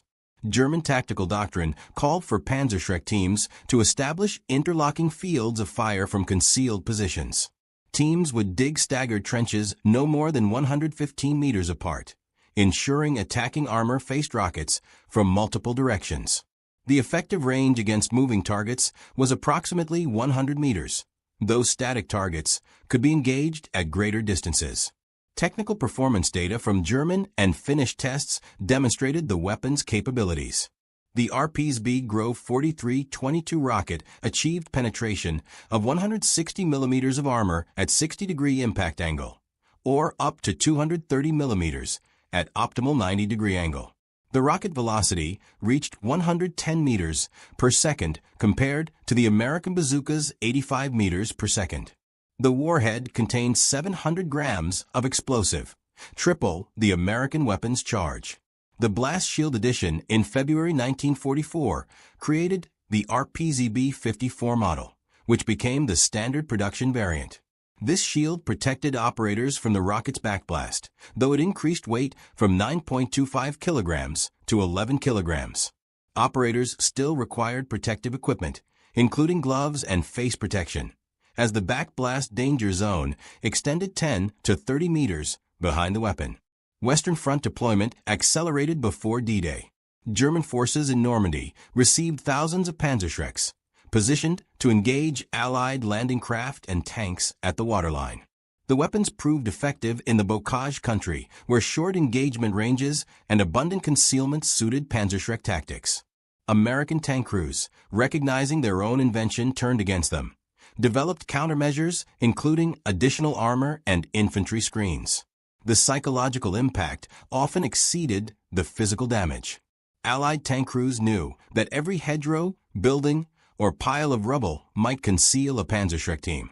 The weapon's distinctive launch signature, a bright flash followed by a smoke trail, became a dreaded sight. Tank commanders reported that crew effectiveness decreased significantly in areas known to have high concentrations of Panzerschrecks. International proliferation began even before the war ended. Finland purchased 1,854 launchers and 18,650 rockets for 200,000 Reichsmarks. Finnish forces achieved remarkable success against Soviet armor, with tests confirming penetration of 100 millimeters of face-hardened armor at 30 degrees. Hungarian forces received Panzerschrecks for Operation Spring Awakening in March 1945, the war's last major German offensive. Allied intelligence closely monitored the Panzerschreck phenomenon. A British report from January 1945 noted that German production of nearly 300,000 units in 18 months exceeded total Allied bazooka production. American ordnance experts recognized that the Germans had identified and corrected every weakness in the original bazooka design, creating a superior weapon from captured examples. The Americans themselves adopted German improvements for later bazooka models.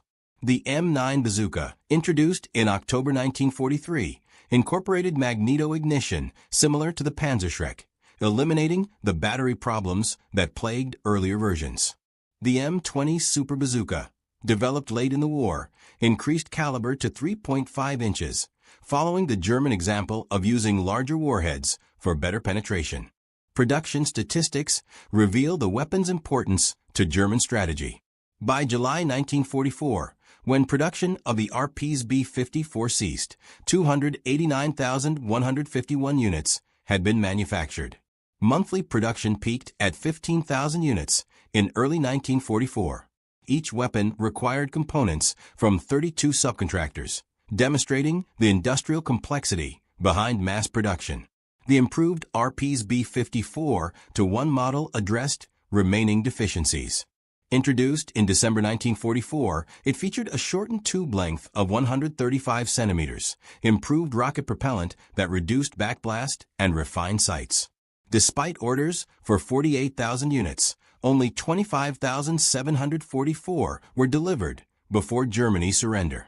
Engineers also developed prototypes using impregnated cardboard tubes to save steel, though none reached production. Cost-effectiveness analysis demonstrates why Germany prioritized Panzerschreck production. Each weapon cost 70 Reichsmarks and required 10 work hours to manufacture. The smallest traditional anti-tank gun, the 3.7 centimeters Pak 35-36, cost 5,730 Reichsmarks and was ineffective against modern tanks. A single Tiger tank cost 300,000 Reichsmarks. For the price of one Tiger, Germany could produce over 4,000 Panzerschrecks. Ammunition production matched weapon manufacturing. Over 2 million rockets were produced, primarily the RPSB Grove 43-22 model, with its distinctive shape and fin stabilization. Each rocket weighed 3.3 kilograms and came packaged in wooden crates of 2. Special winter and summer variants accommodated temperature extremes that affected propellant performance. Transport frames allowed soldiers to carry 5 rockets, though the weight and bulk limited mobility. The weapon's influence extended beyond World War II. Belgian company Mekker, which had produced Panzerschrecks under license, developed the Blindecide RL-83 in the 1950s using similar principles.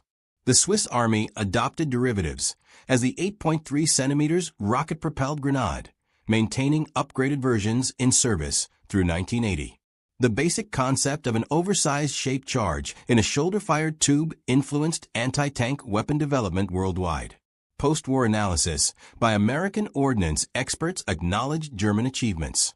Colonel C.T. Richards wrote in 1946 that the Panzerschreck program represented history's most successful reverse engineering project, achieving mass production in under 7 months from initial weapon capture. The Germans had taken a hastily developed American weapon and transformed it into a mature system that exceeded the original in every performance metric. Soviet forces captured thousands of Panzerschrecks during their advance into Germany. Red Army evaluation noted the weapon's superiority to captured American bazookas received through Lend-Lease. The Soviets had initially rejected American bazookas as insufficiently powerful, receiving only 3,000 units with minimal ammunition. The German version, with its larger warhead and greater penetration, better suited Soviet tactical requirements. The last documented combat use of wartime Panzerschrecks occurred during the 1948 Arab-Israeli War, when Syrian forces employed captured German weapons. The weapons had traveled from German factories through various conflicts, demonstrating the durability of the basic design. Some examples remained in Third World arsenals into the 1960s, long after more advanced anti-tank weapons became available. Technical documentation survived in remarkable detail. The Wehrmacht's September 30, 1943 manual provided comprehensive instructions for operation, maintenance, and tactics. American intelligence translated captured manuals, with an October 7, 1944 report detailing German firing procedures, aiming techniques, and safety requirements. These documents reveal the thoroughness of German training programs despite wartime pressures. Safety statistics highlight the weapon's dangers. German records indicate numerous operator casualties from backblast injuries, premature detonations, and enemy return fire attracted by the weapon's prominent launch signature. The 10 to 30 meter backblast zone behind the weapon required careful positioning to avoid injuring friendly troops. Urban combat proved particularly hazardous, as backblast could reflect off walls, injuring operators. Comparative analysis with contemporary weapons reveals the Panzerschreck's position in anti-tank weapon evolution. The British PIT, using a spring-launched spigot mortar principle, had greater range but less penetration. The American bazooka offered better portability but inferior armor penetration. The German Panzerfaust provided simpler operation and lower cost, but was single-use only. The Panzerschreck balanced these factors, offering reusable capability with substantial hitting power. Manufacturing quality varied significantly as the war progressed. Early production weapons from 1943 featured excellent workmanship with precision-machined components. By late 1944, simplified production techniques and inferior materials reduced quality, though functionality remained adequate. Captured examples show progressive degradation in finish and tolerances as Germany's industrial situation deteriorated. The weapon system's complete infrastructure included training facilities, ammunition depots, repair workshops, and distribution networks. Germany established Panzerschreck training schools at multiple locations, graduating thousands of operators monthly. Specialized repair units maintained weapons at division level. The logistical commitment matched that of traditional artillery systems, demonstrating the weapon's perceived value. Environmental limitations affected combat employment. The weapon proved less effective in extreme cold, where propellant burned inconsistently. Desert conditions caused problems with sand contamination. Rain and moisture could cause electrical shorts in the ignition system. Despite these limitations, the basic design proved remarkably robust, functioning adequately across diverse combat environments, from Arctic Finland to Mediterranean Italy. Allied countermeasures evolved throughout the war. Tank crews welded additional armor plates, hung sandbags, and installed wire mesh screens to defeat shaped charges. Infantry adopted aggressive screening tactics, advancing ahead of tanks to suppress Panzerschreck teams. Artillery and mortars targeted suspected firing positions. Despite these measures, the Panzerschreck remained a serious threat through the war's end. German tactical innovation maximized the weapon's effectiveness. Panzerschreck teams learned to target specific vehicle vulnerabilities, including vision blocks, engine compartments, and track assemblies. Multiple teams coordinated attacks to overwhelm tank defenses. Urban combat tactics evolved to exploit the weapon's capabilities while minimizing exposure to return fire. These tactics influenced post-war anti-tank doctrine worldwide. Production quality control data survives from several facilities. Random testing of production weapons showed approximately 95% met specifications in 1943, declining to roughly 80% by late 1944. The primary failures involved ignition systems and tube integrity. Despite quality issues, the sheer production volume ensured adequate supplies reached combat units. The economic impact extended beyond direct production costs. Germany diverted significant industrial capacity to Panzerschreck manufacturing, including steel, electrical components, and chemical production for propellants and explosives. The program consumed resources that might have produced other weapons. However, the cost-effectiveness compared to traditional anti-tank guns justified this allocation. Training programs evolved based on combat experience. Initial training emphasized accuracy and safety. Combat veterans later provided practical instruction on tactics, camouflage, and survival. The Wehrmacht published numerous training pamphlets and tactical guides specifically for Panzerschreck operators. These materials, captured and translated by Allied intelligence, provide insights into German anti-tank doctrine evolution. Supply chain complexity increased as production expanded.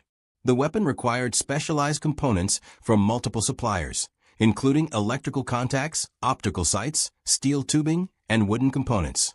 Rocket production demanded separate facilities for warhead manufacture, propellant mixing, and final assembly. Disruption at any point could halt production, making the system vulnerable to strategic bombing. The Panzerschreck program ultimately demonstrates rapid military adaptation under extreme pressure. From initial capture of American bazookas in November 1942 to mass production by September 1943, Germany transformed a foreign concept into indigenous capability. The program succeeded through pragmatic engineering that adapted existing resources rather than developing entirely new technology. Germany's ability to produce nearly 300,000 Panzerschrecks while fighting a multi-front war reveals remarkable industrial resilience. The weapon emerged from systematic reverse engineering that identified and corrected original design weaknesses. German engineers didn't simply copy the bazooka. They created a substantially improved weapon system that exceeded the original in every measurable performance criterion. The historical significance extends beyond technical achievement. The Panzerschreck represents successful technology transfer under combat conditions, rapid industrial mobilization despite resource constraints, and effective military adaptation to enemy innovations. The program proved that captured enemy technology could be quickly transformed into mass-produced weapons that influenced battlefield outcomes.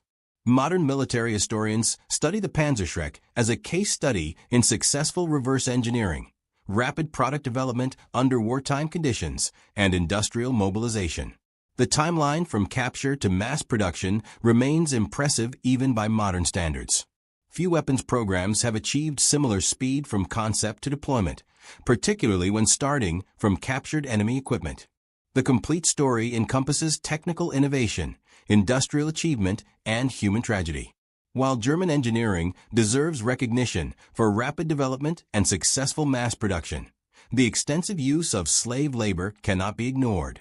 Tens of thousands died producing weapons that extended a lost war. The Panzerschreck's history includes both remarkable technical achievement and systematic exploitation of forced laborers. The weapon's battlefield impact was undeniable. Allied tank crews faced a weapon that could appear from anywhere, strike with devastating effect, and disappear before effective countermeasures could be employed. The Panzerschreck transformed German defensive tactics, allowing infantry to create anti-tank kill zones without relying on towed guns or armored vehicles. Statistical analysis reveals the weapon's effectiveness. German after-action reports credited Panzerschreck teams with hundreds of tank kills on the eastern and western fronts. While exact numbers remain disputed due to multiple weapons often engaging the same target, the psychological impact on Allied armor tactics was measurable and significant. The rapid development timeline, from November 1942 capture to September 1943 mass production, demonstrates what industrial mobilization could achieve under wartime pressure. This 11-month period included complete technical analysis, design modifications, tooling development, supply chain establishment, and workforce training. Modern weapons programs typically require years for similar progression. Key factors enabled this rapid development: existing 88mm ammunition, simplified warhead design, established manufacturing infrastructure could be adapted rather than built from scratch. Desperate military need justified resource allocation, and captured American examples provided proven baseline technology requiring only improvement rather than fundamental innovation. The German approach differed from typical reverse engineering. Rather than creating an exact copy, engineers systematically analyzed each component, identified weaknesses, and implemented improvements using existing German technology. The magneto ignition replaced unreliable batteries. The larger warhead utilized proven ammunition. The design incorporated lessons from existing German rocket weapons. This methodology analyze, improve, and adapt rather than simply copy, accelerated development while producing superior results. The approach has influenced military technology development programs ever since, demonstrating that captured enemy equipment provides both technical intelligence and a starting point for improvement. The Panzerschreck's influence on post-war weapons development extended globally. American, Soviet, British, and French engineers studied captured examples, incorporating design elements into their own anti-tank weapons. The principle of a man-portable tube firing an oversized shape-charged warhead became standard for infantry anti-tank weapons through the Cold War and beyond. Modern rocket-propelled grenade launchers, including the Soviet RPG-7, the American M72 Law, and various wire-guided systems, all trace conceptual lineage to the bazooka/Panzerschreck paradigm. The basic concept of giving infantry organic anti-armor capability through shoulder-fired rockets remains central to military doctrine worldwide. The economic lessons proved equally significant. The Panzerschreck demonstrated that relatively simple weapons, mass-produced at low cost, could effectively counter expensive armored vehicles. This cost-exchange ratio, a 70 Reichsmark weapon destroying a 300,000 Reichsmark tank, influenced post-war military procurement philosophy. The principle that numerous inexpensive weapons could offset smaller numbers of expensive systems became a cornerstone of military planning. The program also illustrated the limits of technological solutions to strategic problems. Despite producing nearly 300,000 Panzerschrecks, Germany still lost the war. The weapons slowed Allied advances and inflicted casualties, but could not overcome fundamental strategic disadvantages in manpower, industrial capacity, and resources. Technology alone cannot substitute for strategic advantage. From a historical perspective, the Panzerschreck represents a specific moment in military technology evolution, the transition from specialist anti-tank units to distributed organic infantry anti-armor capability. Before the Panzerschreck and bazooka, infantry units required attached anti-tank gun platoons or armored support to engage enemy tanks. After these weapons, every infantry squad potentially possessed tank-killing capability. This democratization of anti-tank warfare fundamentally altered tactical doctrine. Armor could no longer operate independently without infantry support. Combined arms cooperation became essential for survival. These tactical changes, driven by weapons like the Panzerschreck, continue shaping military doctrine today. In conclusion, the Panzerschreck stands as history's most successful reverse engineering program, transforming captured American bazookas into nearly 300,000 improved German weapons in under 1 year. The program demonstrated that military innovation could be borrowed, improved, and mass-produced faster than previously imagined. From the first captures during Operation Torch to the final weapons produced in April 1945, the Panzerschreck represented German industrial capability and engineering pragmatism applied to desperate military necessity. It remains a case study in rapid weapons development, showing both what can be achieved under pressure and the terrible human cost of such achievement. Mount Suribachi loomed above the volcanic wasteland of Iwo Jima on February 23, 1945. Inside a reinforced concrete bunker, Private First Class Tadashi Yamamoto's hands shook as he committed treason to paper. His words, if discovered by his superiors, would earn him a firing squad. Yet he wrote them anyway, compelled by a truth too overwhelming to contain. These Americans, these Marines, they don't behave like men. They refuse to die as others do. Every word we heard about their weakness was propaganda. Nothing but lies. Through the narrow firing slit, Yamamoto had witnessed something that shattered every assumption his training had drilled into him. 6 Marines had charged his position while machine gun fire tore through the air. 3 collapsed immediately. The remaining 3 kept advancing. When his comrades unleashed grenades, 1 Marine threw himself onto the blast, absorbing it with his own flesh to protect his squad. Then, impossibly, he continued fighting, catastrophic wounds and all, until his body simply refused to hold his weapon any longer. The survivors overran the position in minutes. 21,000 Japanese defenders occupied Iwo Jima, fortified within 18 kilometers of interconnected tunnels and reinforced positions. Tokyo had promised them they would face soft American troops, men who would crack under sustained pressure. What materialized instead would demolish every military calculation the Imperial Japanese Army had formulated about their adversaries. The mathematics of this catastrophic miscalculation weren't being recorded in strategic documents. They were being written in the savage reality of close-quarters combat that would consume 26,000 Marines as casualties across just 36 days. The first cracks, Guadalcanal, August 1942. Japanese confidence had begun crumbling long before Iwo Jima. On August 7, 1942, Guadalcanal in the Solomon Islands became the testing ground. Corporal Hideo Takahashi, a veteran of the China campaign, where Japanese forces had seemed unstoppable, recorded his observations after the first week of combat. These Americans who came ashore are unlike any adversary we've encountered. They refuse to retreat when encircled. They won't surrender when their situation becomes hopeless. Most disturbing, they fight at night as though darkness strengthens rather than frightens them. Guadalcanal marked Japan's first defensive engagement in the Pacific. The Imperial Army anticipated easy victory over inexperienced American forces.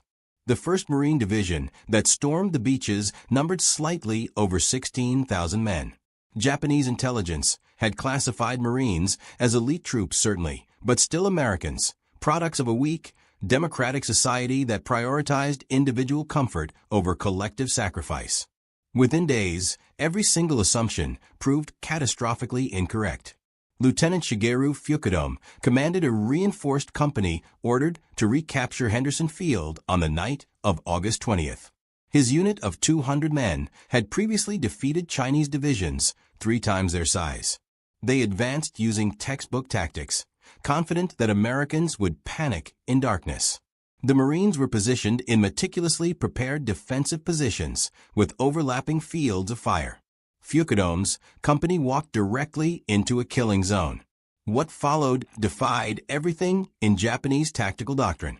Rather than fortifying their positions and defending, the Marines immediately launched a counterattack into the darkness, wielding automatic weapons with devastating precision. Fukudome's diary, recovered 3 days after his death, recorded his disbelief. They attacked us during the night. We are supposed to be the ones who attack at night. They maneuvered through jungle we considered impassable. They killed silently, then vanished like ghosts. By sunrise, only 90 men remained for my company. The Americans had suffered 12 casualties. This pattern replicated itself across Guadalcanal. Japanese forces, accustomed to enemies who crumbled under banzai charges, discovered Marines who held their positions until physically overwhelmed, then fought hand-to-hand with bayonets, knives, and bare fists. Sergeant Kenji Matsumoto, who survived 4 months on Guadalcanal before evacuation, wrote in a letter later intercepted by American intelligence. We were instructed that Americans are individualistic, that they won't sacrifice themselves for their comrades. This is completely false. I witnessed a Marine machine gunner continue firing with both legs shattered until Japanese infantry killed him at arm's length. His assistant immediately seized the weapon and resumed firing. We lost 40 men to that single position. Training that created warriors. The Marine training regimen that produced such soldiers baffled Japanese military analysts.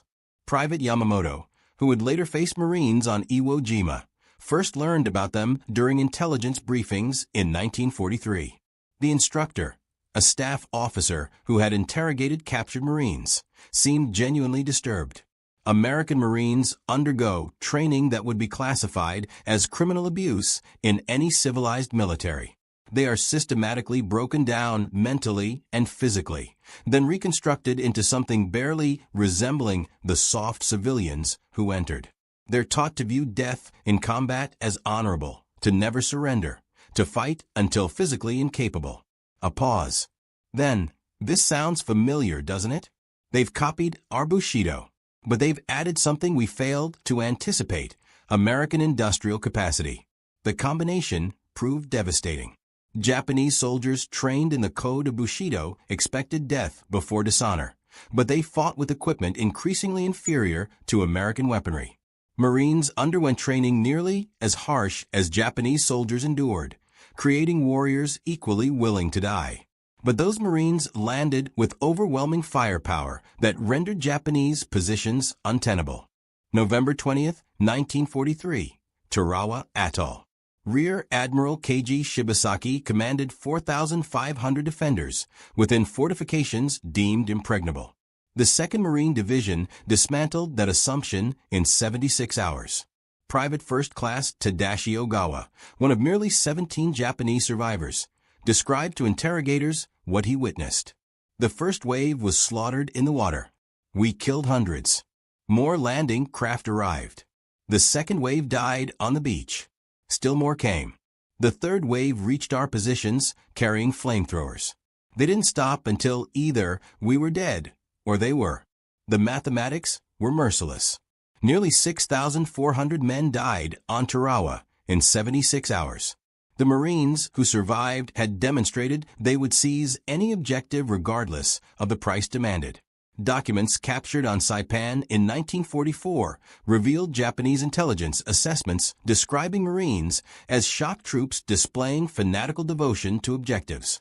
Marines refuse orders to retreat and will counterattack even when tactically disadvantaged. Casualties inflicted on Marines do not degrade unit effectiveness until the unit is completely annihilated. This classification emerged from systematic study. Captain Yoshio Kobayashi, a Guadalcanal survivor, provided detailed comparative analysis. American Army infantry tactics are competent and conventional. The Marines operate differently. They advance aggressively regardless of casualties. They accept casualty rates that would force any rational commander to halt operations. This is unprecedented in modern warfare. The speed of death, Paliliu. The velocity of Marine operations proved as devastating as their firepower. Lieutenant Colonel Kunio Nakagawa, who commanded on Paliliu, constructed defenses based on previous campaigns where American forces paused after amphibious landings. The Marines never paused. They landed September 15th at 8:30 hours and controlled half the airfield by nightfall. Nakagawa's diary recorded his shock. My defensive plan collapsed because it assumed the enemy would act rationally. The Marines do not act rationally. They act with total commitment regardless of circumstances. This total commitment manifested in ways that appeared suicidal to Japanese observers, but proved devastatingly effective. Sergeant Kenji Matsumoto, captured on Bougainville, described witnessing a Marine platoon assault a fortified hilltop position. The approach required crossing open ground swept by machine gun fire from 3 bunkers. Japanese doctrine would have mandated extensive artillery preparation, followed by infantry assault under smoke cover. The Marine lieutenant assessed the position for perhaps 30 seconds, then ordered the assault with zero preparation. The platoon charged directly into the fire. 7 men fell in the first 20 seconds. The survivors reached the first bunker and destroyed it with grenades and demolition charges. 3 more men fell assaulting the second bunker. The remaining Marines captured it. The third bunker fell to the last 5 men standing. The platoon suffered 12 casualties from 37 men to take a position we considered impregnable. The entire action consumed 4 minutes, from order to completion. This wasn't courage. This was systematic application of acceptable casualties to achieve objectives faster than we could respond. The psychology of acceptable losses. The concept of acceptable casualties horrified Japanese officers trained to value their soldiers' lives within the context of achieving objectives. Marines calculated casualties as the cost of victory and paid that cost without hesitation when the objective warranted it. This created a psychological advantage beyond material superiority. Japanese commanders, knowing Marines would accept 50% casualties to take a position, faced impossible decisions: defend with insufficient force and lose the position, defend with adequate force, but weaken other positions, abandon the position, and cede terrain. Every option led to defeat. The only variable was timing. Major Yoshitaka Takahara, senior staff officer on Iwo Jima who survived the battle, analyzed this dilemma in post-war interrogations. General Kurabayashi understood we could not stop the Marines. Our defenses were designed to delay them and inflict maximum casualties. We succeeded brilliantly at inflicting casualties. Over 20,000 Marines were killed or wounded in 36 days. This would have destroyed any other military force's ability to continue offensive operations. The Marines reinforced and continued attacking without any reduction in intensity. We calculated that inflicting 10,000 casualties would halt their advance for at least a week. They suffered 10,000 casualties in the first week, and their advance never slowed. This revealed the fundamental imbalance. They could replace casualties faster than we could kill them. They had 50 Marine divisions in the Pacific Theater or training in the United States. We had finite defenders on each island. Mathematics dictated our defeat. The logistics of inevitability. The mathematics extended beyond simple manpower. Marines landed with logistical support that enabled sustained operations at intensities Japanese forces could not match. Second Lieutenant Toshio Yamamoto, captured on Saipan, witnessed the contrast firsthand during a nighttime infiltration. I led a patrol to observe American positions 3 days after their landing. We expected to find exhausted troops with limited supplies, as Japanese forces would have been after 3 days of intense combat on a contested beachhead. Instead, we found Marines eating hot food, receiving ammunition resupply by truck, with medical tents treating wounded and rest areas where units rotated off the line. Their supply dumps contained more ammunition than my entire regiment possessed. They had mobile kitchens preparing fresh meals. They had portable showers and laundry facilities. They were fighting the most intense battle of the Pacific War and living better than we did in garrison. This demonstrated that defeating them was impossible. They would never exhaust their food, ammunition, medicine, or replacements. We would. The relentless American logistics created a form of attrition warfare that favored Marines despite higher initial casualties. Japanese defenders fought from fixed positions with limited supplies and zero reinforcement. Every casualty was permanent. Every round of ammunition expended could not be replaced. Marines fought from an expanding beachhead with supplies arriving daily by ship and air. Casualties were evacuated and replaced. Ammunition was unlimited. The longer a battle lasted, the weaker Japanese defenders became while Marines grew stronger. This dynamic proved decisive on Peleliu, where Colonel Nakagawa's defense lasted from September 15th to November 27th. The 1st Marine Division suffered such heavy casualties it was withdrawn and replaced by elements of the 81st Infantry Division in October. A 2nd Marine Division continued operations until Army units relieved them. The battle that Japanese planners expected to last 1 week consumed 11 weeks. Japanese defenders inflicted over 10,000 American casualties, but the Americans could afford those losses and continue attacking. Japan could not afford to defend every island at such cost. The arithmetic was unsustainable. The grim calculus of defeat. The unsustainability became apparent to Japanese military leadership by mid-1944.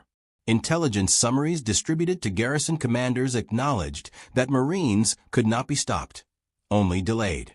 One document captured on Tinian provided guidance that revealed complete abandonment of any hope for victory. When defending against Marine assault, do not expect to hold positions indefinitely. The objective is to delay the American advance sufficiently to enable other strategic objectives. Each day of resistance is valuable. Each Marine killed or wounded is valuable. But understand that the position will fall. Prepare accordingly. Stock positions with maximum ammunition. Create redundant defensive positions. Plan to fall back in stages. Accept that you will likely die in the defense. Your sacrifice buys time for the empire. There is honor in this sacrifice, even without victory. This grim calculus defined Japanese defensive strategy for the final year of the Pacific War. Defenders no longer fought to win battles. They fought to make those battles so costly that Americans might negotiate rather than invade Japan itself. Marines, by accepting casualties that would have forced other armies to halt, negated this strategy. They paid the price demanded and continued advancing. No cost was too high. No position was too strong. The offensive never stopped. Private Tadashi Ogawa, one of the few survivors from Tarawa, later described the psychological impact of facing such an enemy. After the first day of battle, we knew we would lose. The Marines had landed in overwhelming force. They had naval gunfire that destroyed our positions. They had air support that bombed us continuously. But we still believed we could make them pay such a terrible price they would reconsider future invasions. Then we watched them continue attacking despite horrific casualties. They walked through machine gun fire that killed dozens. More Marines came behind them. We killed them too. More came. We fought for 3 days with absolute commitment. We inflicted thousands of casualties. We died almost to the last man, and the Marines took Tarawa on schedule. They paid the price we demanded and continued their advance across the Pacific. That was when we understood the war was lost. An enemy who will pay any price to win cannot be defeated by making victory expensive. The spread of realization. This realization spread through the Japanese military as survivors from each battle carried their experiences to the next. By the time Marines landed on Iwo Jima in February 1945, every Japanese defender knew they faced the most implacable enemy in the Pacific. They knew they would die. They knew the Marines would take the island. The only question was how many Marines would die with them. General Korebayashi's defensive plan accepted these realities and built strategy around them. His orders to troops acknowledged what official propaganda denied.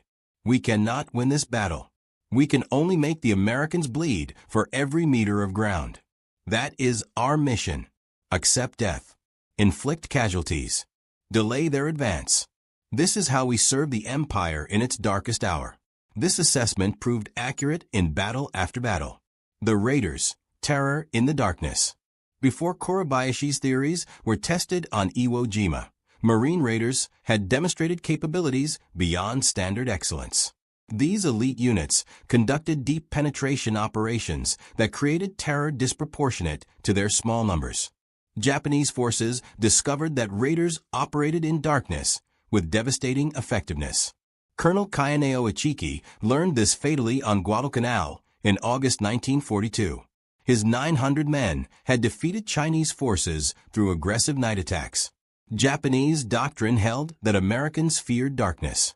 Ichiki planned a textbook night assault against Marine positions on the Tenere River. Raiders from the 1st Marine Raider Battalion waited in prepared positions.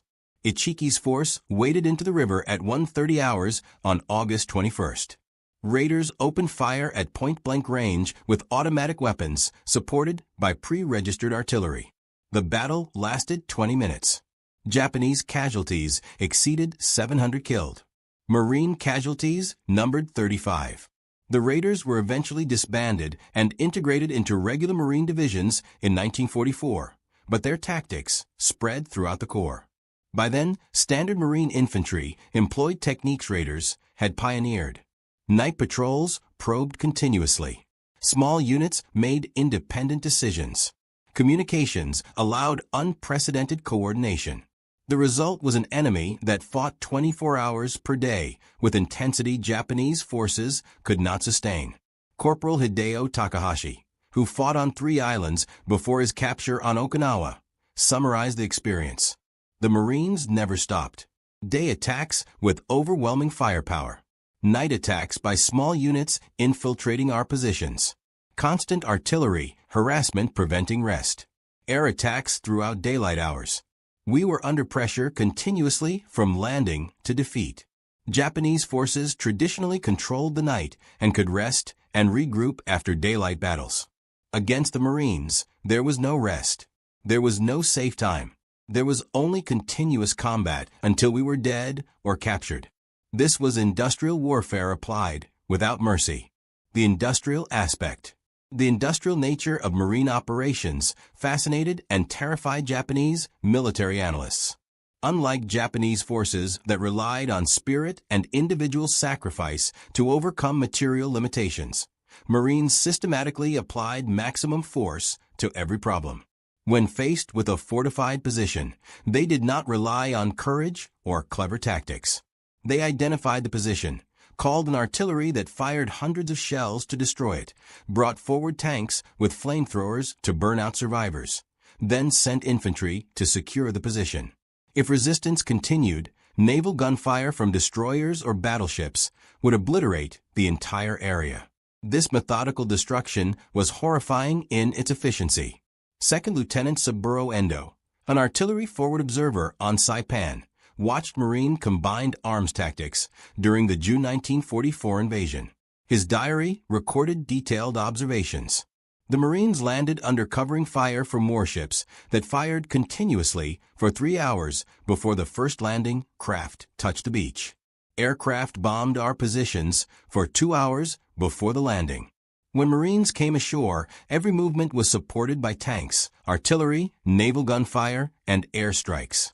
They advanced slowly and carefully, destroying everything in their path. When we stopped them at prepared positions, they called in battleship fire that literally erased hills from the landscape. They did not try to overcome our positions through courage or clever tactics.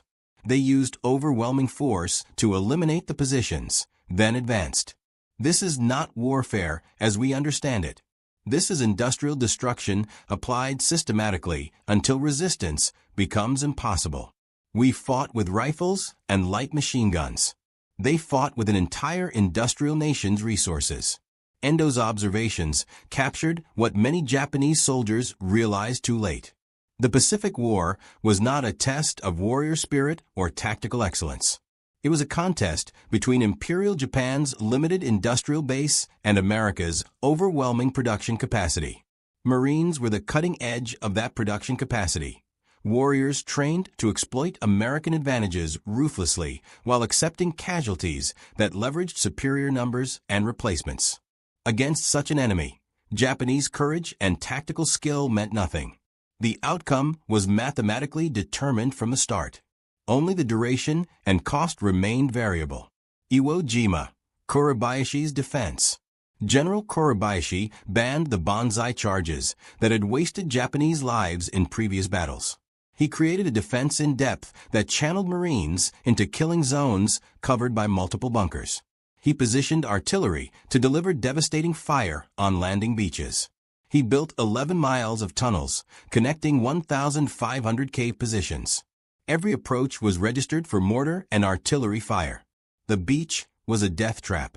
3 Marine divisions, 70,000 men, landed on Iwo Jima on February 19th. Kuribayashi's defenses worked exactly as planned. Naval bombardment barely scratched the fortifications. Marines landed in neat waves and immediately took catastrophic casualties. Within minutes, the black volcanic sand was covered with dead and wounded. Japanese artillery observers called down perfectly coordinated fire. The assault seemed to be failing. Then something happened that Kuribayashi had not anticipated, though he should have from previous battles. The Marines did not withdraw to regroup. They advanced into the artillery fire. They found the gaps between Japanese positions and exploited them. When bunkers stopped the advance, demolition teams crawled forward under fire to destroy them. When those teams died, other Marines took their place. The attack never stopped. Private First Class Tadashi Yamamoto watched from his bunker as Marines assaulted the position to his right. His diary records the incomprehension Japanese defenders felt. A Marine flamethrower team approached the bunker. We killed the operator. His assistant picked up the weapon and continued. We killed him. A third Marine took the weapon. We wounded him severely. He continued firing until the weapon was empty, then threw grenades into the firing ports until we killed him. By then, demolition engineers had reached the bunker entrance. The position was lost. This happened 30 times in the first hour. How do you defeat men who will not stop? The brutal arithmetic. The answer, as Japanese defenders discovered, was that you could not. The brutal arithmetic of Iwo Jima demonstrated Marine doctrine in its purest form. 70,000 Marines landed. 26,000 became casualties, including nearly 7,000 killed. But all 21,000 Japanese defenders died except for 1,600 who were captured, most because they were unconscious or too wounded to resist.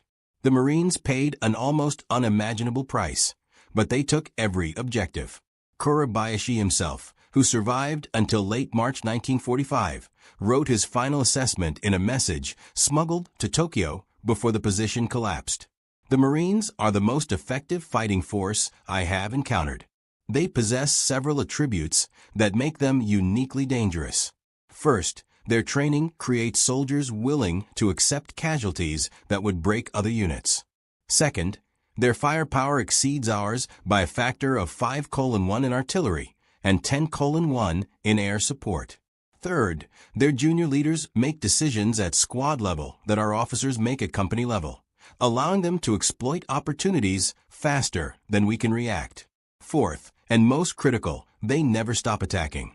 There is no defense that can survive this combination indefinitely. This final point terrified Japanese defenders across the Pacific. Soldiers could accept defeat in battle. They could understand being outgunned or outmaneuvered. What they could not comprehend was an enemy that simply would not stop regardless of losses. Corporal Hideo Takahashi, who fought on 3 islands before his capture on Okinawa, explained in a post-war interview, "You must understand the difference between Marines and other American forces. Army units would attack, take casualties, and pull back to reorganize. This is sensible military doctrine. Marines would attack, take casualties, and continue attacking over the bodies of their own dead. This is not military doctrine. This is something else entirely. The transformation of boot camp. The quality that made Marines so feared was deliberately created through training that broke recruits down to nothing, then rebuilt them into warriors whose identity was inseparable from the Corps itself. Documents captured on Saipan included interrogation reports of a Marine prisoner who explained the transformation to bewildered Japanese intelligence officers. Boot camp lasts 8 weeks. For the first 4 weeks, drill instructors destroy everything civilian in the recruit. You are told you are worthless, that you will never be a Marine, that you should quit and join the Army. The abuse is psychological and physical. You are pushed until you think you cannot continue, then pushed further. Those who quit are publicly shamed. Those who remain learn that surrender is not an option." The interrogation report noted the Japanese officer's response. "This resembles our own training, but more systematic." However, the Marine prisoner then described something that had no parallel in Japanese military training. The second 4 weeks, the instructors build you into a Marine. You learn that you are part of something greater than yourself, that every Marine who ever lived is your brother. This created something unique. Marines fought because to fail was to betray every Marine who had ever lived. The psychological pressure created fighters who would advance when rational calculation said to stop. When banzai charges failed. Japanese forces encountered this mentality in its most concentrated form during banzai charges that should have succeeded but failed catastrophically. October 24th to 25th, 1944. Saipan. Colonel Takuya Takashina led approximately 3,000 Japanese soldiers in a final banzai charge against Marine positions. Japanese doctrine held that such an assault, conducted with absolute commitment, would shatter any defense through sheer ferocity and the defender's fear of being overrun. The Marines of the 27th Infantry Division, positioned in the attack's path, were mostly sleeping when the charge began at 3 o'clock hours. Japanese soldiers poured into the Marine lines screaming, bayonets fixed, overwhelming forward positions through sheer numbers. Traditional doctrine would call for a fighting retreat to regroup. The Marines counterattacked immediately. Officers and sergeants organized desperate defensive stands at key positions. Marines used every weapon available, from artillery firing at point-blank range to trench knives in hand-to-hand combat. The fighting lasted 4 hours. When dawn broke, Japanese bodies covered an area 500 meters deep. American casualties numbered 90 killed and 247 wounded. 3,000 Japanese soldiers died. Private First Class Issei Yoshida survived the charge with severe wounds. His interrogation report, filed 3 days later, captured the shock Japanese soldiers felt. "We were told that Americans fear close combat, that they rely on firepower because they are cowards at heart. We charged into their positions, expecting them to break. They fought us hand-to-hand and defeated us. I saw a Marine sergeant kill 7 men with a bayonet and a pistol before he fell. This is not cowardice. We were lied to." The material contrast. The lies extended to every aspect of Marine capabilities. Japanese propaganda had spent years describing Americans as soft, individualistic people who could not withstand hardship. Marines sleeping in foxholes filled with water, eating cold rations for weeks, fighting in 100-degree heat with 80% humidity, contradicted those claims. Japanese soldiers supposedly trained for hardship watched Marines thrive in conditions that taxed Japanese endurance to its limits. Corporal Kenji Matsumoto, who survived Guadalcanal before being transferred to Bougainville, where he was captured in February 1944, described the contrast in conditions. "We were on reduced rations by September 1942, rice twice per day, sometimes less. We supplemented with anything edible we could find in the jungle. We watched the Marines eat 3 full meals daily, sometimes more. They received regular resupply by air and sea. They had fresh water, medical supplies, ammunition without limit. We realized we were fighting an enemy who would never run out of resources. That understanding broke something in us. Combined arms superiority. The material superiority Marines enjoyed was devastating. When faced with fortified bunkers, Marines called an artillery that delivered hundreds of shells in minutes, brought forward Sherman tanks with flamethrowers, and used naval gunfire that could level hills. If that failed, demolition teams would pack hundreds of pounds of explosives against positions. Lieutenant Shigeru Fukudome, before his death on Guadalcanal, wrote the most comprehensive analysis of Marine combined arms tactics captured during the war. The Marines do not fight like individual soldiers. They fight like parts of a single machine. Riflemen fix our position. Machine gunners suppress our fire. Mortars deliver smoke to blind our observers. Artillery destroys our bunkers. Tanks advance with infantry following.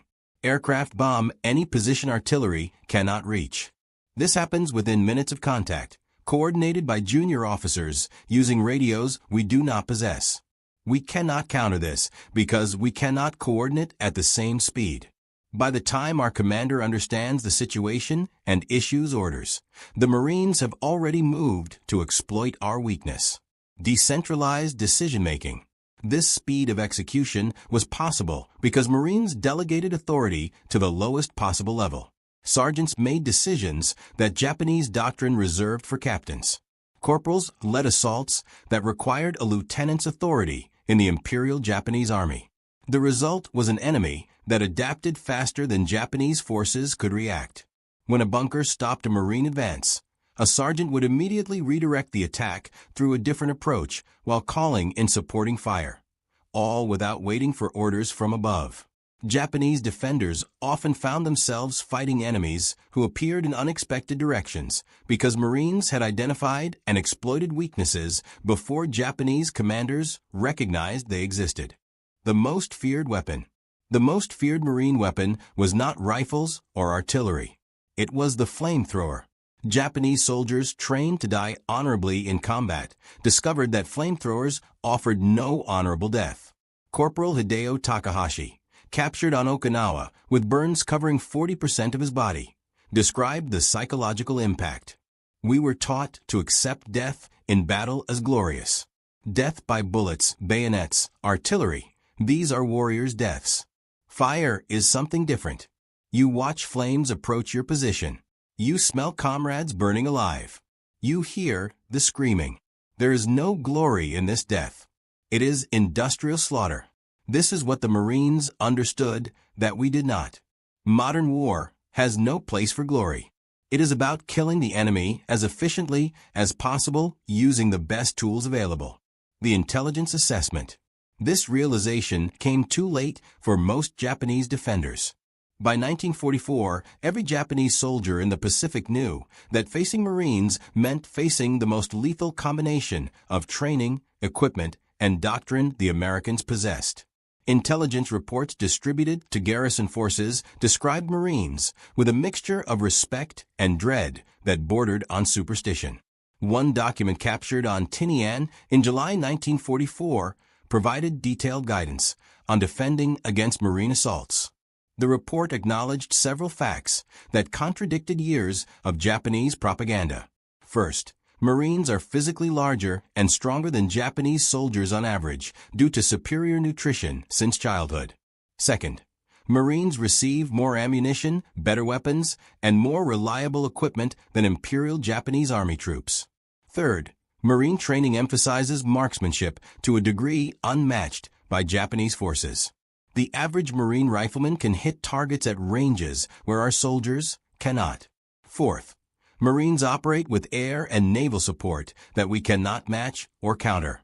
Fifth, and most critically, Marines are trained to believe surrender is unacceptable. They will fight to death or victory. There is no third option. The report then provided tactical guidance that revealed how thoroughly Japanese confidence had collapsed. When facing Marines, do not expect them to retreat. Do not assume casualties will degrade their morale.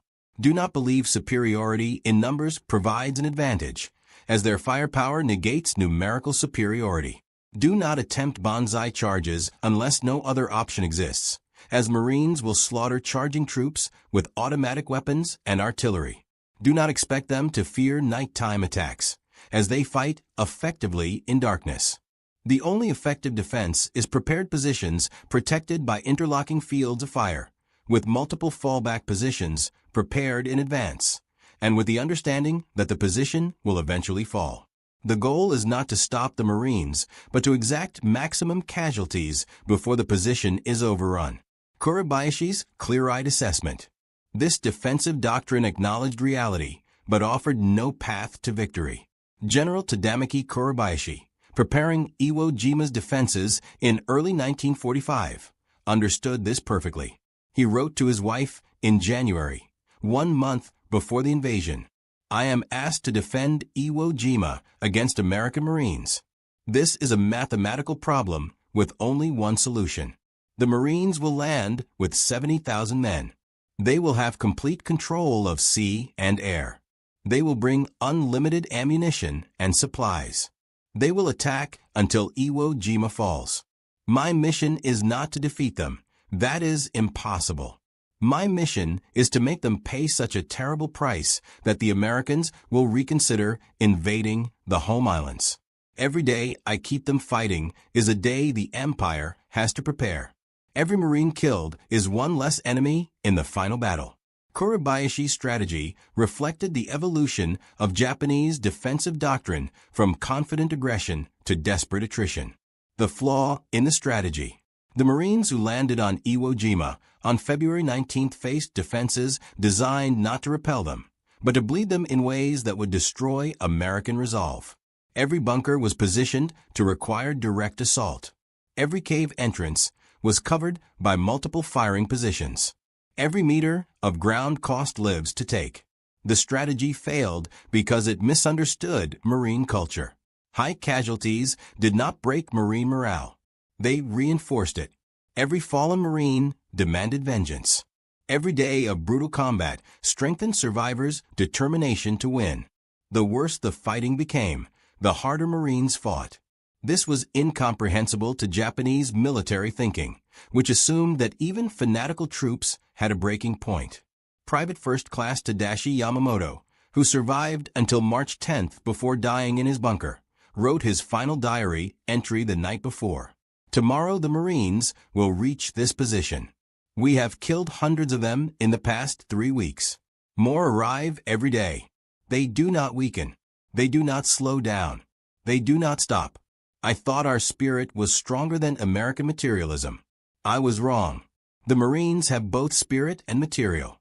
They have courage equal to ours combined with weapons and supplies we cannot match. They are what we claim to be. We are what we claimed they were. This is the truth we die knowing." His bunker was destroyed the next morning by a Marine demolition team after a 6-hour battle that killed all 11 defenders and wounded 3 Marines. The position delayed the Marine advance by exactly 40 minutes before being bypassed by other units that continued advancing while combat engineers reduced the bunker. The pattern of futility. This pattern repeated across Iwo Jima thousands of times. Japanese defenders fought with desperate courage, inflicting terrible casualties, achieving nothing except their own deaths. The campaign ended on March 26th. The final statistics told the story of what happened when Marines fought the best defenses Japan could create. 21,000 Japanese defenders died, 600 surrendered, most because they were unconscious or physically incapable of resistance. The Marines suffered 26,000 casualties from 70,000 men committed, nearly 40% casualties. Any other military force would have required months to recover. The 3rd, 4th, and 5th Marine Divisions were back in action within 6 weeks. The defining characteristic. This ability to absorb casualties and continue fighting became the defining characteristic that most terrified Japanese defenders. Corporal Kenji Matsumoto, imprisoned in Hawaii after his capture, explained in a 1946 interview what Japanese soldiers felt facing Marines. The worst part was knowing they would never stop. You could kill half a Marine unit, and the survivors would continue attacking. You could wound their leaders, and sergeants would take command. You could fight them to exhaustion, and they would attack again the next day. There was no way to win. You could only kill them until they killed you. That is not war. That is mutual annihilation. And the Marines had more men than we did. American industrial regeneration. The American industrial capacity that produced waves of replacement Marines astonished Japanese military planners. Intelligence reports from late 1944 noted that Marine divisions suffered 75% casualties on Peleliu in September 1944, then returned to full strength within 3 months. Those replacements landed on Iwo Jima in February and fought with the same effectiveness as veterans. This ability to regenerate defeated units was beyond Japanese capability. The Imperial Japanese Army had no comparable training system, no replacement pipeline that could maintain unit quality while absorbing catastrophic losses. American efficiency extended to every aspect of Marine operations. Wounded Marines received medical treatment within minutes of being hit. Casualty evacuation by air and sea moved wounded men from battlefield to hospital ship in hours. Blood plasma, antibiotics, surgical care saved lives at rates unprecedented in military history. Japanese wounded often died from lack of medical supplies, from infected wounds, from injuries that American medicine routinely treated. Captured Japanese soldiers watched Marines who should have died from wounds that would have killed Japanese soldiers instead survive to fight again. After surrender, the final humiliation. The final humiliation came after Japanese surrender in August 1945. Marines occupied Japanese home islands expecting resistance from a population indoctrinated to die rather than submit. Instead, they found exhausted people grateful the war had ended. Private First Class Issei Yoshida, repatriated in 1946 after recovering from wounds received on Saipan, described his return home. Everything we were told was lies. The Marines did not torture prisoners. They provided food, medical care, shelter. They treated us better than our own officers had. The Americans were not barbarians. We were the barbarians. This knowledge destroyed what remained of our faith in the empire. Common themes in defeat. Thousands of former Japanese soldiers reached similar conclusions. The post-war interrogation reports revealed common themes. Respect for Marine fighting qualities, bitterness toward Japanese leadership that had lied about American capabilities, recognition that the war had been hopeless from the start because Japan could not match American industrial capacity or the fighting quality of troops like the Marines. The most comprehensive assessment came from General Tadamaki Kuribayashi's final message from Iwo Jima, delivered through desperate radio transmission on March 21st, 5 days before the island fell. I have fought the Marines for 31 days. They are the finest soldiers I have encountered. Their training is superior. Their equipment is overwhelming. Their courage equals ours. And their numbers are endless. Japan cannot defeat such an enemy. We can only die fighting them and hope that our sacrifice buys time for peace negotiations that preserve something of our nation. To my fellow officers preparing to defend the home islands, know this: the Marines will come. You cannot stop them. You can only make them pay in blood for every meter of ground. Perhaps if the price is high enough, they will negotiate rather than destroy everything. That is our only hope. The hope that died. That hope died with the atomic bombs in August. But Kuribayashi's assessment of Marines proved accurate. They were the tip of the spear that broke Japanese defensive lines across the Pacific. They paid a terrible price, with casualty rates that would have destroyed lesser organizations. But they never broke, never retreated, never surrendered an objective. They were exactly what Japanese propaganda had claimed the Imperial Japanese Army was: invincible warriors who would fight to death before accepting defeat. The final irony. The final irony was that Marines achieved this through systematic training and overwhelming material support, not through mystical warrior spirit or racial superiority. They proved that modern warfare required both courage and industrial capacity, both training and technology, both individual sacrifice and national resources. Japan had courage and training. America had everything. The Marines embodied that totality in a way no other American unit matched. Japanese veterans recognized this distinction. Corporal Hideo Takahashi, interviewed in 1975 as an old man, summarized what his generation learned fighting Marines. We were taught that spirit conquers material, that our will to die made us invincible. The Marines taught us that spirit plus material conquers spirit alone. They were as willing to die as we were, but they had Sherman tanks and naval gunfire and unlimited ammunition and air supremacy and medical care and food and all the resources of America behind them. We had our rifles and our courage and promises of victory. That was not enough. It was never going to be enough. The Marines proved that on every island they took. The statistical record supports this conclusion. Marines fought in every major Pacific campaign from Guadalcanal in August 1942 to Okinawa in June 1945. They suffered 86,000 casualties, including 19,500 killed. But they never failed to take an objective, never abandoned a position once captured, never gave Japanese forces reason to believe Marines could be defeated through superior tactics or fighting spirit. The price was terrible. The results were absolute. Post-war analysis. Japanese military analysts studying Marine operations after the war reached unanimous conclusions. The Marines represented the ultimate expression of American military power. They combined warrior ethos matching Japanese Bushido with industrial resources matching American production capacity. They trained soldiers willing to die for victory while providing those soldiers with weapons and support that made victory possible. This combination was unbeatable. Lessons learned too late. The lessons learned came too late for the 21,000 Japanese soldiers who faced Marines on Iwo Jima, or the 30,000 who fought them on Okinawa, or the hundreds of thousands who prepared to fight them on the home islands before surrender ended the war.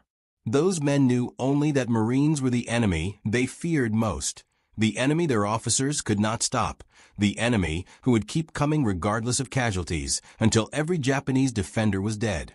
Private First Class Tadashi Yamamoto's final diary entry, written hours before his death in a bunker on Iwo Jima, captured this knowledge. The Marines will win not because they are braver than we are, not because they want victory more than we do. They will win because their nation gives them everything they need to win, and they will use those resources without mercy until we are all dead. This is the truth our leaders should have told us. We are samurai fighting with swords against men with machine guns who also have the spirit of samurai. There was never any hope. There was only death. His bunker fell the next day. The Marines who cleared it found his diary and forwarded it to intelligence officers who translated it and filed it among thousands of similar documents. A truth written in blood. The words captured a truth that Japanese soldiers across the Pacific had learned through brutal experience. Fighting the Marines was not like fighting other American forces. It was not like fighting British or Chinese or any other enemy. It was fighting an opponent who combined everything Japan claimed to possess with everything Japan lacked. That combination made the Marines the most feared enemy Japanese soldiers would face. Statistics and stories. The statistics tell part of the story. The battles tell more. But the words of Japanese soldiers who survived to tell of it reveal the complete picture. They fought men who would not stop, who would not surrender, who would die before accepting defeat, and who had the weapons and support to make that spirit devastating. Against such an enemy, courage was not enough. Training was not enough. Determination was not enough. Nothing was enough except surrender or death. The Japanese military chose death. The Marines delivered it with systematic efficiency. Why they were feared. That was why Japanese soldiers feared fighting the Marines more than any other unit. The Marines said they would take the objective, and they took it. They said they would accept any cost, and they paid it. They never stopped. Japanese defenders discovered that courage meant nothing when facing an enemy who matched their determination and exceeded their firepower by factors that made resistance futile. That was the lesson learned in blood from Guadalcanal to Okinawa. The post-war admission. After the war ended and propaganda dissolved, Japanese veterans acknowledged the truth their leaders had hidden. The Marines were everything Japan claimed its soldiers were, backed by everything Japan could never provide. Against such an enemy, the war was lost before it began. The Marines proved it completely, one island at a time, at a cost measured in thousands of lives on both sides. Reflections on spirit and material. The Marine Corps demonstrated that the dichotomy between spirit and material was false. Modern warfare required both in equal measure. A warrior willing to die meant nothing if he lacked the tools to fight effectively. Superior weapons meant nothing if the soldiers using them lacked the will to press forward under fire. The Marines possessed both qualities in abundance, supported by a nation capable of sustaining both qualities indefinitely. Japan possessed one quality, the willingness to die, but lacked the industrial capacity to sustain it. As the war progressed, this imbalance became not just apparent, but overwhelming. The voice of survivors. Every Japanese survivor interviewed after the war spoke of this realization, though they described it in different ways. Some focused on the weapons disparity. Others emphasized Marine training and tactics. Still others pointed to American logistics and medical care. But all reached the same conclusion. The Marines represented a form of warfare Japan could not match or counter. They were the synthesis of everything modern war demanded, delivered with relentless efficiency and supported by inexhaustible resources. The final assessment. In the end, Private Yamamoto's assessment proved most accurate. The Marines won not through superior spirit.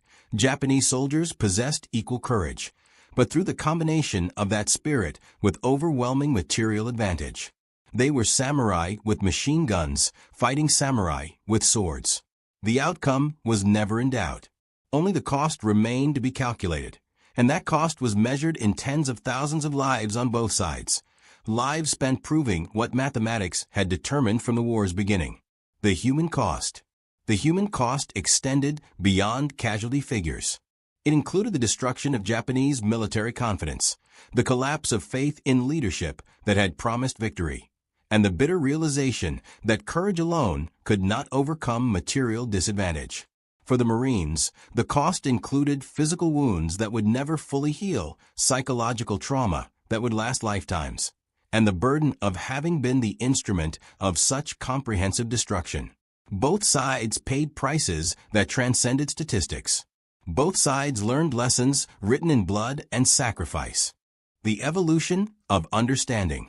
In the decades following the war, as the propaganda faded and honest reflection became possible, Japanese veterans began to articulate what they had learned with greater clarity. The Marines had not been demons or supermen. They had been extraordinarily well-trained soldiers, supported by a system that maximized their effectiveness. They had been men willing to die, backed by a nation capable of ensuring that willingness translated into victory. The systematic approach to war. What most impressed Japanese analysts in retrospect was not individual Marine heroism. Japanese soldiers had demonstrated equal heroism, but the systematic approach to warfare the Marines embodied. Every aspect of Marine operations was designed for maximum efficiency. Training that created psychological resilience tactics, that leveraged firepower superiority logistics, that enabled sustained operations medical care, that preserved fighting strength command structure, that enabled rapid decision-making combined arms coordination, that overwhelmed defenses. This systematic approach to warfare represented modern military thinking at its most developed. It was warfare as industrial process rather than warrior contest. The contrast in philosophy. Japanese military philosophy had emphasized spirit, sacrifice, and individual warrior excellence. These remained important in modern warfare, but they were insufficient without the supporting infrastructure the Americans provided. The Marines proved that modern warfare required industrial capacity to produce weapons logistical systems, to deliver supplies medical infrastructure, to preserve manpower training systems, to create skilled soldiers command philosophy that empowered junior leaders' national will to sustain operations despite casualties. Japan possessed some of these elements. America possessed all of them. The Marines were the sharp edge of that comprehensive system. Recognition without bitterness. By the 1970s and 1980s, as aging Japanese veterans reflected on their experiences, a curious quality emerged in their assessments. They spoke of the Marines with respect rather than bitterness. They recognized that they had faced not monsters, but fellow warriors, men who had simply been better supported by their nation's industrial and logistical capacity. Corporal Matsumoto, in his final interview before his death in 1983, expressed this perspective. We fought bravely. The Marines fought bravely. The difference was not in courage, but in support. They had everything they needed to win. We had only our determination. In modern warfare, determination alone is insufficient. The broader lesson extended beyond military tactics to questions of national strategy. Japan had initiated war against an opponent with 10 times its industrial capacity, then fought that war as though spirit could overcome material disadvantage. The Marines demonstrated, island by island, that this assumption was catastrophically wrong. Modern warfare required both spiritual and material elements. Neglecting either guaranteed defeat. This lesson, purchased at terrible cost, influenced Japanese strategic thinking in the post-war era. The human element. Yet even as Japanese veterans acknowledged the systemic advantages Marines possessed, they never forgot the human element, the individual Marines who had advanced under fire, who had fought until physically unable to continue, who had matched Japanese determination with their own unwavering commitment. These were not faceless representatives of American industrial might. They were individual warriors who had earned respect through their actions under fire. Private Yoshida, in a 1987 interview, captured this dual recognition. The Marines were men like us, men who feared death but advanced anyway, men who suffered but continued fighting, men who demonstrated courage equal to any samurai. But unlike us, they were supported by a nation that gave them the tools to make their courage effective. That was the difference that mattered. The final word. In the end, the Japanese perspective on fighting the Marines came down to a simple recognition. They had faced the most effective fighting force the Americans could field, supported by the full industrial and logistical capacity of a continental nation. Against such opposition, Japanese defenders had fought with desperate courage, inflicting casualties that would have stopped any other adversary. But the Marines were not like any other adversary. They absorbed those casualties, reinforced, and continued advancing until every objective was secured. The pattern repeated from Guadalcanal to Okinawa, proving with mathematical certainty what Japanese commanders should have recognized from the beginning. Modern warfare could not be won through spirit alone. Private Yamamoto's epitaph. Private First Class Tadashi Yamamoto died in his bunker on Iwo Jima on March 11, 1945. His diary survived him, recovered by Marines who cleared the position.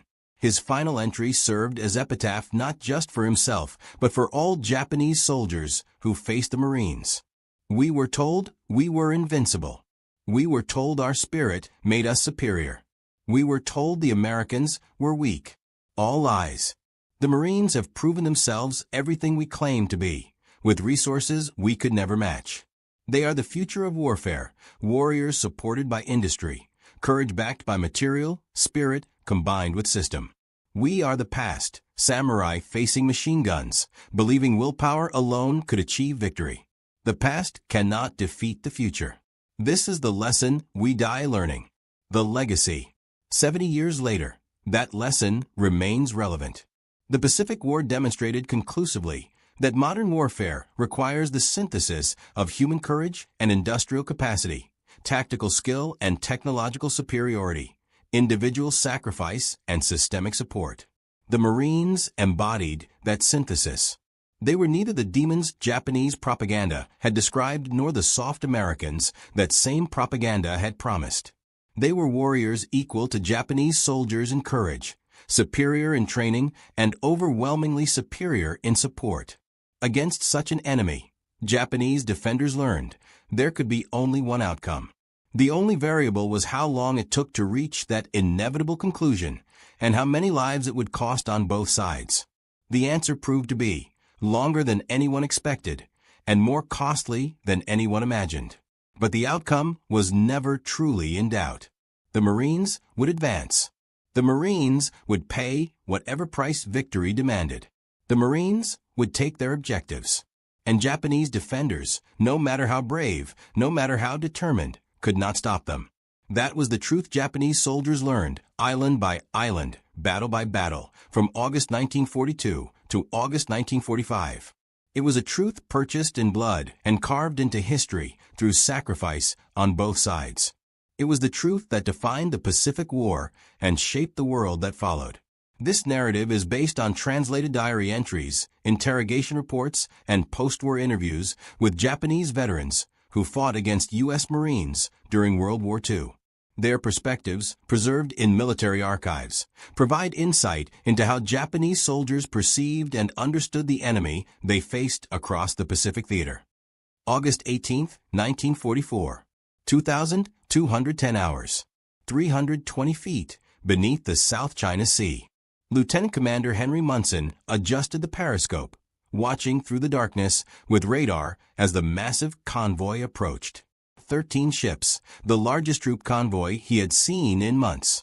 What Munson did not know was that his submarine USS Rasher was about to trigger the most catastrophic single night in Japanese naval transport history.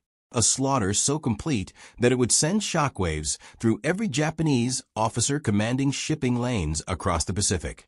Aboard the escort carrier Teo, Captain Shuichi Sugiura stood on the bridge, scanning the dark horizon with growing unease. Convoy HI-71 carried 4,795 soldiers of the Imperial Japanese Army, desperately needed reinforcements for the Philippines. Since January 1944, convoys like his had been bleeding. Ships disappeared into the depths with terrifying regularity. The Americans called them submarines. The Japanese had another name for them, the Silent Death. What began as scattered attacks in 1942 had become an organized campaign of destruction by 1940 for that would ultimately sink 55% of Japan's entire merchant fleet.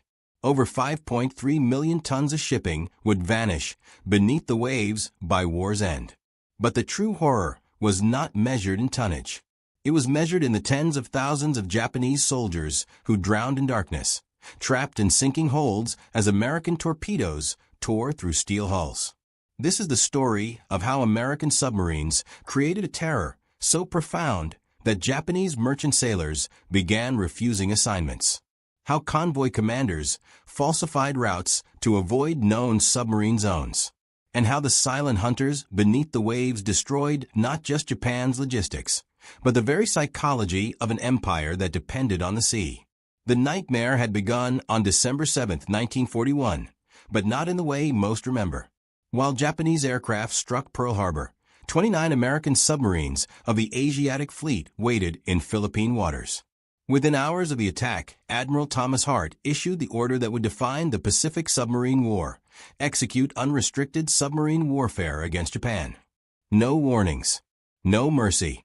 Every Japanese merchant ship was now a target. But the American submarine force was not ready. 55 fleet submarines and 18 obsolete S-boats comprised the entire Pacific force. Worse still, they carried a weapon that did not work. The Mark 14 torpedo, pride of American naval ordnance, was fundamentally flawed. Its magnetic exploder detonated prematurely or not at all. Its depth mechanism ran 11 feet deeper than set. Its contact exploder crumpled on impact instead of detonating. For 18 months, American submarines would fire torpedoes that simply failed to explode against Japanese hulls. Lieutenant Commander Lawson Ramage of USS Trout recorded his frustration in December 1941. fired 4 torpedoes at a sitting Japanese transport from 1,500 yards. All 4 hit with solid metallic clangs. None exploded. Watched helplessly as the ship sailed away undamaged. The sound of those non-explosions haunted every submariner. They called it the sound of betrayal. Japanese merchant officers in early 1942 sailed with confidence. Their military assured them that American submarines posed minimal threat. Japanese anti-submarine doctrine, developed in the 1920s and early 1930s, assumed submarines would be used against warships in fleet actions, not against merchant vessels. Japan had never seriously prepared for a war against commerce raiders. The Imperial Japanese Navy had allocated exactly 47 vessels for convoy escort duty when the war began. For comparison, Britain employed over 400 escorts in the Atlantic. Japanese depth charges were set to explode at 60 feet. American submarines routinely operated at 300 feet or deeper. Captain Tamichi Hara of destroyer Shiger later wrote, "We treated submarine defense as an afterthought, a duty for obsolete ships and inexperienced crews. The elite destroyer force was reserved for fleet actions against American carriers and battleships. Protecting merchant ships was considered unglamorous work beneath samurai warriors." This contempt for defensive warfare would cost Japan the war.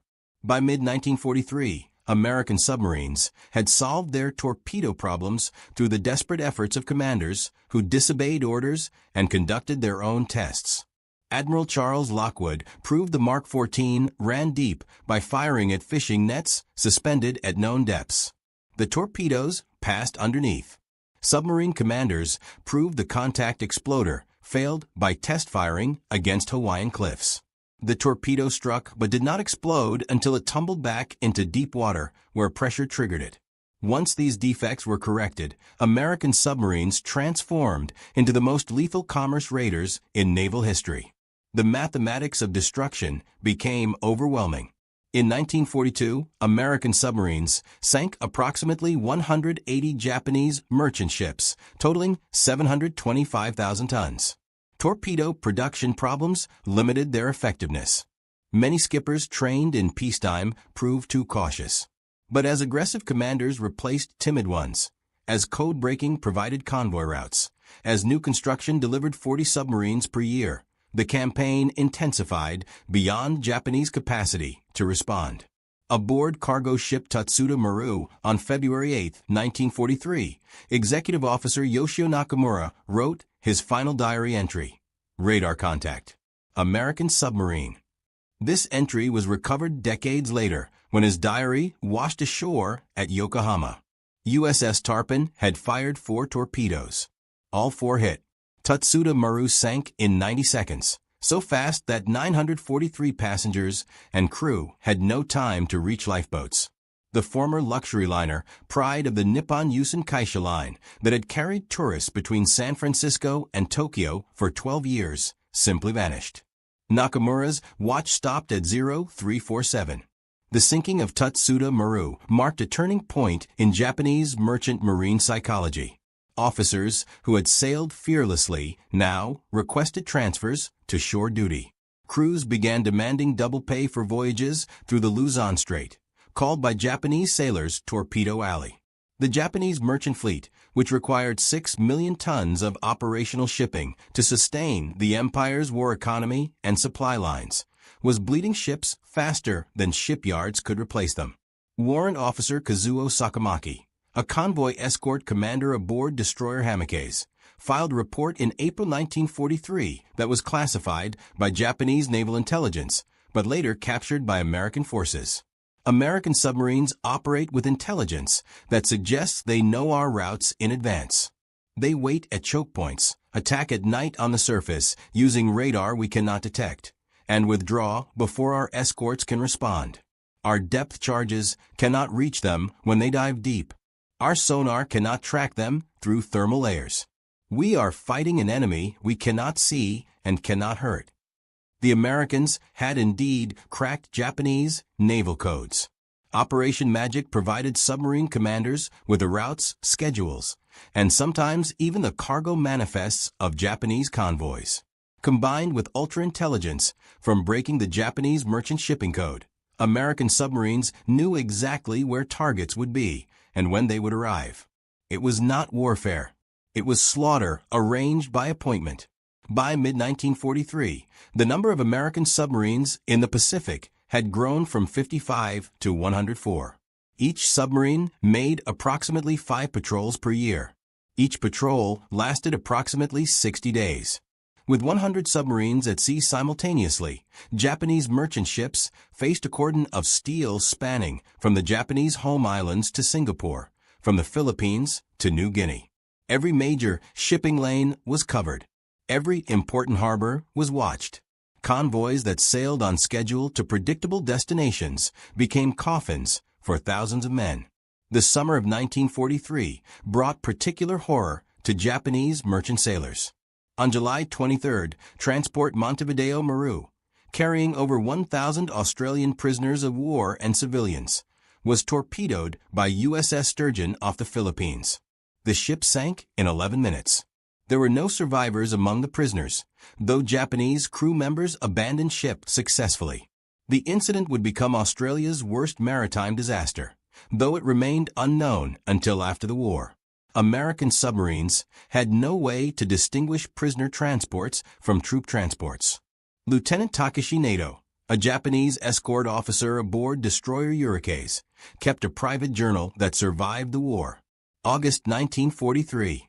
Lost 3 ships this week to American submarines. The convoys are becoming suicide runs. Merchant captains argue with my orders, insisting on routes that add days to voyages but avoid known submarine zones. I cannot blame them. Last month, we lost 7 transports in the Makassar Strait. The Americans are everywhere and nowhere. We see their periscopes for seconds before torpedoes strike. By the time depth charges are ready, they have vanished into the deep. Our escorts spend hours dropping charges at empty water while survivors drown because we cannot stop to rescue them. The death toll was not limited to sailors and soldiers. Japanese transports carried hundreds of thousands of forced laborers, called ramusha, conscripted from occupied territories. When transports sank, these laborers, locked in holds, drowned without any chance of escape. Additionally, Allied prisoners of war were being transported on unmarked ships, called hell ships, by survivors. When American submarines torpedoed these vessels, thousands of Allied prisoners died. Estimates suggest approximately 10,800 Allied prisoners of war died in submarine attacks during the Pacific War. The Americans had no way to know prisoners were aboard. Japanese vessels were not marked according to Geneva Convention protocols. By January 1944, Japan's shipping situation had become critical. The empire required 5.9 million tons of merchant shipping to maintain both the domestic economy and military operations. Actual available tonnage had fallen to 4.1 million tons. New construction could not keep pace with losses. January saw 112,000 tons sunk. February saw 217,000 tons sunk. March saw 167,000 tons sunk. In March 1944, a document was circulated among Japanese merchant marine officers that would later be captured by American intelligence in Manila. The document, titled Analysis of Convoy Defense Failures, laid bare the catastrophic situation. American submarines attack with surface radar at night, a capability our escorts do not possess. They coordinate in wolf packs, something we believed only German U-boats could do. They have reliable torpedoes that explode on contact, unlike our Type 93, which often fails.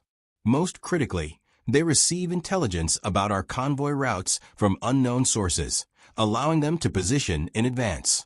Defensive measures have failed. Increasing escort strength does not decrease losses. Routing convoys through different areas only reveals new submarine patrol zones. The American submarine force is too large, too skilled, and too well-informed for our countermeasures to succeed. Captain Yasumi, Grand Escort Force Headquarters, wrote in his diary in April 1944, "We are losing this war one transport at a time. The Army demands reinforcements for the Philippines, for New Guinea, for the Marianas. Every convoy we send loses ships. Last week, the Takechi convoy lost 4 transports to submarine attacks, killing over 4,000 soldiers. These were veteran troops from China, impossible to replace. The Americans do not need to invade if they can starve our garrisons and sink our reinforcements. The Takechi convoy disaster of April 1944 demonstrated how thoroughly American submarines dominated Pacific waters. The convoy carried the 32nd Division bound for Mindanao and the 35th Division bound for Western New Guinea. On April 26, USS Jack torpedoed transport Yoshida Maru, killing 1,544 soldiers. On May 6, USS Gurnard sank transport Aden Maru, killing 350 troops. Later that day, USS Angler torpedoed Taiji Maru, killing 600 troops. Finally, USS Gurnard returned to sink Tenshin Maru, killing 1,500 soldiers. The surviving ships of Takechi convoy diverted to Halmahera, where the decimated divisions were unloaded far from their intended destination.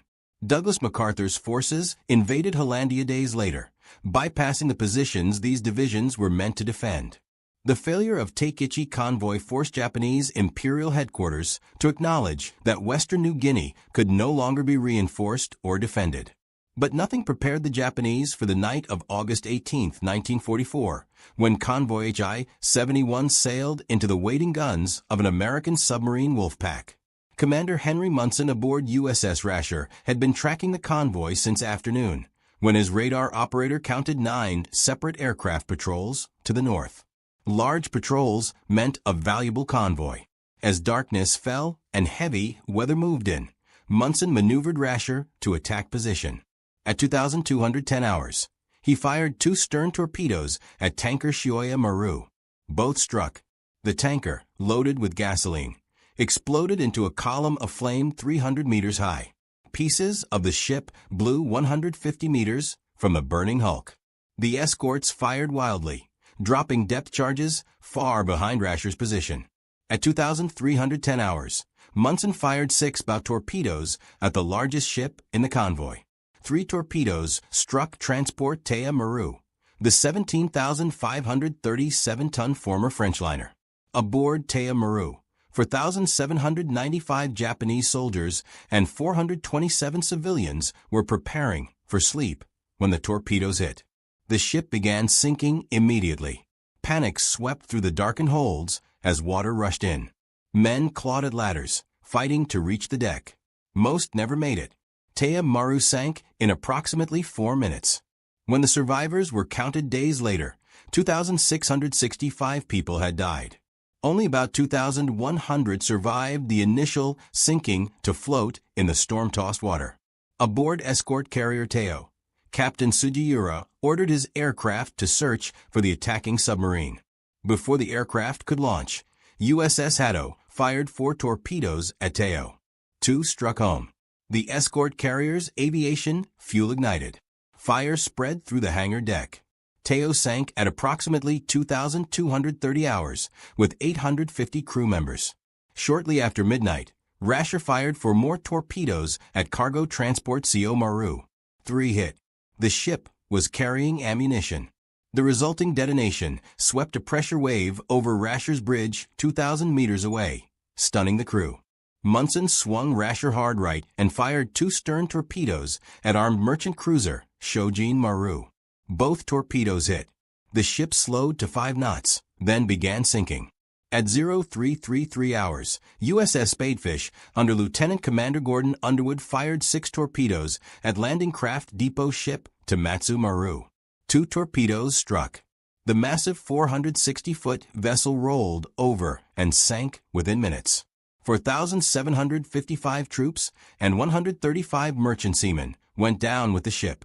That afternoon, rescue vessels found Tamatsu Maru's debris field. Approximately 2,000 bodies floated in the water. Heavy seas from the typhoon that had scattered the convoy prevented effective rescue operations. Most survivors in the water drowned over the following hours as storms made recovery impossible. In less than 5 hours, convoy HI-71 had been destroyed. 7 ships sunk or crippled. Over 8,500 Japanese personnel killed. Not a single American casualty. The submarines withdrew without damage, except minor hull cracks on Spadefish from a depth charge that detonated far overhead. The psychological impact of convoy HI-71's destruction rippled through the entire Japanese merchant marine and naval command. Rear Admiral Tatsuka Michitaro, who would later command convoy HI-81, wrote in a confidential report to the Grand Escort Force, "The Americans have perfected submarine warfare to a degree we cannot match. They attack in coordinated groups using radar to track us while remaining invisible. They fire accurate torpedoes from positions we cannot detect. Our escorts are helpless. We drop depth charges randomly, hoping for lucky hits. The submarines dive deep beneath our charges and escape. Meanwhile, thousands of soldiers drown. This cannot continue. We need radar. We need better sonar. We need more escorts. And we need them immediately. Without these tools, every convoy is a massacre waiting to happen." Japan did not have radar, better sonar, or more escorts to spare. Destroyer production consumed resources needed for aircraft and tanks. The best destroyers were assigned to the fleet for offensive operations against American carriers. Only obsolete destroyers and converted civilian vessels served as convoy escorts.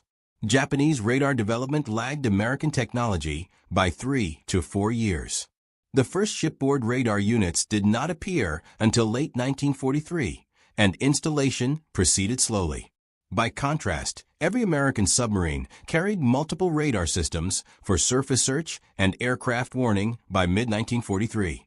Captain Kazushige Matsumura, merchant marine officer who survived the sinking of Nichiren Maru in September 1944, provided testimony during post-war interviews that captures the terror Japanese sailors felt. "We knew the Americans were waiting for us.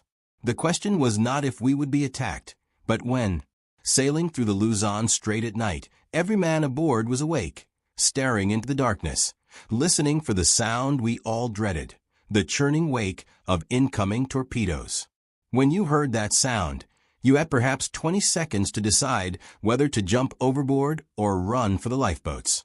Usually, there was no time for either. The torpedo struck, the ship shuddered, and water rushed in. If you were below decks, you drowned. If you were on deck, you might survive, but only if the ship sank slowly enough for the lifeboats to launch. Most ships sank in minutes. The Americans used patterns of torpedoes, ensuring multiple hits. We called them the silent death because you never saw them coming. Just the sound of torpedoes in the water, then the explosion, then screaming and darkness." By late 1944, the situation had deteriorated beyond anything Japanese planners had anticipated. In November 1944, Convoy HI-81 attempted to transport the 23rd Division from Manchuria to the Philippines. The convoy included escort carriers Shinyo and Akitsu Maru, destroyer Kashi, multiple escort vessels, and 3 landing craft depot ships, Shinch Maru, Kokusa Maru, and Miyasen Maru. The landing craft depot ships alone carried 4,500 soldiers. On November 17, 1944, USS Queenfish fired 4 torpedoes at Akitsu Maru. 3 torpedoes hit. The escort carrier sank in 3 minutes. 2,150 men died, mostly soldiers of the 23rd Division who were trapped below decks. Hours later, USS Pakuda torpedoed Miyasen Maru. The landing ship exploded and sank with 3,437 men killed. The following night, USS Spadefish attacked the convoy again, torpedoing escort carrier Shinyo. 4 torpedoes hit. The carrier caught fire and sank with 1,130 Japanese sailors. Also lost was submarine chaser number 156, destroyed with all hands. Over 4 days, Convoy HI-81 lost 4 major vessels and nearly 7,000 Japanese killed. The convoy turned back to Shanghai, reformed with replacement escorts, then split into 2 groups. One group eventually reached Manila on December 2nd. The other reached Singapore on December 4th. But the 23rd Division, already decimated by sinkings, arrived without most of its heavy equipment, artillery, and supplies. The division would fight in the Philippines as light infantry, lacking the weapons needed for effective combat. Japanese military leadership could no longer deny the catastrophic effectiveness of American submarines. In December 1944, Army General Yoshijiro Umezu submitted a report to the Imperial War Council that concluded, "Submarine attacks have rendered seaborne reinforcement of our defensive positions impossible. The Philippines cannot be adequately reinforced. The oil fields of the Dutch East Indies cannot supply fuel to the homeland because tankers are sunk faster than they can be replaced. Strategic raw materials from Southeast Asia accumulate in warehouses because transport ships no longer arrive. The American submarine campaign has strangled our war economy. Without imported oil, our aircraft cannot fly. Our warships cannot sail. Our industries cannot produce. We are being defeated not by superior force, but by superior strategy." The statistics supported this grim assessment.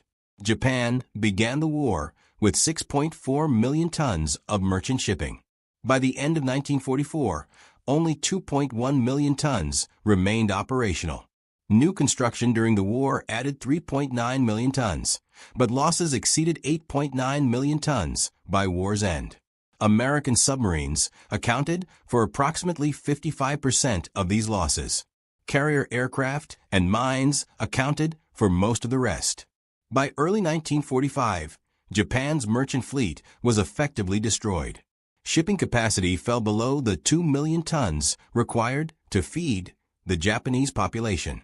Starvation became a real possibility for Japanese civilians. By summer 1945, the human cost was equally staggering. Conservative estimates suggest that American submarines killed at least 97,342 Japanese soldiers in transport sinkings during the Pacific War. This exceeds American combat deaths inflicted by the Marine Corps and Army combined during the entire Central Pacific drive from Tarawa in November 1943 to Iwo Jima in February-March 1945. Additional tens of thousands of merchant sailors, civilian workers, and forced laborers died in the same attacks. The true total may exceed 150,000 deaths, directly attributable to submarine warfare. For Japanese sailors and soldiers ordered to board transports, the voyage became a death sentence. Survivors of submarine attacks reported nightmares for years afterward. The sound of torpedoes striking hull plates. The screaming of trapped men as compartments flooded. The darkness and confusion as ships capsized.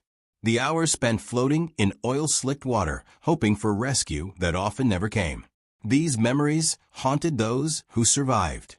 Ensign Haruki Ito, who survived the sinking of Myosin Maru by clinging to debris for 18 hours before being rescued, described the experience in a 1978 interview. The torpedo hit sounded like a massive hammer striking an iron plate. The ship lurched violently. Men fell down ladders, crushing those below. Water rushed into the hold. The emergency lighting failed immediately. In complete darkness, thousands of men tried to reach the deck. Most could not find the ladders. Those who did found them clogged with panicking soldiers. The ship rolled and began sinking. I was on deck when the torpedo struck, which saved my life. I jumped into the water and swam away from the ship. She sank in approximately 2 minutes. The suction pulled men underwater. I heard them screaming, then silence. I floated in the water for 18 hours before a patrol boat found me. Of the 4,500 men aboard, fewer than 700 survived. Every time I close my eyes, I see the ship sinking and hear the screaming. It never stops. By early 1945, American submarines faced an unexpected problem. They could not find enough targets. The Japanese merchant fleet had been so thoroughly decimated that submarines returned from patrols having never fired their torpedoes. Lieutenant Commander Eugene Fluckey of USS Barb began attacking trains and factories along the Japanese coast with his deck gun because there were no ships left to sink.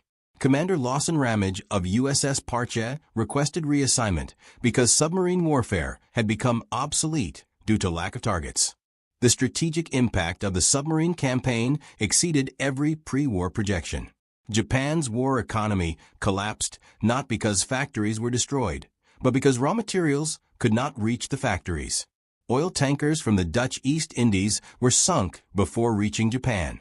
Rubber, tin, and other strategic materials accumulated in Southeast Asian ports, but could not be transported. Food supplies from Korea and Manchuria, desperately needed to feed Japanese civilians, could not be delivered safely.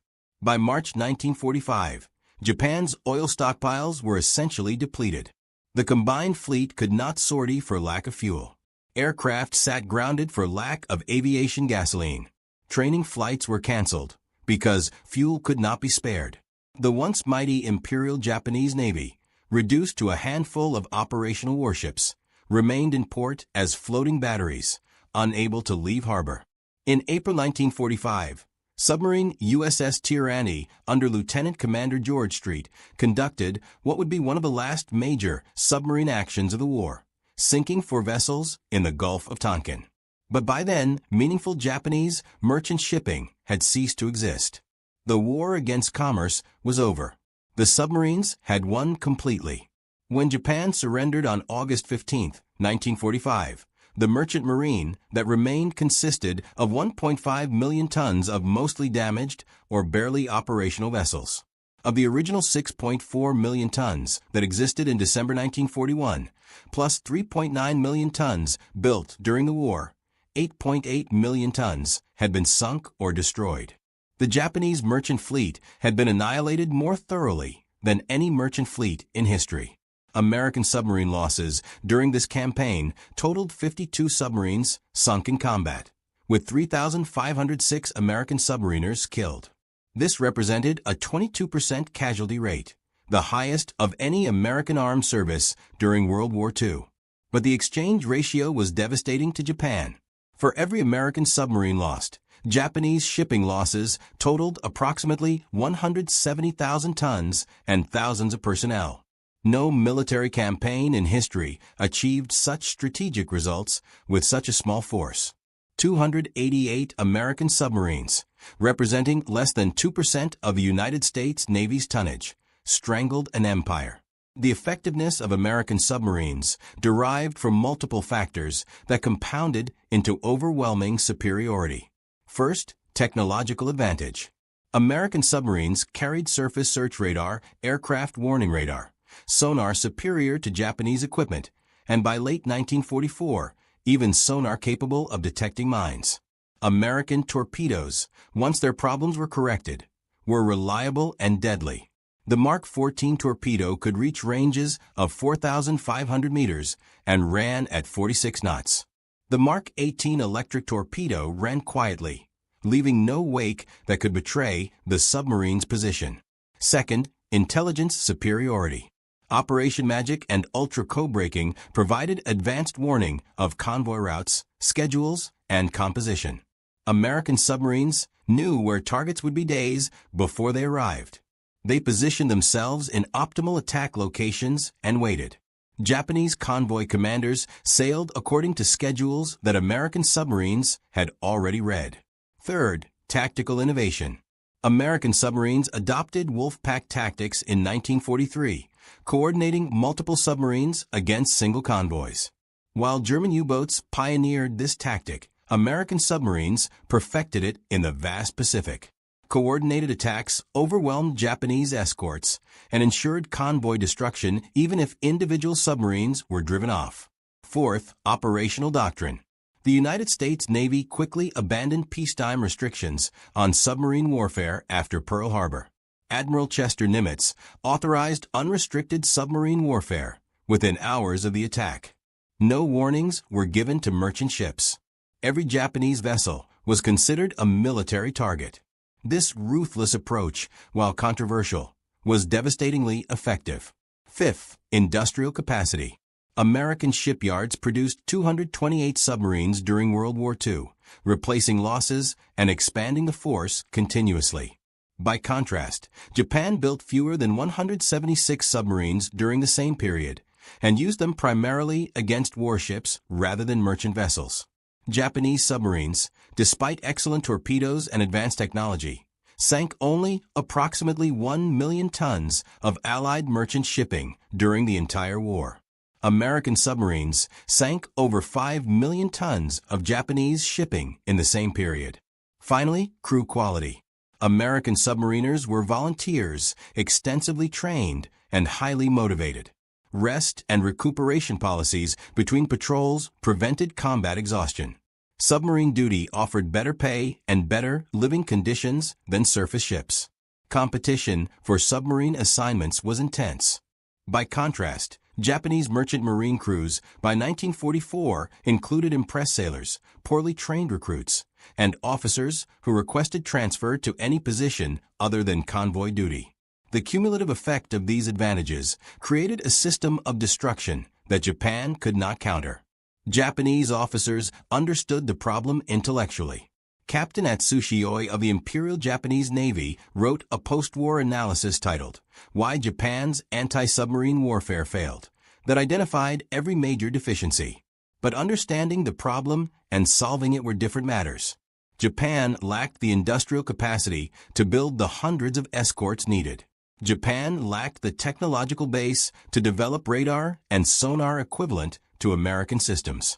Japan lacked the cultural flexibility to shift from offensive fleet warfare doctrine to defensive convoy protection. Most critically, Japan lacked time. By the time Japanese naval leadership recognized the catastrophic nature of submarine warfare, the merchant fleet was already destroyed. For the Japanese merchant mariners who survived the war, the memory of American submarines remained vivid decades later.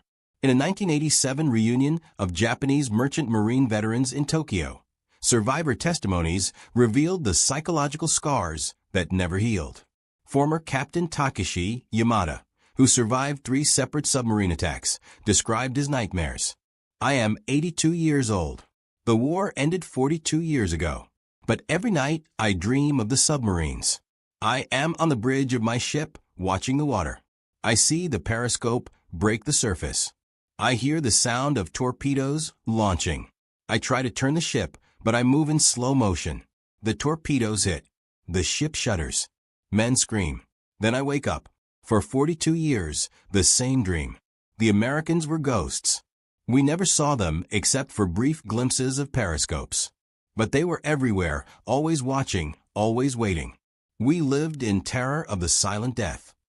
Another survivor, former engineer officer Kenji Matsumoto, who was rescued after the sinking of transport Isama Maru in November 1944, recalled the moment his ship was hit. "We were 60 miles south of Formosa when the torpedoes struck. I was in the engine room. The impact threw me against the bulkhead. Water rushed in. The lights failed. In darkness, I felt my way to the ladder. Men were climbing over each other, crushing the weak and injured. I made it to the deck. The ship was listing heavily to port. I jumped into the water. Oil covered the surface. When I opened my eyes, oil burned them. I swam away from the ship as best I could. Behind me, I heard men still trapped aboard, screaming as the ship went down. I floated for 6 hours before being rescued. Of the 600 men aboard, 184 survived. The American submarine that killed us disappeared. We never saw it. Just the sound of torpedoes, the explosion, the screaming, then silence."